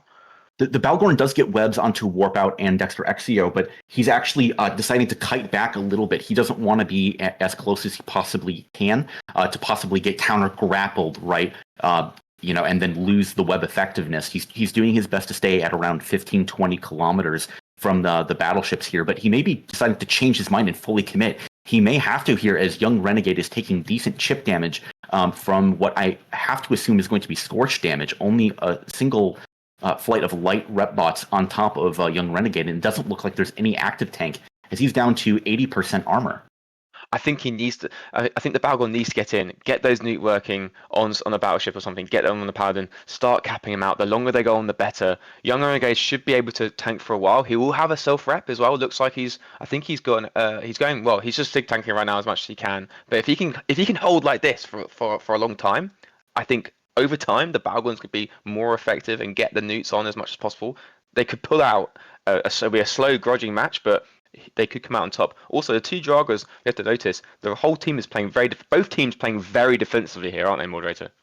Yeah, the Draugrs for both teams are playing extremely defensive. I mean, if you're Neath Heekin, you have to assume that, one of you, Vakes or Kadesh Priestess, is going to have to get webs on top of Young Renegade. You're right, slow him down, allow the Apocalypse and the Paladin to apply, because the longer the minutes of Jalthi are continuing to apply, especially to something like an APOC, you're going to possibly lose the that neuting war here. Right now, we're not seeing any sort of a high slot utility come from Dexter Exio, as there are there are newts going on top of the Celestis of Arwen here, trying to possibly prevent those newts from being effective here. And now a damage swap onto Aethel and Kura, as Young Renegade is not really being tracked so well, doing really good counter mitigation here. But Aethel, again, Blackbird is going to have really 4 slots of defense, but is playing very, very safe, just sitting in the back line next to her logistics friend, Young Renegade. I mean, Balgorn newts coming off right now. Nothing being neuted. Looks like switching to the Paladin for the newts. He needs to just focus. He had newts in their APOC. Now he's switching to the Paladin. He needs to focus his newts and just focus on that the whole game, and then pressure that target as much as possible. The Balgorn has got guns and newts. He has got guns. I've seen on turrets and everything. So he needs to start pressuring, because right now, the longer this goes, It is probably better for the Balgorn. There's going to be a lot of damage swapping. I honestly think Alpha and TQ are probably trying to think, what do they do here? Like, I mean, the Aeneas is too far away. Obviously, General Hungary and the Executor they're literally bottom left. The Aeneas is top right. They're super far away. I think both teams. Sorry, Darren. In a few seconds here, what's going to happen is the low end of THL wants to commit and go into Young Renegade, but in doing so, what that means is that they would be giving a free path for the other team to really commit in to get General Hungary held down. And now the Balgorn of Jalpi is like fully pushed past, trying to get webs onto General Hungary, who's doing his very best to like play defensively around. And if Jalfi gets himself isolated, Neith Heekin might be able to burn around and get tackle onto Jalfi and allow the Paladin and the Armageddon to play free, because Warpout is already down into half armor here, and just the combined damage under Newt pressure is a lot for a single Executor to keep up. But Young Renegade, again, down into 60% armor, no active tank, just rep bots holding him up. I actually think that this might be a time for the Jorgos to make a decision. I think the support wing from No Numbers, need to maybe make a decision and maybe go for the back end. You see Jalfi at the bottom, like you said, he's moved down. He's a slight out position actually. You can see there's a clear way if Alpha Tiki wants to go in, but Warpout is going into low armor. If they do get him down, that's a lot of pressure off the field, and Young Renegade will definitely survive if Warpout dies. Yeah, and I'm actually completely wrong in that. That is a local tank we're seeing on Young Renegade, who just completely is rep back to full, possibly baiting a little bit. He's got an ancillary for sure. Yeah, he's got an ancillary. He's running with charges. Warpout is down at the hole. THL needs to make a trigger swap onto something. We see damage onto the Balgorn, but like a Balgorn will not break to Paladin Apocalypse, especially not after a reactive spool goes into like EM thermal damage. THL support wings just got to get involved in this fight. Yeah, as we're talking right now, No Numbers Joggers do go in to try and get onto Warpout, because Warpout is burning back to General Hungary and Executor, but the damage is still coming. The Balgorn still pressuring Warpout at the moment. He is into low structure. Dexter and the Paladin pushes him out, but he does go down. This is actually huge for No Numbers. Damage is literally half their damage off the field. I don't know what Alpha TQ can do to come back. They have to commit something. They have to commit their Damavic. Yeah, they have 55 seconds. They have to commit to break something, because they're going to go down to time. It's not close enough for overtime with the 25-point differential here. Slave Mat is going to be the primary, but like a single Draugr is not enough. They have to kill 2 support chips in the remaining 35 seconds, or we're going to have it be a 2-0 win for No Numbers. They have to go and suicide something right now, but I don't think they're going to be able to in the time. Young Renegade can probably start to push in a bit more, be a bit more aggressive with his lodging, because he's only got 27 seconds left, so he definitely won't die in that time. So he can come in, be a bit more aggressive, and just keep everything up. I mean, as we said earlier in the game, really slow game, a grind for the Balgorn, but the Balgorn newts come through and get him down. Yeah, THL just needed to execute on something like 2-3 minutes ago, because we are now to 7 seconds, 5 seconds. That's game. Paper Numbers is going to go up with a clean just control execution over Hydro, who does not win, or does not lose rather, these armor control setups, except for when they do. 2-0 in their favor. Back to the desk.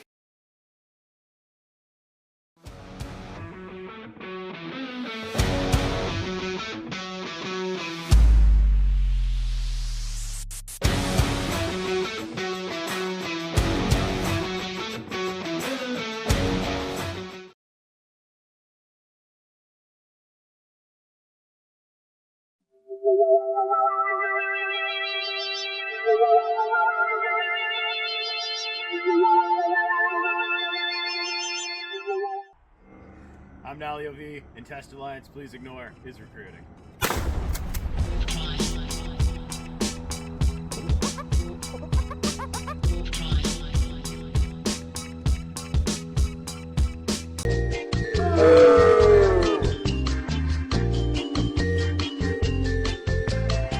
A crap.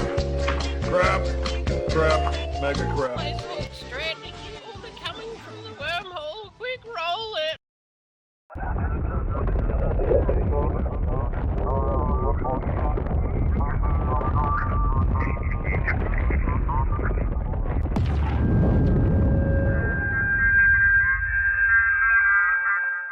Keep going. Hold your head still. Oh, yeah, okay, sorry. I'm over right here. All right? You don't need none of that. All you need is a mutaplasmin for the old ballistic control, and then you need some T2 ballistic control. And then All you got to do is roll those bad boys and them some bitches, and then you're gonna get yourself a better version, and it's cheap as brother. I have rolled so many T2, and when you die, people think, oh, he had abyssals on that. Oh my god, I bet he's fancy as hell. They all think that, and you know what? A lot of times they're wrong, but it doesn't matter because perception is.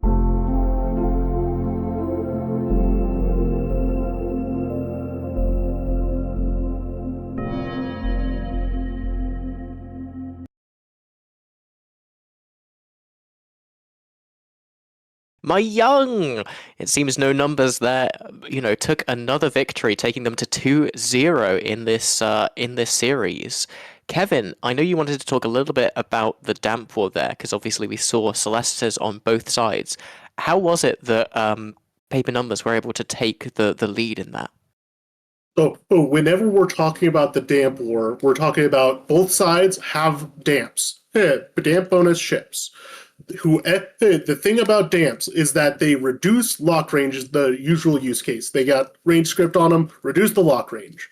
The problem is you can only reduce the lock range of a ship that you have locked already. So whoever gets the lock first and gets the damps on first reduces the other opposing damp ship's lock range, and they cannot damp you back. This means that you can pin down an enemy E-War for a very, very long time, and depending on how they're flying it, perhaps even the whole match. We saw during that time, I wasn't watching like 100% closely, but I don't think that Brainstraw ever did not have a damp on him. Arwen was pinning down Brainstraw in the other Celestis the entire match, never giving him a chance to damp down anything. That freed up his own Blackbird to be able to jam the Executors, that freed up his own DPS to keep applying throughout the entire match, and I think that's what ended up winning them, was that jam on the Executor. Every time it landed, they'd make a little bit more progress on the Apocalypse, and every time it came off, they stabilized, and every time the jam landed again, it got moved up forward just a little bit more, and in the long run, they were able to pull through on the match. Yeah, and obviously, Bazza, we saw their Paladin and Apocalypse-based kind of projection comp from Alpha on TQ.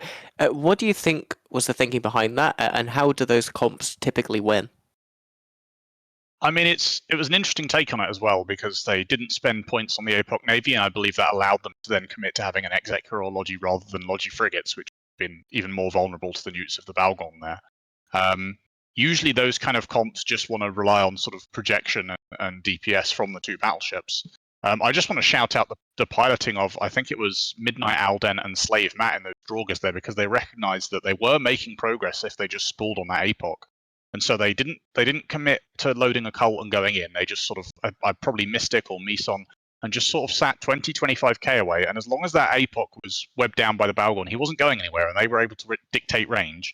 But from the safety of not being able to be neuted out by the Paladin, because of course, if they get neuted by the Paladin and their spool breaks, they've wasted their time.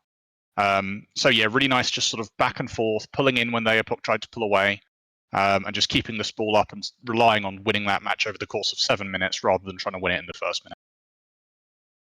Yeah, and obviously, Kevin, the Balgon that was brought there, one of the most expensive ships that you can possibly bring. In fact, took up almost half of the points that No Numbers had to bring. Why is it so expensive, and what power does it really give to the grid?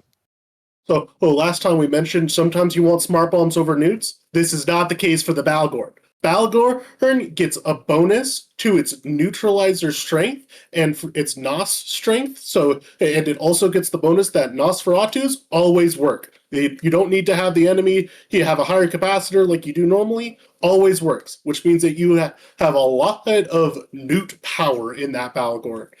You get 4 gun slots, sometimes you use guns, sometimes you don't. Today we were using guns. And with those newts, especially against something like this where it's very cap-hungry battleships that need capacitor so they can shoot their big bad guns, that over time, those newts can just wear away at the capsticks. And once they're out of capsticks, no more guns, no more shooting, dead in the water. The other thing that the Balgorn does, it's not just those newts, It also gets a bonus to web range. And with that web range, it's able to screen for multiple other elements. It's able to run up in front of stuff of a lot like the Ashimu and hold down areas of the grid to make sure nothing could get past it. We saw it doing that throughout the match, standing between all the enemy fleet and its backline, protecting them with those long webs. And because it can do both DPS and newts and long webs and is pretty tanky, he being a very Amar her flavored battleship, it's an incredibly powerful ship. Yeah, one of my favorite things about that as well was the interplay between the Celestis and the Balgorn, because the Balgorn, as you say, with its newts, with its webs, it just presents a sphere of about 30 to 40 kilometers where any ship that goes into it, it very likely will never leave it if the Balgorn pilot doesn't want it to. And with the Celestis, that means that your opponent's logistics is going to have to come within that range to actually rep a primary. And that's why we saw the DPS ships from Alpha on TQ fall just ever so slowly, time after time, because their opponent's Executor knew that if they got in range, they would just be dead in the water almost instantly. Anyway, with that all said, let's take a look at the bans for the upcoming match in the secondary bracket, which is Wormhole Hobos versus Shrimply Delightful. Shrimp Simps Get Wild. Kevin, can you take us through the Shrimply Delightful bans, please?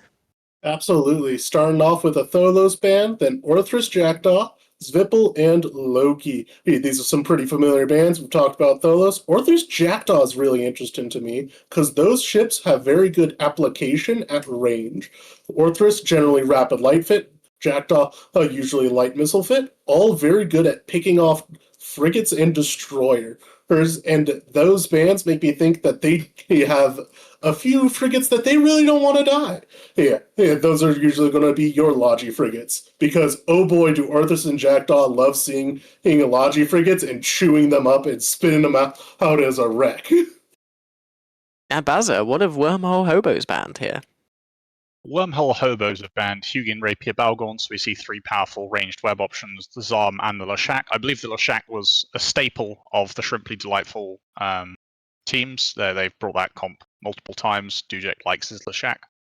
Also, just to shout out that the Svipple ban from Shrimply Delightful there, along with the Orthrus and Jackdaw, I suspect they want to be bringing a Logi frigate comp. I think the Orthrus, Jackdaw, Svipple bans together suggest that they don't want to mulch up Logi frigates, as Kevin said. And one interesting thing here about this band set as a whole is the Sleipnir is open, but personally, I feel like the Svipple is really, really core to the power of the Sleipnir rush. I mean, the Sleipnir is good, don't get me wrong, but I feel like the Svipple just adds so much DPS after the recent buffs. It's so point efficient in terms of the DPS you get for the expenditure, and yeah, it just murders through Logi frigates. So not sure if Sleipnir rush will be the play here. We'll see what both teams bring, but yeah, Logi frigates I'm expecting for Brave. And that's Vipple, and also, like you said, lots of DPS, pretty good tank, and super fast too. It makes up like a very strong bit of tackle for those AC rush comms. And with both Vipple and Tholos banned, I don't think we're seeing an AC rush. Yeah, the Zvipple was actually one of the ships to maintain the 100% win rate for the longest. It went 7 games without being picked before it had its first loss. Now it's just sitting at a comfortable 59.4%, so not quite as much of a statistical outlier as previous, but certainly something fun to note. Anyway, both of the team captains here are talking in local chat and letting each other know that they tried to set up some scrims beforehand. Bazza, can you just talk a little bit about scrims? What are those like? So scrims are when you arrange with another team that you're going to practice. Usually you will do bans, so you'll do bans in the same sort of format as the tournament itself. And you'll run through a bunch of band sets. And then after those band sets are done, you'll prepare comps that you want to play in that band set, under a given band set. And then you go to grid and you play it out. And some teams will do lots of best of ones, some teams do best of threes, some teams will just play until they want to go to the next set. It sort of depends on who you're playing, but I would say it is the most sort of EVE per hour that you can get in EVE in terms of raw spaceship gameplay, because you're undocking, you're going to the grid, everybody's going at the same time, you're getting ready, and then you're playing a match. And then as soon as that match is over, you're going back to the station, you're getting another ship, and you're going again. So yeah, there's no obviously they're scheduled, so both teams show up at the same time, hopefully. but yeah, in terms of EVE per hour, it's a really great investment.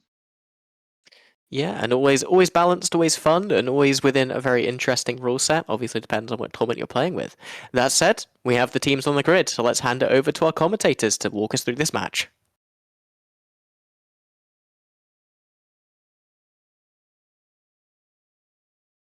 Welcome back to the arena for Shrimply Delightful and Wormhole Hobos. More battleships on grid, don't we? Have a Vindicator for blue team and Navy Armageddon and Navy Megathron. So lots of things are going to be brawling, aren't they, Moderator?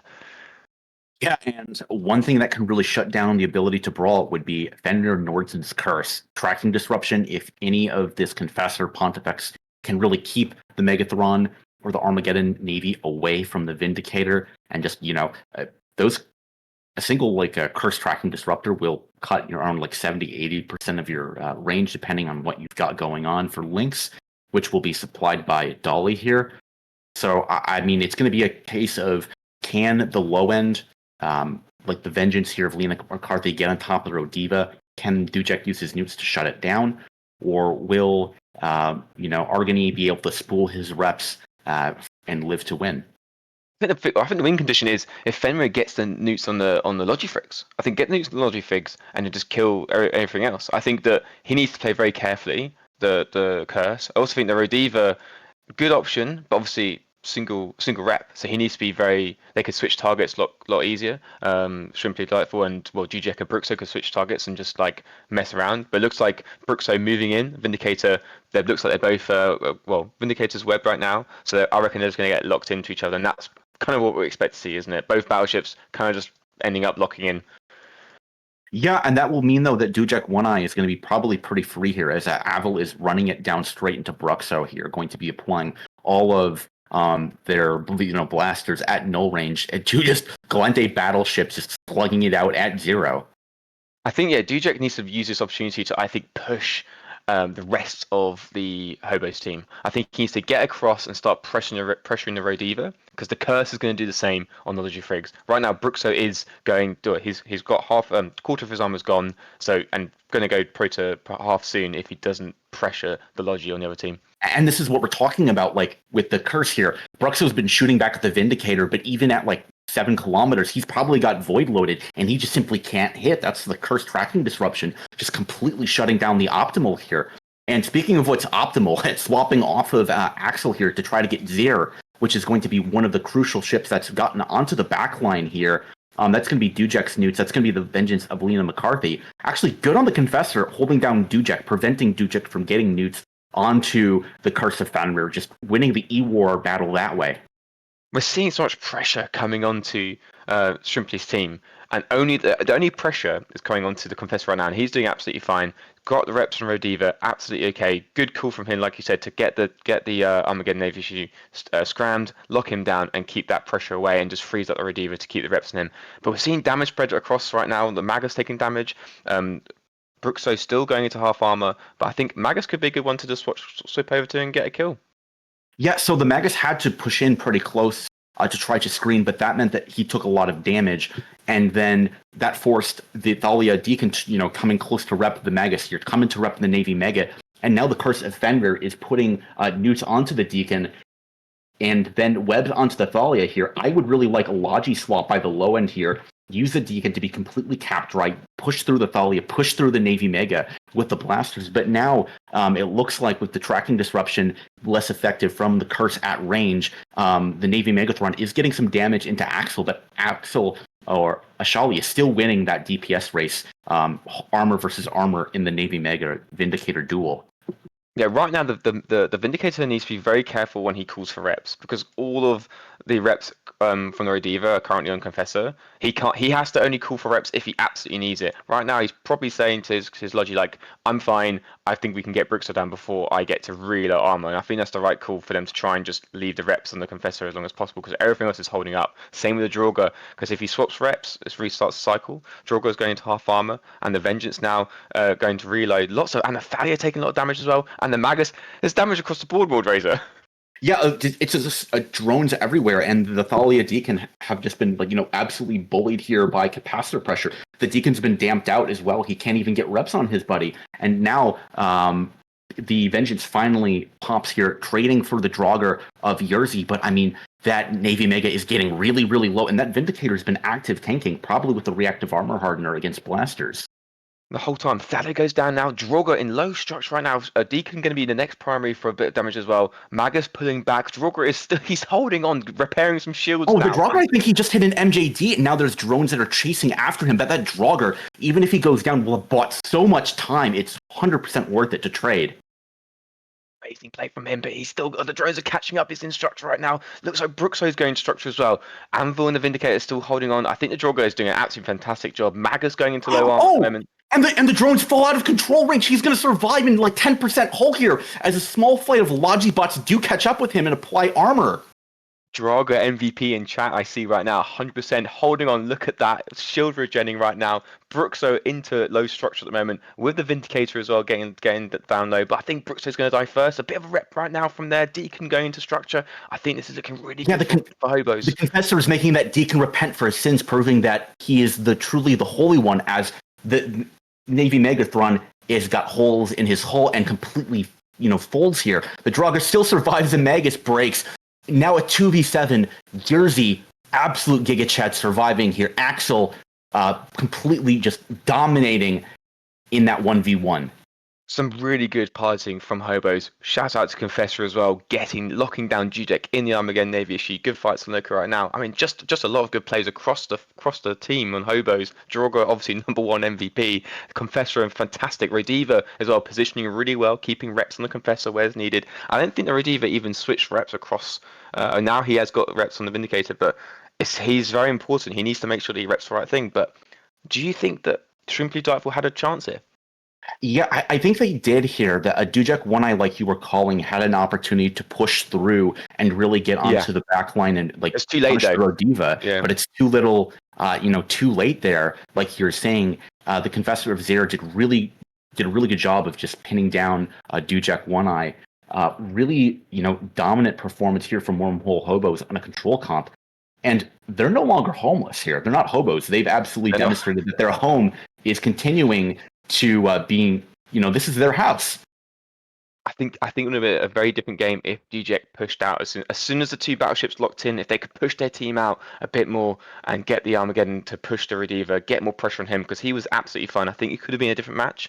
Both battleships obviously DPSing each other, and also, like you said, the TDs from the Curse playing an absolute pivotal role on reducing the range. 30 seconds left on the clock. I mean, Dujek still going into low armor, but just the Draugr, I'm so impressed with that amazing plays from him.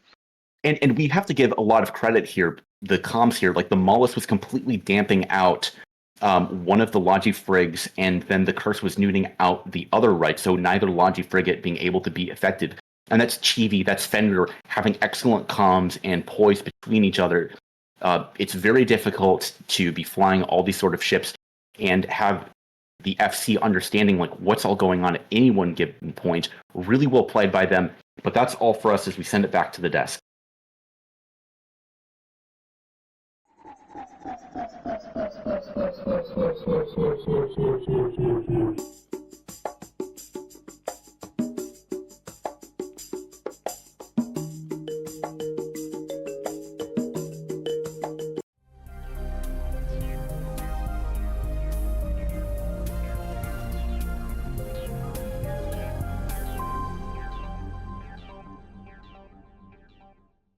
We're gonna walk through the planet. Are you ready? Yeah. See somebody's house on the way. What do you think it would feel like if a ship warped through your house? I might have some weird effect. Like imagine, maybe they just get like sneezing. Like they get explosive diarrhea or something like that. I like the sneezing more. Yeah. Sneeze out of your ass, like. Oh no! Guys, what the? Hey, Whoosh. you started with the. All right, you know what? Jump. This never happened. Let's move on. Hello, everyone, and welcome back to bring it back to something that was said a couple of days ago on commentary. Shrimps certainly are older than dinosaurs, as Shrimply Delightful are now history. Great showing them from the wormhole Hobros, as chat is calling them. Kevin, can you talk to me just a little bit about what you thought of the Confessor there in that match? Absolutely. So, Confessors are one of the ships that is like, you don't want to shoot the Confessor. The Confessor swaps into defense mode, gets a huge bonus to its armor resistance, but it also gets a big bonus to its signature radius size, which means that if you start shooting with missiles, you're not going to make very much progress the moment it hits defensive mode. So we saw there that Dujek in the Armageddon Navy issue was trying to push around the Vindicator to try to get into that Rodiva and Curse and get newts on them, get missiles on them, get tackle, get rid of them, right? So they can kill everything else. But a Confessor comes up, scrams him.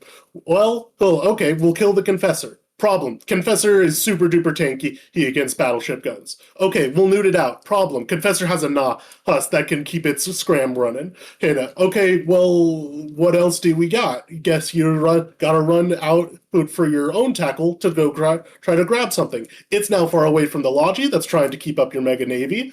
Yeah, and then it dies. Hey, so you don't grab the Draugr, or the Draugr gets away now, and now you've spent a whole bunch of time in your clip shooting things that didn't die, which is not a good spot to be in. And Baz, I think we got to talk just a little bit about Yuri Yavazi there in the Draugr from Wormhole Hobros. How was he able to live in what ended up being 8% structure? Yeah, it was a really incredible survival there. I think the awareness that if you can just pull distance and you get out of drone control range, the drones will fall off and then you'll be able to survive. I want to shout out as well the Logi work of that Rodiva there. He was able to swap to that Vindy at just the right time. There was that brawl between the two battleships on the other side on the Shrimply side, just versus the one of the Vindicator. But of course, the Rodiva completely unthreatened in that match and able to switch the reps exactly when needed, and somehow managed to keep both the Draugr alive and the Vindy alive. So great work by both the Draugr and the Rodiva pilot there. Excellent work. All right, so with that, let's take a moment just to look at some of the skins that these teams might have the opportunity, but that these teams have in fact won now by being able to go through things. And you can see these things are absolutely wonderful, so pretty, and oh my gosh, that's a hell of a close up there on your cat, Bazza. The cat likes the skins too. The cat is thinking of all sorts of devious things to put on the Skinner, definitely Skinner approves. marketplace. Yeah. So every team who's going to be walking away with one of these, one for each of the most picked hull types, and of course a Boogeyman skin for the ship which is the most banned throughout the whole tournament. Right now that's looking to be the Hugin, but who knows, the Tsar Mazda might be able to pip it. I'm sure that would be something that all of the wonderful Wormhole players would be excited to see. Anyway, let's take a look at the bans for this upcoming match, which could potentially be the final in the series of No Numbers versus Alpha on TQ. Now we have more Avalanche bans, so I'm just going to read those out for you as they won't be appearing on the screen. No Numbers, in addition to their previous Sentinel ban, have banned the Apocalypse, and Alpha on TQ have banned, in addition to Barghest and Cyclone, they've now taken out the Celestis and the Balgorn, so things are getting really tight here for No Numbers in what they can bring. Bazza, can you walk me through what No Numbers have brought, or banned even?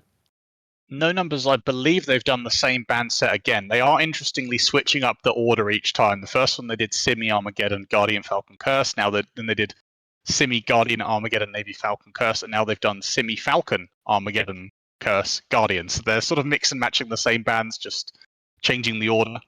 Yeah, it's going to be tricky with these 6 additional ships banned for this match. The Celestis is a pretty core component to a lot of these control comps. Especially, I think, for Alpha on TQ as well, with the Celestis plus Widow combination I think we saw earlier. Yeah, it's been one of the most popular ships for No Numbers to bring, especially in their preferred sort of 2 battleship control. We've seen it in the majority of those. Anyway, Kevin, can you talk us through Alpha on TQ's bans here? On Alpha side, we've got Tholos Hyena once again, and then Lachesis Arazu Malis. I think that they do not want to see bans, see any damps today anymore, because the Arazu, the Celestis, was banned by the Avalanche, and so that leaves only 3 damp ships left up, and they have banned all of them. No more damps allowed. So we might be looking at something a bit more projection focused here. I can't help but notice that Rapier and Hugin are also unbanned. So what I smell is Armor Kite with Hugin or a Rapier to backbone it.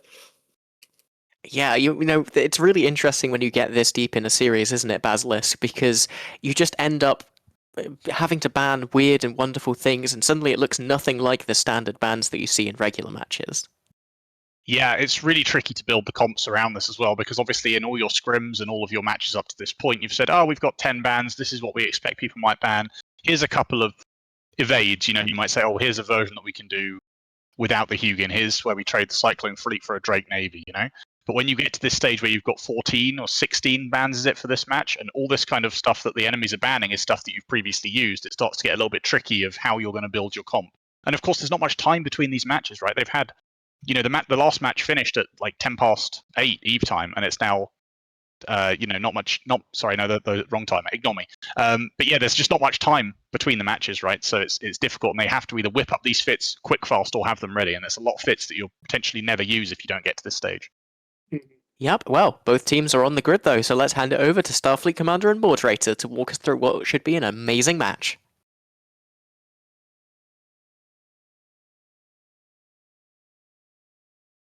Hello, I am moderator, joined by CCP Jotun here for what could be the final match of the upper bracket of Anger Games 7 here. We are looking at No Numbers running a comp that has been flown often by Tuskers. Hugin, crucially here, was not banned, and that's been pretty much a staple ban so far, but something that THL has just not banned so far. I'm wondering, possibly, if you're bringing double jams, are you just okay with it and running jams against that in your lows here, Jotun? Yeah, fascinating comp here by both these teams. Obviously, THL bringing the same sort of armor control we've seen from them, with a variation this time, swapping out the sort of battleship core for an Absolution and a Vedmak. No Numbers notably bringing armor Orthruses and armor Cyclone Fleet for max projection. They have so many mid slots available on this team. They are all heavy missile fit. This is sort of a weird armor kite, but they can kite the absolute shit out of things. They have so much range, so much application. This is a weird but cool comp. And crucially, the jams on the Blackbird and Rook are just not applying, because one of the things that you're able to do as a carries is you're just able to damp them. Nothing really probably is able to lock the carries. You have just faster scan speed on a carries than you would on a cruiser. And I mean, part of the Tuskers, core that No Numbers is running is that you jam all your mids with E-War slots here. Yeah, and then you've got Zayf and Katapi in the Crucifier, who's hopefully putting tracking disruptions on the Absolution. If they put tracking disruptions on the Absolution, there's really, as long as they can keep distance, there's really very little that they're going to be able to hit, because even with beams, the tracking disruptors are going to put so much pressure on the maximum range of those medium lasers that you can already see the No Numbers team is kind of clumped up in the corner of the arena over here. They're putting distance between them and the THL team, and really they just sort of have their pick of targets at this point. But again, they don't have a ton of DPS. They're just heavy missile ships. They're not even they don't have a lot of damage mods in these heavy missile ships. So they are relying entirely on application for this. Okay, this comp. and now Nith Hinken has gotten, it looks like, double webs, and they're going to try to maybe headshot him. All the volleys had been held back, but now really committing heavily onto him as they are fully applying. But the Oneros, crucially, is not affected by any sort of damps whatsoever. He's continuing to apply reps. The Crucifier is taking some drone damage. Is that possible jams landing onto the auger? It looks like no reps will cause that Crucifier to drop. I mean, that's a big deal, because if you lose the Crucifier, then you lose the pressure that they put on the Absolution. That Absolution is still now going to be able to project out its entire range. That's going to put extra work on the carries. But again, Arwen Estalia in the carries becomes the next target and will drop almost immediately afterwards. That is a huge deal for this No Numbers team, because now they've lost all of the things that were suppressing THL, suppressing their ability to project out onto them, and now all they have is their damage, and their damage is not very good. No, the problem is that when you really run these armor comps, right, looking at the attack bar of No Numbers, I mean, they're going to be on rapid heavy reload. You have only so many slots on an Orthrus, and you have to make them to plates. You have to put like a resist mod just so you can catch anything. But like Young Renegade is not applying any reps so far. It looks like he might even be permajammed. You just don't have a lot of links. Crucially here, you're really only going to have a Cyclone fleet for links in this setup, so you don't have a lot for sensor hardening, because you have to have evasive maneuvering. You have to have rapid deployment to be able to kite these sort of teams. Yeah, without the damps on the Blackbird, they were going to be in a ton of trouble. Even if Aethel Kura is able to sort of kite out this incoming damage in the Orthrus, it's just so much damage now, or not so much damage, so much ability to project and sort of exert their will over this no numbers team. And again, now you can see everybody sort of all start to close in on each other. The no numbers team has tried to seem like they almost kind of pushed across the middle here. But then again, right through the sort of the danger, central range of the Absolution and the Vedmak both, and that's a bad place to be for them.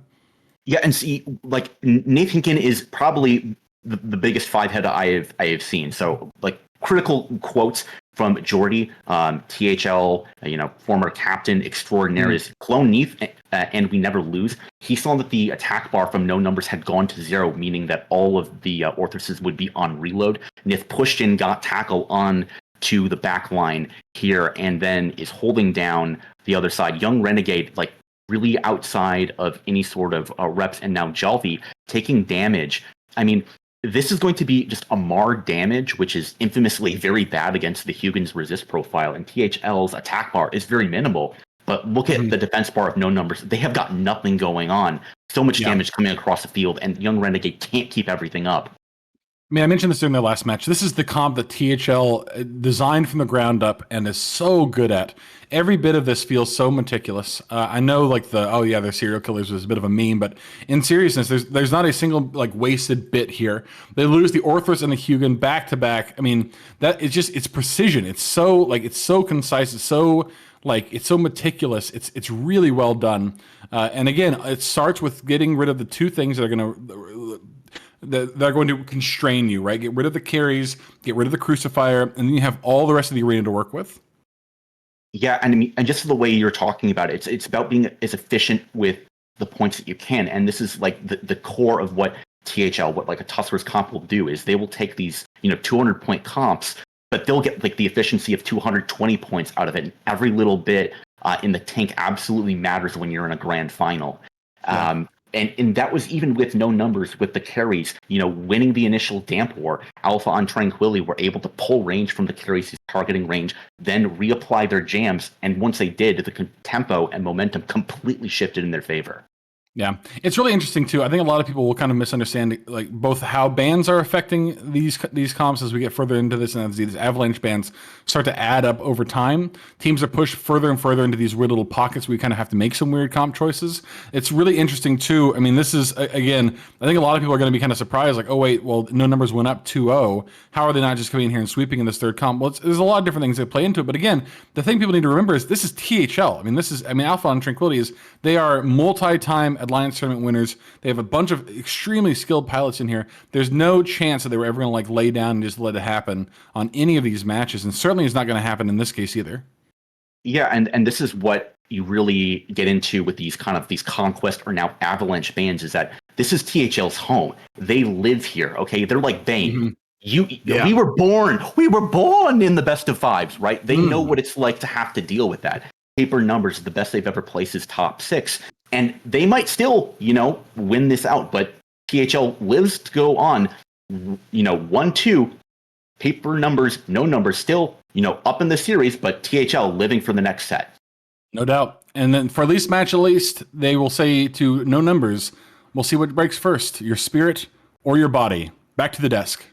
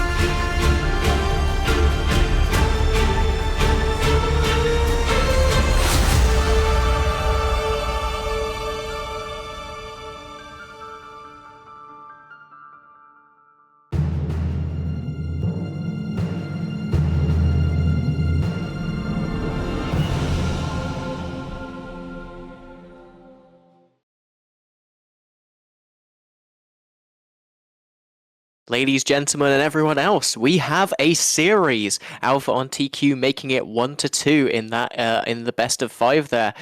Could this go all the way to 5 matches? I know that's what I'm hoping for. How about you, Kevin? Absolutely, I'm hopeful, and I just want to say someone should pick up the phone because I called it. I didn't even see the arena. I knew what was coming, and I think that Alpha saw it too, and that's why they brought such a heavy counter comp here, or with jams to try to pin down the Hugin, not let it web down the things that are getting close, and to also get jams on the Crucifier, which frees up the DPS to actually kill it. At the same time, the Og's getting jammed. All that coming together perfectly. Yeah, and Baz, I know you wanted to talk just a bit about how any sort of difference in execution and any sort of failure just really impacts a control comp like this. Can you walk us through how that went? Yeah, so a lot of comps are not control-y at all. And for example, let's say something like the Sleipnir Rush. All of your ships, you're just pushing in. You've got a certain amount of EHP, a certain amount of damage, and you're just trying to apply that damage onto a target. If a Svipple dies, it doesn't really affect your Sleipnir, right? Whereas with these control comps, they have to be meticulously crafted such that all of the pieces interact with each other and support each other. So you've got, for example, you've got a Crucifier in there, which protects all of your low tank armor Orthruses, Augurer, from guns coming in, right? But then how do you protect your Crucifier? Well, there's jams coming in on your Crucifier, right, from Blackbird and the Rook. So then you've got a Keres to protect your Crucifier against the ECM. And then how do you protect your Keres from being jammed? Well, you need to have Recebos on your Orthruses. So all of these parts work together and buff each other up effectively and defend your whole comp collectively from individual components of the enemy comp. But then that means when one of those parts dies, as we saw, I believe jams landed on the Augurer, the Crucifier died, everything quickly falls apart because suddenly you don't have TDs on the enemy guns, they can kill your Keres, the Rooks are going wild because there's no damps on them anymore, and everything just falls apart very, very quickly. So in those control comps, you have to play everything right. If you get one thing wrong, it can just fall apart rapidly. Yeah, these control comps can sometimes feel like a house of cards. All it takes is one little weakness to get exploited, and then things go absolutely two-part. Anyway, Kevin, something interesting here now is that No Numbers has their first opportunity to ban 2 ships with the Avalanche bans. Would you be looking to kind of remove ECM from the pool here, given how powerful Alpha on TQ has seemed with it, or would you be looking to do something else? As far as what they brought, the only things that I'd be thinking about, like, ooh, I don't want to see that again, would probably be ECM, as you mentioned, that Rook, and maybe the Absolution, because a lot of the ships in that composition were fairly interchangeable. The only real, key element was that Rook that it could not be replaced. Maybe you swap it out for a Falcon, but you can ban a Falcon, and then you have this ultra squishy Blackbird that doesn't have as strong of jams anymore, and the comp doesn't work as well. Stuff like that where this number of bans is so impactful for this setup. It's hard to find what you can bring still. What if I ban the Rook? Do I have a bunch of ECM comps that I want to bring still? That I think I can leverage, or do I want to get rid of it now forever?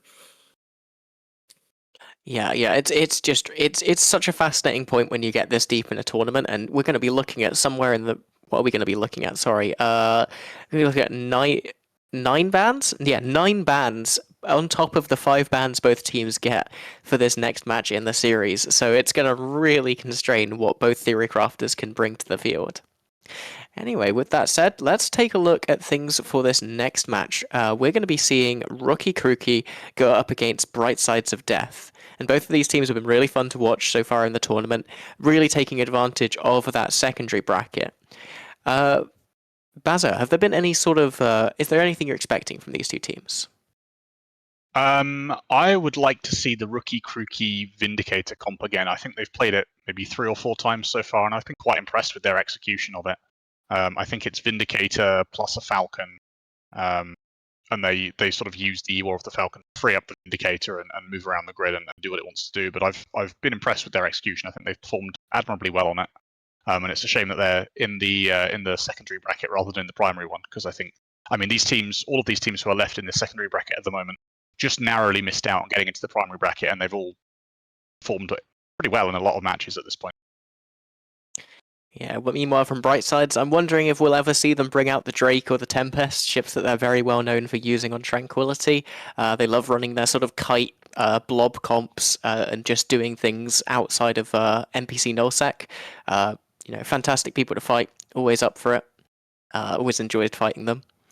Anyway, Kevin, are there anything that you're kind of excited to see? Anything we've not seen so far in the tournament that you think one of these teams might be brave enough to bring out?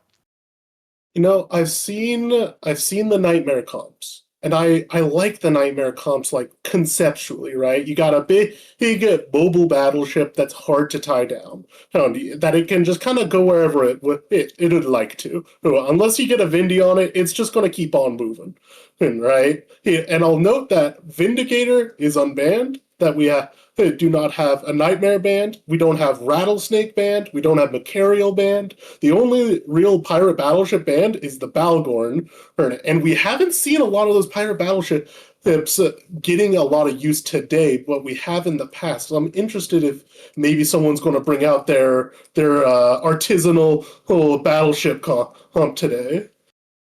They're organic, free range battleships.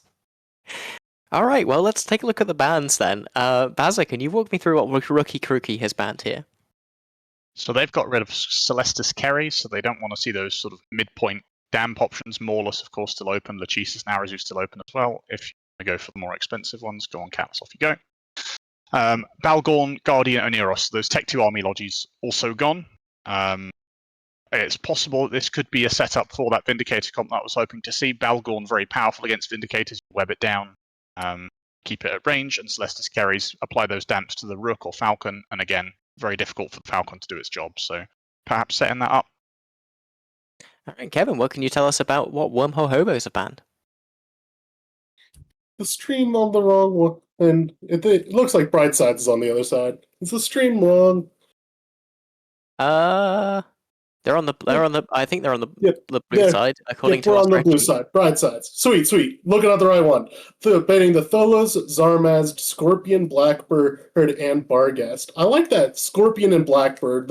The more mainstay jams. We've been seeing a few more of these like Rook, Falcon, and super jam heavy compositions, but the Scorpion and Blackbird are a lot cheaper and can get a lot of work done still, especially Scorpion, which is tanky, hard to break it quickly, and so when it gets jams off, what are you going to do? Shoot the giant brick battleship that's holding you down? Well, no, that's not a great position to be in no matter what happens.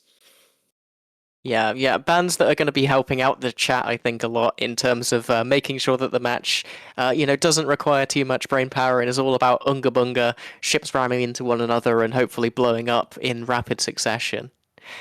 Basilisk, who do you think is going to take this match? I'm going to go for Rookie Crookie. I've been impressed by them, to be honest. Kevin, who do you think's going to win? I'm going to take the other side because I want to take the other side for the most part. There is no rush bans other than Tholos, so I think we'll see a bloody one no matter what happens. We could also see a kite comp though. No Hugin Rapier ban, much like the last game between No Numbers and Alpha on TQ. Perhaps watching and thinking that they've got the same the same juice. Of course, these teams do still have things to fight for, still fighting for skins, and of course for glory, the most important thing in EVE Online. Anyway, it looks like the teams are on the grid, so let's hand it over to our commentators to watch this match.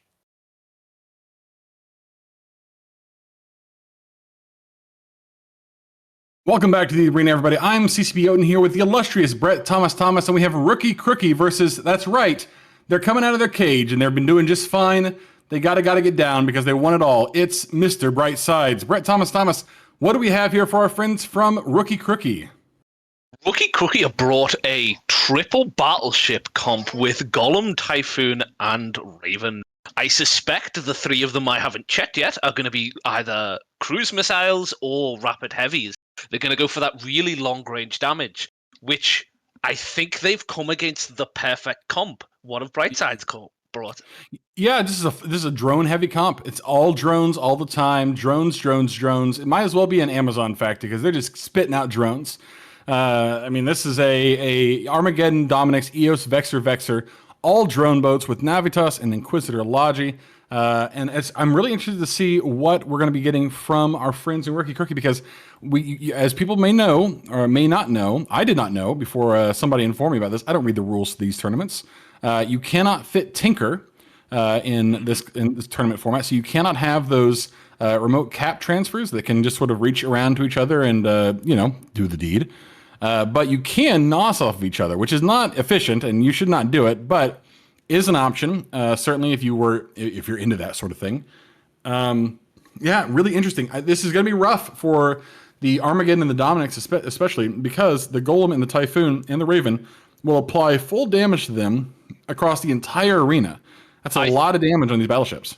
I think something we have to be aware of is Rookie Cookie do not have logistics and they do not have links. So I suspect they're going to be cruise MJD and they're just going to try and stay away from the drones as long as possible, which is going to be crippling because by the moment the drones hit them, they're going to jump away. Yeah, absolutely right. And drones are not nearly as fast as missiles. Missiles aren't fast, but they are faster than drones. That's a goddamn guarantee. Shout out to Alterary Phoenix in chat, by the way. He's also sexy. Appreciate that. And here we are. We have the teams approaching each other immediately. Both these teams moving in different directions. We can see that the team from, a bit of a cheeky micro jump from the Armageddon of Fox Pure getting into the back line. Small problem, though, for you there, Fox Pure, my friend. You are all alone back here. Okay, never mind. Dominic's, then also MJD's over. So they're just they're making their way over here. They're going to try and get up into the mix a little bit. Yeah, they are throwing their missiles immediately into the Dominics, trying to focus on what they can actually hit first. Yeah, honestly, and I'll tell you what, Brett Thomas, this was a smart play because we just talked about how slow drones are, and they are. But you know what makes up a lot of that travel distance is just the micro jump unit. So just jump over, then drop your drones, and then deploy and have them do their dirty work. Already you can see a cloud of drones. Although I say that, a cloud of red drones from the Rookie Cookie team surrounding this Armageddon. Fox Pure, who was the first brave warrior to dive into the back line, immediately getting kind of shellacked back here by these missiles. Oh my goodness, that's a lot of damage. Yeah, they're really focusing on the Armageddon because the Armageddon with that new power is, I believe, the one thing that can shut these down. These Ravens with these Ansils can boost, and then when it runs out, it will still have the cap to keep boosting. But if that Armageddon stays on the field and newts them dry, they won't be able to do that. So they're focusing down that Armageddon, and it's just went down. Yeah, that's a big deal. I mean, they still have a lot of damage. The Dominics, the EOS, and the two Vexers still put out a lot of drone damage. They're going to have to be very judicious with this drone damage. They have to make, the thing is with drones, though, there's no amplifying it. You're going to get what you're going to get, right? You can't heat your drones. You could yell at them. They won't help. It will hurt their feelings, but it won't help them attack any faster. They're now putting all those drones on the Raven of Loser 18Q, and you can see getting down into half shield, but again, now you've got the Dominics of Sagrat Aspi in low armor itself. Again, this is a bad comp to run into if you are a battleship, because you've got three missile battleships, three probably cruise missile battleships, who can just apply so much damage. It's kind of disgusting there, Brett Thomas. Yeah, we're seeing the Raven drop into low shields now, and the Dominics is just about to die, and it does go there. We did see the Hound go earlier, which was those two Vexers throwing all their light drones at it. They're just slowly burning their way through the top end, while Brightside is slowly burning their way through the bottom. Yeah, drones in many ways are kind of like rambunctious children. You can yell at them as much as you want, and really the only time they're going to get any results is in therapy years later. And right here, it's just not the play that you want to bring out. These drones are. They're going to do the job, but they don't do it quickly enough to counter, again, 3 missile battleships worth of damage.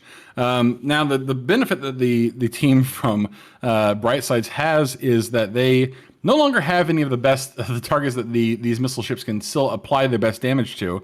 It's probably not going to stop them, because they can still put a lot of damage into the Vexer, and certainly into the EOS. You can see the one Vexer of Yai Moyamipka already went down. Even if this Raven drops, yeah. The issue being is everything's on top of the 3 battleships trying to newt them down beforehand, which means the moment they they swap to a Vexer, it's like 3 sets of webs, a grapple, and a scram. it drops to 0, it gets painted, and they can actually apply really good damage to these cruisers. And it's tough too for the Logi, right? Because missiles in general are well known for their high alpha damage. Outside of some of the sort of the lighter missile comps, the missiles as a whole are not known for their sort of rapid DPS. They're known more for volley. And in this case, the volley is significant. And if you're one of these Logi frigates, you have to now adjust to the fact that you have at any moment these 3 battleships, which are sitting right on top of your 2 battleships, are now they can and again they can sort of almost fast swap, right? Which is something that you see a lot from gun comps, but you rarely see them from missile comps. But because they're sitting so close, and they can kind of fast swap damage, and it's just so much volley going in all at the same time. It's hard to keep up if you're a Logi frigate. Now, you will see this Caracal that's dropped into low structure might actually survive here, because the EOS does have Praetors out, and that Caracal is running as fast as it can. So the Praetors are trying as hard as they can to shoot it, and I just don't think they can catch up. I can see a single one following it, while the rest are shooting the Typhoon. Let's see if the singular hero drone can get along and hit it. Yeah, and this is what's crazy. I mean, you can look at this EOS up here of Midas Bartholomew, just the last loyal warriors standing for our team from Bright Sides, trying to kite away, but there's no room that you can kite. You can't kite. You can't outrun cruise missiles. This is the great horror of cruise missile battleship comps, is it does not matter where you are in the arena. They can see you, they'll find you, and they will brutalize your corpse. And that's going to be rough for this EOS pilot. It doesn't matter where you run, I can still shoot you. You absolutely can. That's going to wrap this one up here pretty soon. We are getting close on time, but it won't matter. I believe this EOS will go down here fairly shortly. A convincing win, Brett Thomas, again, from this team from Rookie Cookies. This is a good comp. We've seen worse versions of this comp before. I think the best versions of them all have to commit to the bit. They brought the Vigil. They did what they needed to do. They had a lot of damage on this grid. Notably, by the way, no Logi from this team from Rookie Cookies. It was all gas, no brakes, and I love it. Yeah, we're going to see this EOS finally go down. It is MJDing. We're going to see if it can... Oh, no, it's dead. Yeah. Or it was a good effort. It didn't get a chance to hit the boundary. No, it didn't. That was a convincing win for our friends from Rookie Cookies, but we'll go back to the desk to break this one down and hear more about why missiles are goated.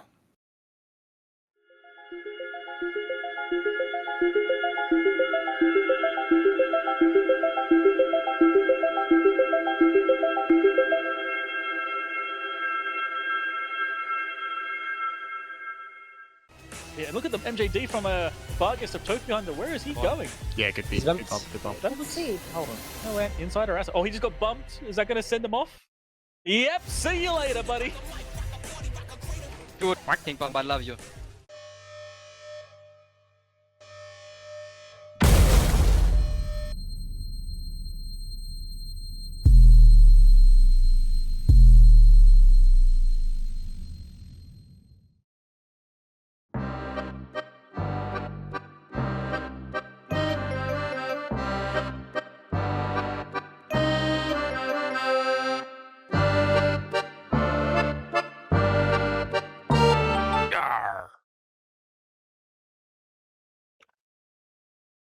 It started out with a kiss. How could it end up like this? How could it end up like this?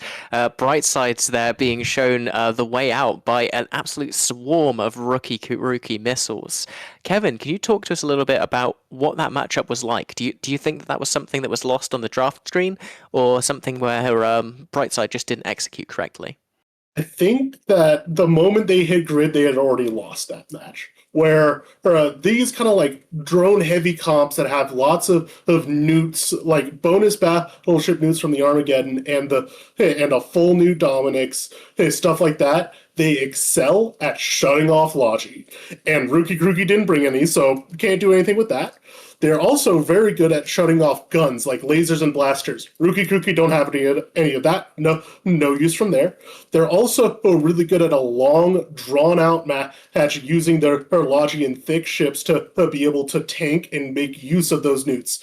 And they just kind of got ran over by 3 cruise battleships applying fully to their own battleships. And the Logi frigates, don't get to MJD with everyone else, so they get a head start on the Armageddon, and because the Armageddon kind of has to MJD they don't want their drones to be cruising up for half the match, and they don't want to be taking cruise missiles for half the match while they're trying to get DPS on, so they don't have any options there. This was an incredibly one-sided match from the moment they hit grid.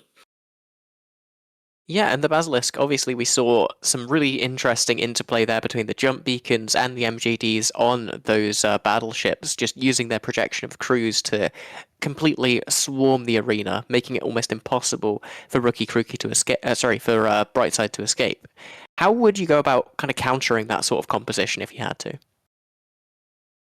I mean, to add on to what Kevin was saying, I do think this was a really rough matchup for Brightsides coming in. I do think they had a really good idea at the start of just jumping in the Geddon, the Dommy, removing the drone travel time, trying to land tackle on those battleships and stop them MJDing away. But yeah, they just got face checked by the amount of damage coming out from those 3 cruise battleships, like Kevin was saying.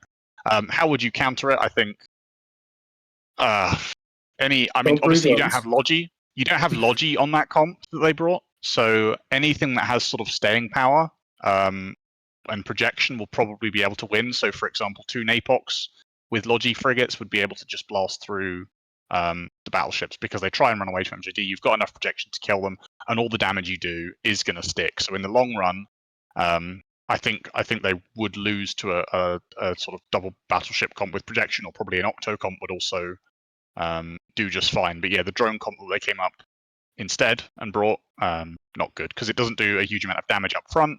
The nukes aren't particularly effective.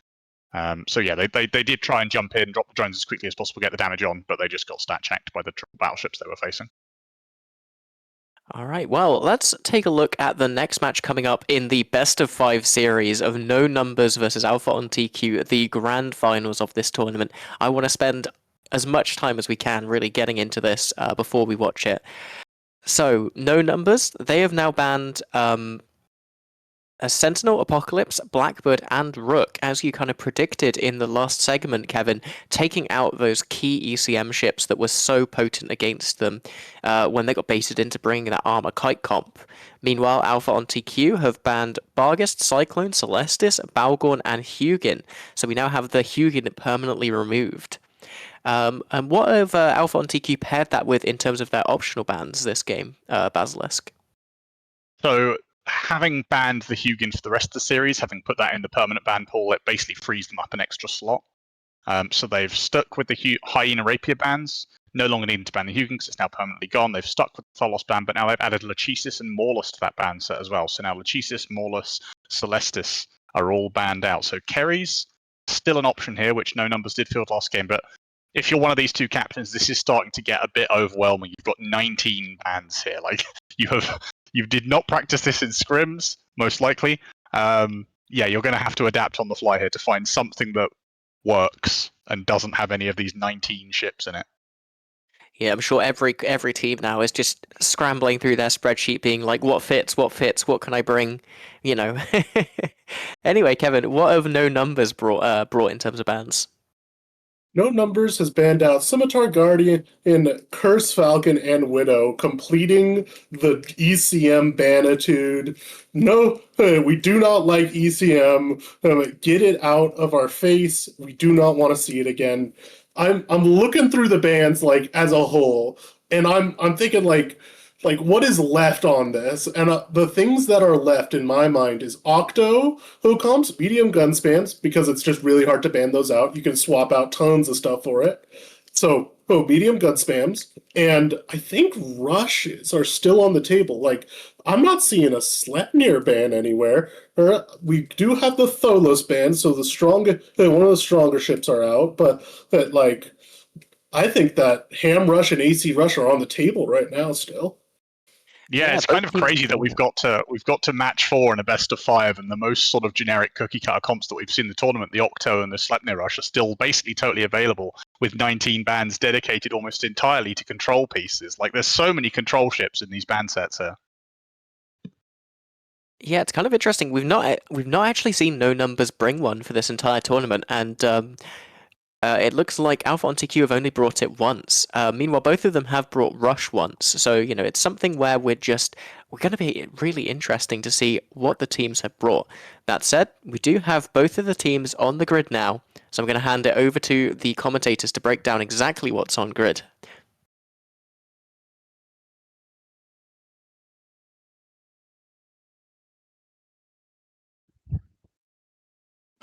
Good afternoon. Thanks, Des. Keith Stone here joining you, replacing our legendary CCP Jotun, joining Brett Thomas here on the field. And Brett, it looks like we're seeing from the red team here a drone comp with triple Ishtar, Eo, Thalia, Deacon, Dragoon. What are you seeing on the blue side? Yeah, no numbers are bringing a Navy Armageddon, Fleet Typhoon, or Augurer, Stabber, Pontifex, Purifier. So that kind of battleship core with logistics and a little bit of links. I feel like we just saw this latch match, how that played out. So it'll be interesting to see the drone comp going up against a battleship core with a couple bombers on no numbers. As this match, we're waiting here to get started and kicked off. Really interesting how drones will play out and see if our Alpha on TQ will have better luck. Yeah, an interesting thing to note is no numbers are bringing rapid heavy this time. So we're going to see the difference between a rapid heavy comp and a cruise comp, which was the previous match. Yeah, definitely. As the match starts here, it looks like drones going out from Alpha on TQ, which is, well, to be expected.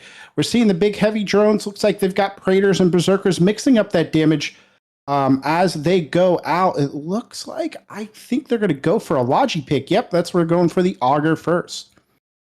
Those drones are flying straight to the back line and going straight for the Augurer. They've dropped all the drones and then burned straight backwards. So they will get quite a few shots on that Augurer before their drones de-aggro. Let's see if they can kill it in time. Yeah, interesting choice by no numbers as they lose as looks like they're going to probably lose that Augur. They're going to go down on a Dragoon in potentially, not sure what the Dragoon's going to bring for Alpha on TQ, but that is where that damage is as that Augur gets into half armor. Yeah, it is just burning away, trying to keep itself safe. Maybe it hopes it can get out of range and those will de-aggro. I'm seeing some of them drop off now, so maybe it's safe. But some of them are still... I'm seeing most of them drop off. I think that Augurer will stay alive here. Yeah, that Augur, I don't know. It looks like he's burned out of range, rep range. Looks like the drones are going to be going down onto a Stabber fleet issue, or maybe there. Yep, the Stabber fleet's going to be taking damage. They're reassigning those drones. We'll see if that Augur can get back in range as the no numbers teams put damage onto the EOS right now. And looks like they're going to finally go into Thalia, which would have probably gone on a little sooner. Yeah, it looks like they're just firing their rapid heavies at the EOS, shooting the thing it can hit while they're dropping their small drones on that Thalia and just trying to spread their damage out a little bit. We are seeing drones finally get back on the Augurer. The Augurer bent back in to get reps on that stab. That Ishtar was boundaried. Yeah, no, the Ishtar just gone off the screen. Unfortunate move by Alpha on TQ. Looks like they were positioned down there at a tournament or one of those micro jump beacons, so they may have had a misplay there, which is unfortunate as damage goes back, as you said, onto that Augur with Alpha on TQ trying to make a Logi play. Hopefully they can do it quickly, but losing an Ishtar, you'd be kind of tough here. It looks like as it goes pretty close. They are outrunning the Armageddons. The rapid heavies don't have the best range. They've bent round now. It looks like that Ishtar just didn't turn away and curve around the outside. It was pushed itself too far and boundaried that way. This Augurer is going down, and the battleships are just desperately trying to push forward. They've got their drones on this EOS. They have thrown the Stabber fleet issue forward to get tackle, and they're just hoping they can get close enough to finish the EOS and start working their way through the smaller ships. Yeah, it looks like that EOS is caught by a Stabber fleet issue. So doesn't look like he's going to get away. Wonder if those Ishtars were 100 MN. Maybe that had some issues with the navigation there. It looks like drones are on a Purifier. That Purifier is going to go down quickly. So it's taken some torpedo damage off the field. Definitely a close fight here. Could be anybody's match still. Yeah, they are going on Kadesh Priest and Brainstorm in the Ishtars now. They're just shooting whatever they can, throwing all their drones on everywhere and hoping to lock stuff down. They think maybe if they can kill enough of the DPS, even though they don't have Logi, the battleships will carry the day. And as some purifiers go down, it looks like that might be the case. Yeah, 100%. The Purifier goes down with just the battleships left, with the Ishtars and the two Thalias running away. So really edge here on Alpha and TQ with their Logi still up, because the Rapid Heavies weren't able to get on and take down those, deal with that Logi. And we're going to see the consequences of that with Kadesh obviously still going to have a ADC, assault damage control there, which is going to give him some more buffer as he continues to take damage. And those drones, they're just going to continue to kite around. And it looks like they're on the Stabber fleet, which is probably the only thing that can catch those Ishtars at this point, as one Ishtar just got handed off there. Yeah, the Stabber fleet is fast enough, and the Pontifex is fast enough. But it's a question of whether the Pontifex actually has tackle here. The Stabber is getting on top and locking stuff down so the battleships can get close.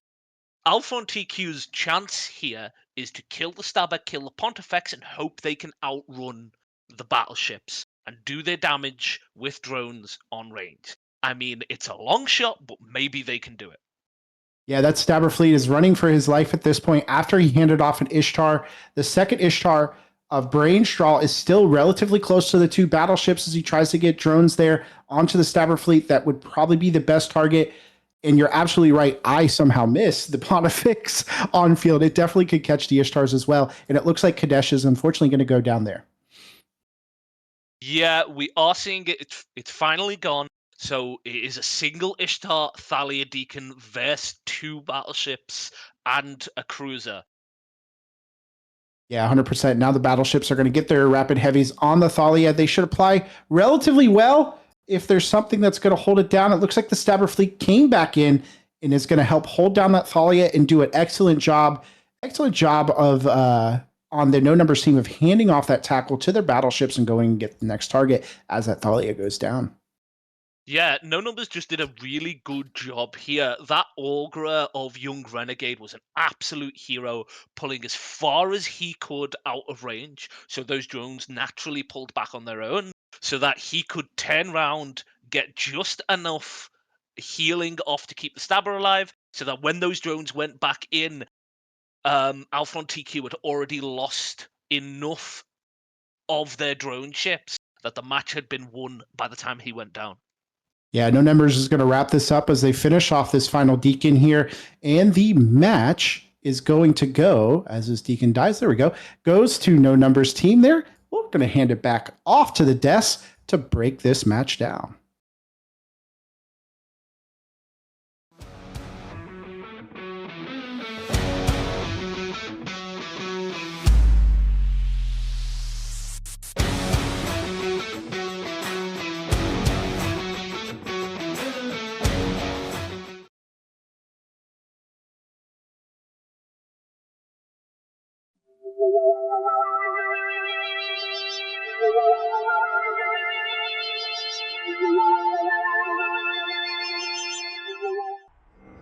I'm Nalio V, and Test Alliance, please ignore, is recruiting.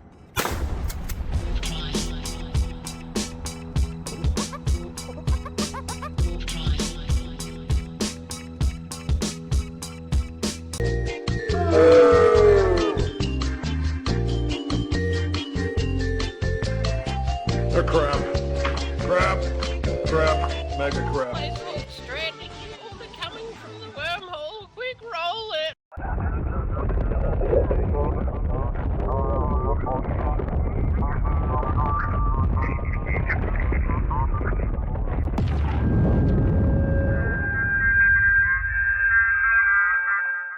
Keep going. Hold your head still. Oh yeah. Okay. Sorry. Let me over right here. All right.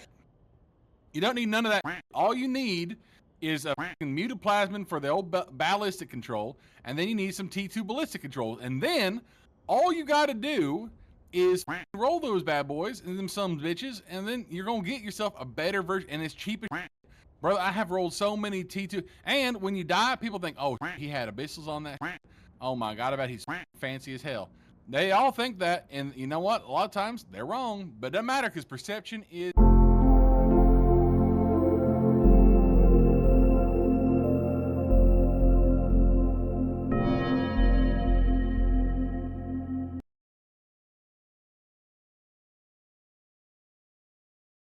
Welcome back after that amazing match. Unfortunately, there, Waraput taking a walk out of the arena and taking Alpha on TQ's chances of victory with him, as No Numbers is your Anger Game 7 champion. Congratulations to Arwin and the rest of the team for that match. Kevin, can you break down that victory for me? Other than obviously the unfortunate boundary there, a result of 100 MNs, how difficult they are to control, and I'm sure all of the fatigue that's happened as a result of, 4 matches in under a 2-hour period. What was the result there? I think that we saw a very similar to the last time we saw a drone comp in the arena. The drones get locked onto the T1 Logi Cruiser, and then the T1 Logi Cruiser runs away for a while, and then the drones drop off. They have to target a new thing. The cruiser gets to come back, and then it needs to run away for a while again. And by that, allowing its team to get in close, it took a very, very long time for those battleships and the Stabber fleet to actually pin anything down and start to actually kill it. The Dragoon doing an excellent job, even though it's a T1 Desi, doing an excellent job of screening back. It has no bonuses for scram range, no bonuses for web range, but it got done what it needed to. Bought loads of time for those Ishtars to get drones where they needed to be. But whether that's using heavy drones instead of mediums, whether that's doing a too late or too early target swap, it just could not fit together. The puzzle pieces just did not fall into place, and they did their best, but it was not enough. That Ishtar was just the icing on the cake, I think. This was winnable for sure, but it just needed a little bit more. Yeah, and the Baza, any thoughts on that match?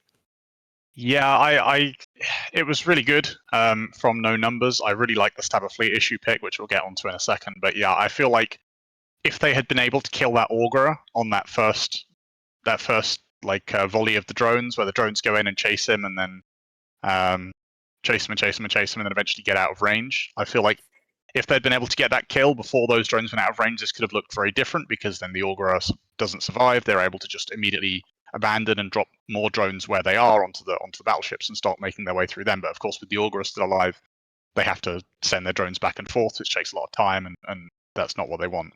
I do question whether maybe mediums would have been a better call there. We saw Berserkers and Praetors come out, and yes, they are from an Ishtar. They are fast. They do have good tracking, but it wasn't quite enough. Ultimately, I don't know for sure whether mediums would have been better if the potential damage you would lose from using them is worth the speed and the tracking you would gain. But yeah, I feel like that's the main difference. If I was to play it back, I would have tried running mediums instead and see if that helps you kill the Augurer that little bit quicker. Because great performance again from young Renegade in that Augurer there to survive so long. The local reps coming out, the positioning, knowing to just pull range, get out of drone control, pull back in, get the reps where needed, and just buy so much time for his team.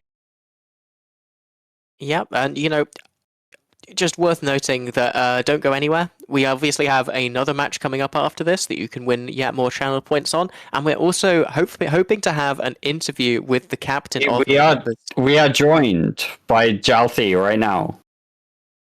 Hello, Yalthi. Yo, what's up?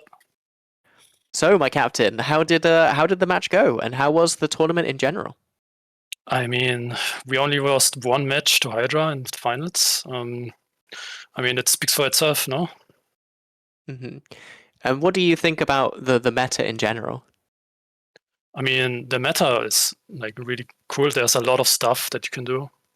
We had still so many comps that we still haven't played. Not that meta, but there was just so much you could do this tournament. It was really cool to play. I want to jump in here and ask, I don't want you to give, obviously, too much detail about that, but in terms of the ideas that you had that you hadn't used, what was, one of the big things that stood out that you could have used that you didn't here? Some cheese strats we still had in the back. Really cheesy. I don't know what else I can do in detail. I just don't want to talk about. Yeah, I know you don't want to talk about anything, but if you're talking about cheese strats, one ship from a cheese strat that you didn't see used during the tournament. Do you remember One the chip. Odin's game? Yeah, with Scorpion. Oh, right. I know. Okay. Some cool stuff. Some very cool stuff. Anyway, Baza, do you have any questions for Yalthi whilst we have him here? Yeah, I guess as I alluded to in the previous little segment before you joined, the Stabber Fleet issue. I really like the Stabber Fleet issue. I think it's a really interesting pick for this comp. What made you go for the Stabber Fleet rather than sort of the Vexor Navy, which I think is a little bit more conventional that we generally see more often? It's 19 points. The Celestis was permabanned, so we needed something that is fast, is insanely tanky, and can web something down. So Stabber Fleet 19 points. We come up with 200 points. It's perfect. It's kind of all-in comp that we brought. We expected them to bring something cheesy again with gems or try to move around. So we just went all in, another all-in comp, and I think they fumbled, yeah.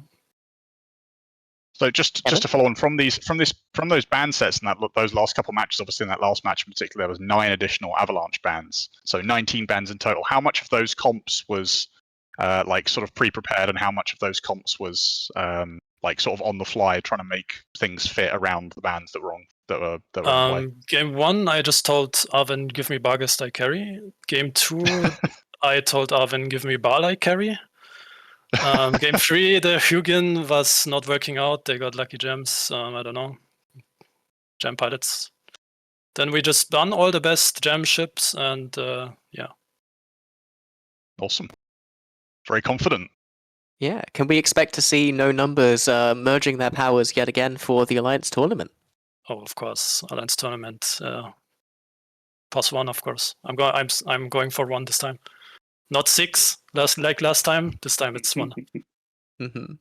And where can chat expect to find you or whoever has custody of the Laylaps that week, flying it on Tranquility? I didn't. I actually won a Slaylops, right? Oh my god. I don't know. Ask me in a few days. Yeah. Any plans with the rest of the ISK? The 6,250 plex and 50 billion? Like, I don't play on TQ. I don't really have. I have 1 trillion, and I don't know what to do with it. From the last 80s, it's like whatever. I give it all to my friends. Yeah, that's it.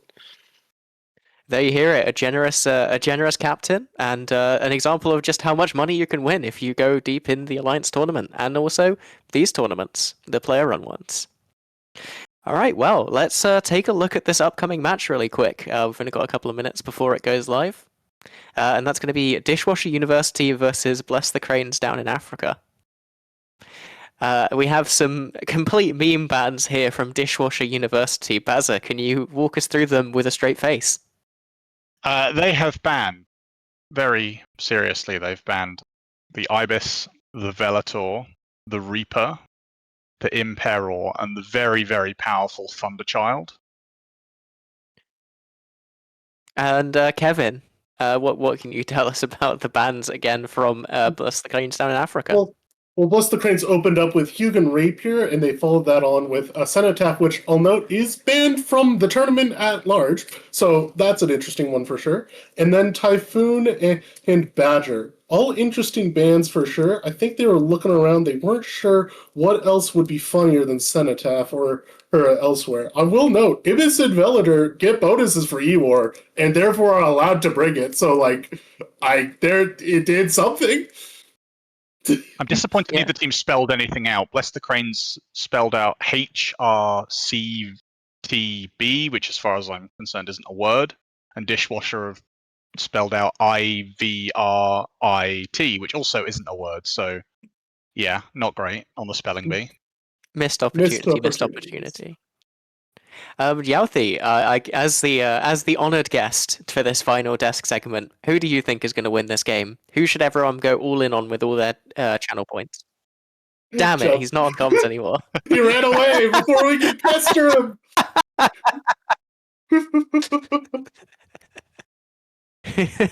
Okay, Baza, do your best Yalthi impression and guess. I'm not going to do a Yalthi impression. As you can tell, we're kind of winging it at this point. I'm going to go for Dishwasher University.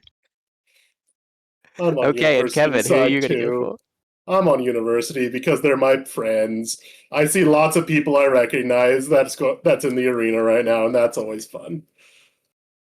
All right, well, let's hand it over to the arena one last time and watch some spaceship explosions. Heck yeah, we gotta love.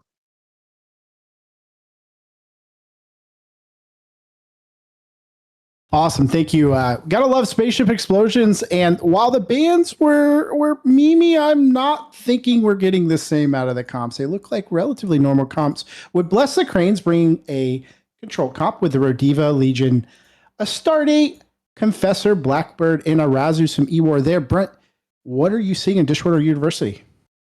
Drones, and more drones. It seems like we're doing the back-to-back-to-back. That's right. Double EOS Dominix with a double Crucifier for control, and then 2 Navadas for healing. They've just got drones, they've just got tracking disruptors, and then they've just went, okay, we're good. That's all we need. We don't need any tackle. We don't need any links except for the EOS. We're fine. Yeah, exactly. It looks like we'll see how they can hold, if they can hold anything down. See if the EOS makes those drones, the drones from the big university there, make the same mistake and try to chase down the Rodiva, as we've seen in the last couple matches. Be interesting to see how this plays out again. Say it looks like a gun comp going into those tracking disruptors or the crucifiers. This feels much like one person going random bullshit go, and the other person going here's some drones. That's right. No, 100%. Without, I'm going to be typically when have we seen drones going up against an armor comp? You're going to have problems applying without anything to apply. We'll see if the EOS and Dominix's drones go out. As a Crucifier gets shot on the onsets of the match, ends already into 90% armor as they try to take the Crucies off, which makes sense when you have a gun comp with those TDs. It's dual Crucifier versus Beam Legion and Rail Astarte. Once those Crucifiers get the TDs on them, they're going to do nothing unless stuff gets tackled down. Yep, we're finally seeing those drones go out there. It looks like a Crucifier is going to go down. Diablos is down and out. Looks like the drones are going to go on the Astarte first. No, they're heading over to the Blackbird. I do not know what Dishwasher expected there when the Crucifier was ahead of the battleships. It was the thing at the front of the pack, and it just got alphaed. Yeah, maybe he was their web in the comp. Who knows? But it looks like the our blue team there is going for a Logi. They're going to take down that Navatas is about 80% armor, but that Blackbird is going to go down next. Maybe if the Rodiva can ramp up on it, the drones are eating that Blackbird down. Yeah, the drones have managed to land on the Blackbird. The Blackbird is getting very close to the boundary, and it doesn't look like it's turning that much. So the drones are going to start landing hits again, or that Blackbird is going to boundary. It is at 1719, so it is getting very close. He is skirting the edge. Let's see. Oh, he's 119. He's ticking up. I don't know if he's curved back in. I don't know if that's going to be an oversized prop. Usually it's just a single afterburner on those. It looks like he might be coming back in. Very good piloting to dance the edge of the boundary as he comes back in. Looks like damage is going to go out on that second Crucifier. Might go down next if they can get it. He is in a little bit better position as he's being chased a little bit by the Astarte and a Confessor back there. Yeah, we've definitely seen a split here. The EOSs and the Dominics have rushed the back line of Bless the Cranes, and the Astarte, Legion, and Confessor have rushed the back line of Dishwasher. So they're just shooting the squishy ships on the back line, one side with drones and the other side with guns, while they try and scramble to re-get position as well. You are seeing this Crucifier in low armor, but the Navatasses are just desperately trying to keep it alive, while we have EOSs desperately trying to nuke down a Ponti, so the drones will kill it. Yeah, the Pawnee looked like it was about to go down, but the Rodiva, with his hero reps, was able to save the Pontifex.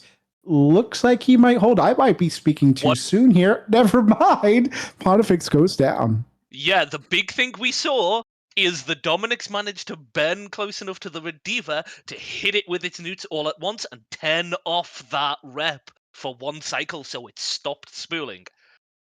Yeah, but it looks like the Rodiva is going to learn its lesson, doesn't want to be in that heavy newt range, is going to run away. It looks like the drones are heading out toward the Rodiva next as Dishwater realizes they've got to do something maybe about that Logi, or they're going to try the Blackbird again. I am absolutely wrong. They're going to go for the Blackbird again here. Yeah, especially since we see two EOSs almost on top of this Blackbird. They are desperately trying to get it tackled and get it neutered down. But it looks like it's just about managing to stay ahead of it while they throw all the drones on it. I say that the web has just been applied. Yep, the EOSs look like they're going to catch that Blackbird. With that Blackbird caught, not able to mitigate the damage. I'm going to bet money here. If I had channel points, I would be betting money on that Blackbird going down. And sure enough, it did. Give me my channel points, please, Twitch. The Crucifier is getting shot again. The Astarte and Legion were too far away to start doing damage, so they bent back into range and are managing to shoot it again because it's not tracking Disruptor to them, and it goes down. Yep, no Crucifier. It looks like they're going to move now. They're damaged. Now they can probably apply better, track a little bit better. They're going to hit that T1 Logi with Aruntavis and the Navitas taking damage on the Dishwater University as they're trying to get their drones over onto the Rodiva. Those drones are having a little bit of trouble. They're getting kited by the Rodiva there a little bit. Maybe they'll catch up. They really need to get a web. This is where having something like an assault frigate would be definitely beneficial. Yeah, we are seeing all the guns, now that they are not getting tracked and disrupted, they are shooting these Navitases. The medium beams from the Legion, the medium guns from the Astarte, they're all trying to hit these Navitases and get them down. Because if they can get logistics down and this Rodiva manages to survive, bless the Cranes will have this in the bag. Yeah, 100%. And it looks like they pulled damage from the Navitas, though. Not sure. There we go. Looks like they're going to try to go on an EOS now of Rothor. Probably a little bit easier target to hit. Those Navitases were flying for their lives and avoiding any damage there initially, having trouble tackling because nothing held them down. So it looks like they're going to put their gun damage on the EOS a little bit. You know, they're shooting some EM therm there. So should be able to do some damage with the Astarte shooting right into that EOS resist hole as the Confessor of Cranes is taking damage from the drones now. And that looks like it's going to be their next victim. Yeah, they've realized they can't shoot the smaller ships with the battlecruiser and the Legion, so they decided to shoot the EOS with the larger guns and let the Confessor shoot the smaller stuff. So Dishwasher have noticed this, and now all their drones are on the Confessor. If the Confessor dies, those Navitases will out-tank everything. Yeah, something to note, the Rodiva gets about a 70-kilometer range there on its reps, so it doesn't have to be super close to get those reps. The Confessor probably just was in Sharpshooter, switched over to defense mode. You could expect a Confessor in this kind of setting with the tournament stuff, probably 15 to 18k EHP with links to hold up. So pretty tanky boy with a SIG of like a Deacon is like a 36 meter SIG. So hard to apply damage once it gets, as long as it's still moving. But that Confessor is fairly close to Rothor and the EOS, so we'll see if they can get a web on that Confessor and get damage, as Rothor is really not taking any substantial damage, but Arwen and the Navitas got chunked there a little bit. Yes. Now, we are 30 seconds away from the normal match ending, and we are within 25 points. As long as both of these Navitases don't go... even if both of the Navitases go down, this will go to reverse tie-dye. This confesses the difference for Dishwater. If the Confessor goes... I say that, one of the Navitases has just gone down. With 5 seconds left in reverse tie-dye, and it looks like they're going to really want to take out the Logi from Dishwater University before they go into reverse tie-dye, but it looks like reverse tie-dye is going to start as we go into overtime here. And Dishwater not getting any meaningful damage out on anything. Looks like they had applied damage to a Legion. That Legion looks to be tackled by the EOS. Yeah, there we go. Yeah, Sorry, they have the EOS on top of the Legion locking it down. They have the Dommy and the other EOS pushing the Rodiva with newts. This Dommy has spent the entire time just trying to newt it down, and we do see everything except for the battle cruisers and the battleships go down. They're just hoping those drones kill the Legion before they kill that EOS. Yeah, the EOS is holding up with 90k or about 90%, 80% armor, as that Legion looks like it's going to go down with all those heavy drones on it and being caught. I don't think this Legion is long for the world here, as long as they keep chasing that Rodiva. This Dommy is now on top of the Rodiva. The Rodiva saw itself speed up that much and had to control space before he boundaried. So now the Dommy is on top of him and has got those really heavy newts on top. You might see him swap to the Rediva now, which you are going to see those drones now landing on it. Yeah, that Rodiva's not long for this world. It's going to be worth the next target they can catch. That Astarte is pretty close. He burned back in. If I were the Astarte, I probably would have tried to play the kite game there and continue to pick off that Confessor. Instantly snapped there as it's just down to the Astarte in the Arazu. And the Astarte's going to go next as he is pretty close. Oh, the Eos of Rothar almost boundaried there. We are at 300% speed. He double-clicked in one direction and went from 90 to 109 in about a second as we see the Astarte finally go down. Yeah, and those drones are just out there hunting the final Arazu, as it looks like Cranes is unfortunately going to lose in our last match today, with Dishwater University going to take the W there. That Crane is going to go for the boundary and is out. And with that, we'll hand it off back to the desk.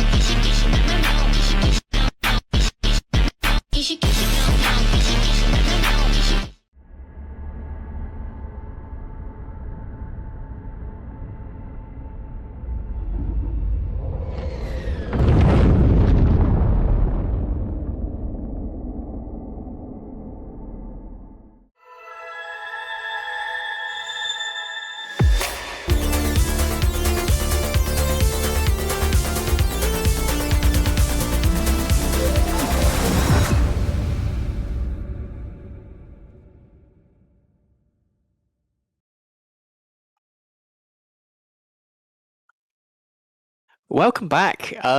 Really interesting match there. Fantastic. Obviously going to reverse tie-dye, one of the innovations for this tournament. Bazza, I believe that you actually got to experience that yourself during your run. Can you tell the audience just a little bit about what it's like and how it changes the meta a little bit? It's pretty scary. Suddenly everything starts getting faster, and obviously it only happens in close matches. So you've been playing for 7 minutes already, and we're within 25 points. It's about to get a bit fucky, and then it accelerates and it accelerates and it accelerates, and you have to be careful with so many things. You got to be careful with position. You got to be careful with heat. It turns it into a totally different experience. And on the topic of reverse tide, I know there was a bit of conversation before the tournament when we were consulting with staff. All the captains were discussing the rules, whether or not reverse tide will be a good and overtime mechanic, whether it would be too impactful. I think it's been great personally. I don't think it's happened too often. I think it's been, when it has happened, it's fun. It adds a slightly different little twist to matches where if it's close after 7 minutes, it goes on for another 6.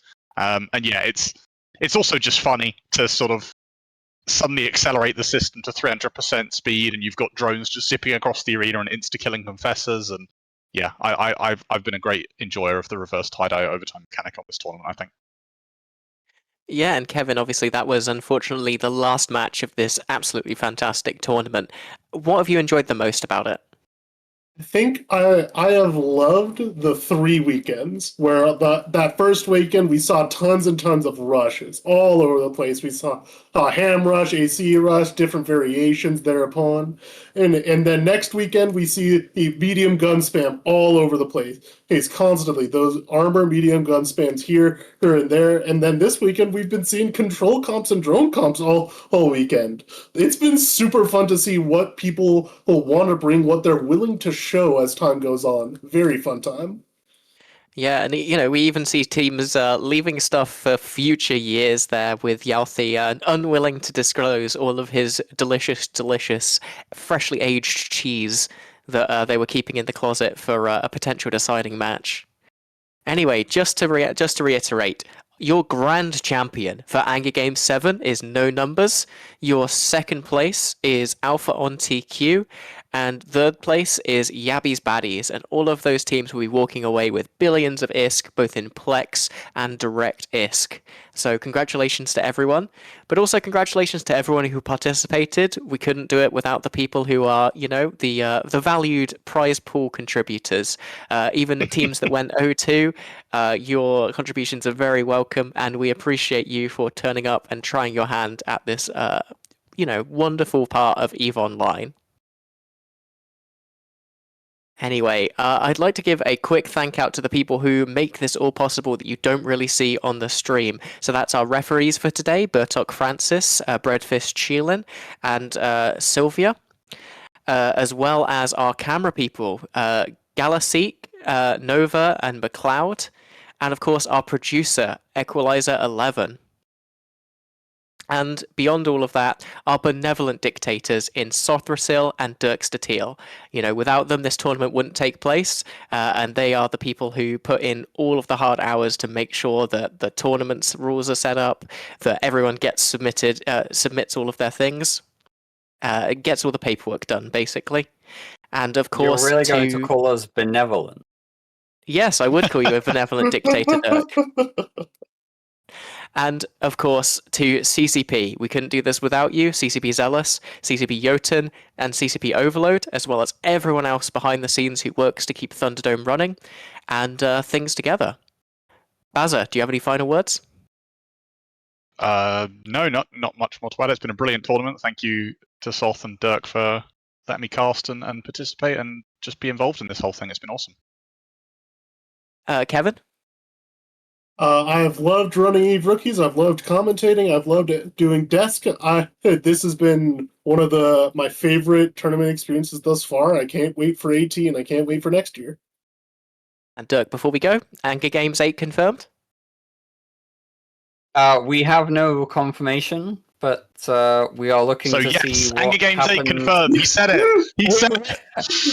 We're looking to see what happens when it comes to other tournaments that other players might want to create. Like, Soth and I are here to help support the tournament, just the tournament community.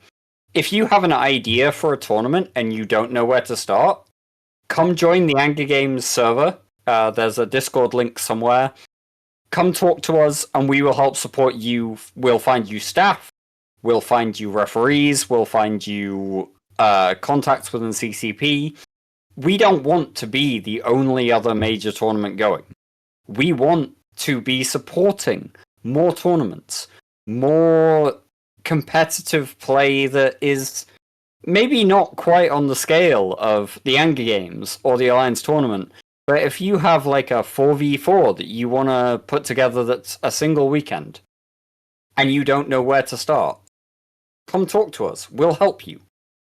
This is our point now. We are trying to be the guys who help you out rather than just being the guys who always run the Anger Games. So yeah, we've got all of this crew. The Basilisk, Kevin, Jintan, Ali, Keith Stone, Mystical Might, Novatera Ren. We have camera team people. We have referees.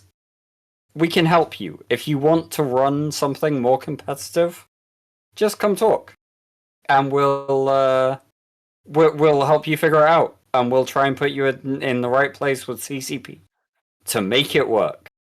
Just come on.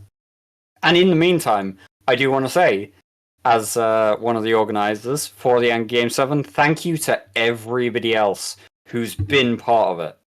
All of our casters, all of our crew, the behind-the-scenes guys, the teams. We're going to have an epic scenario in a minute from EQ11. But yeah, just thank you, everybody. We love doing this, and we love the fact that you all support us doing this. And of course, thank you so much to the audience. We wouldn't be able to do this nearly as well without you guys watching and all of your support. Anyway, EQ, fire up the credits.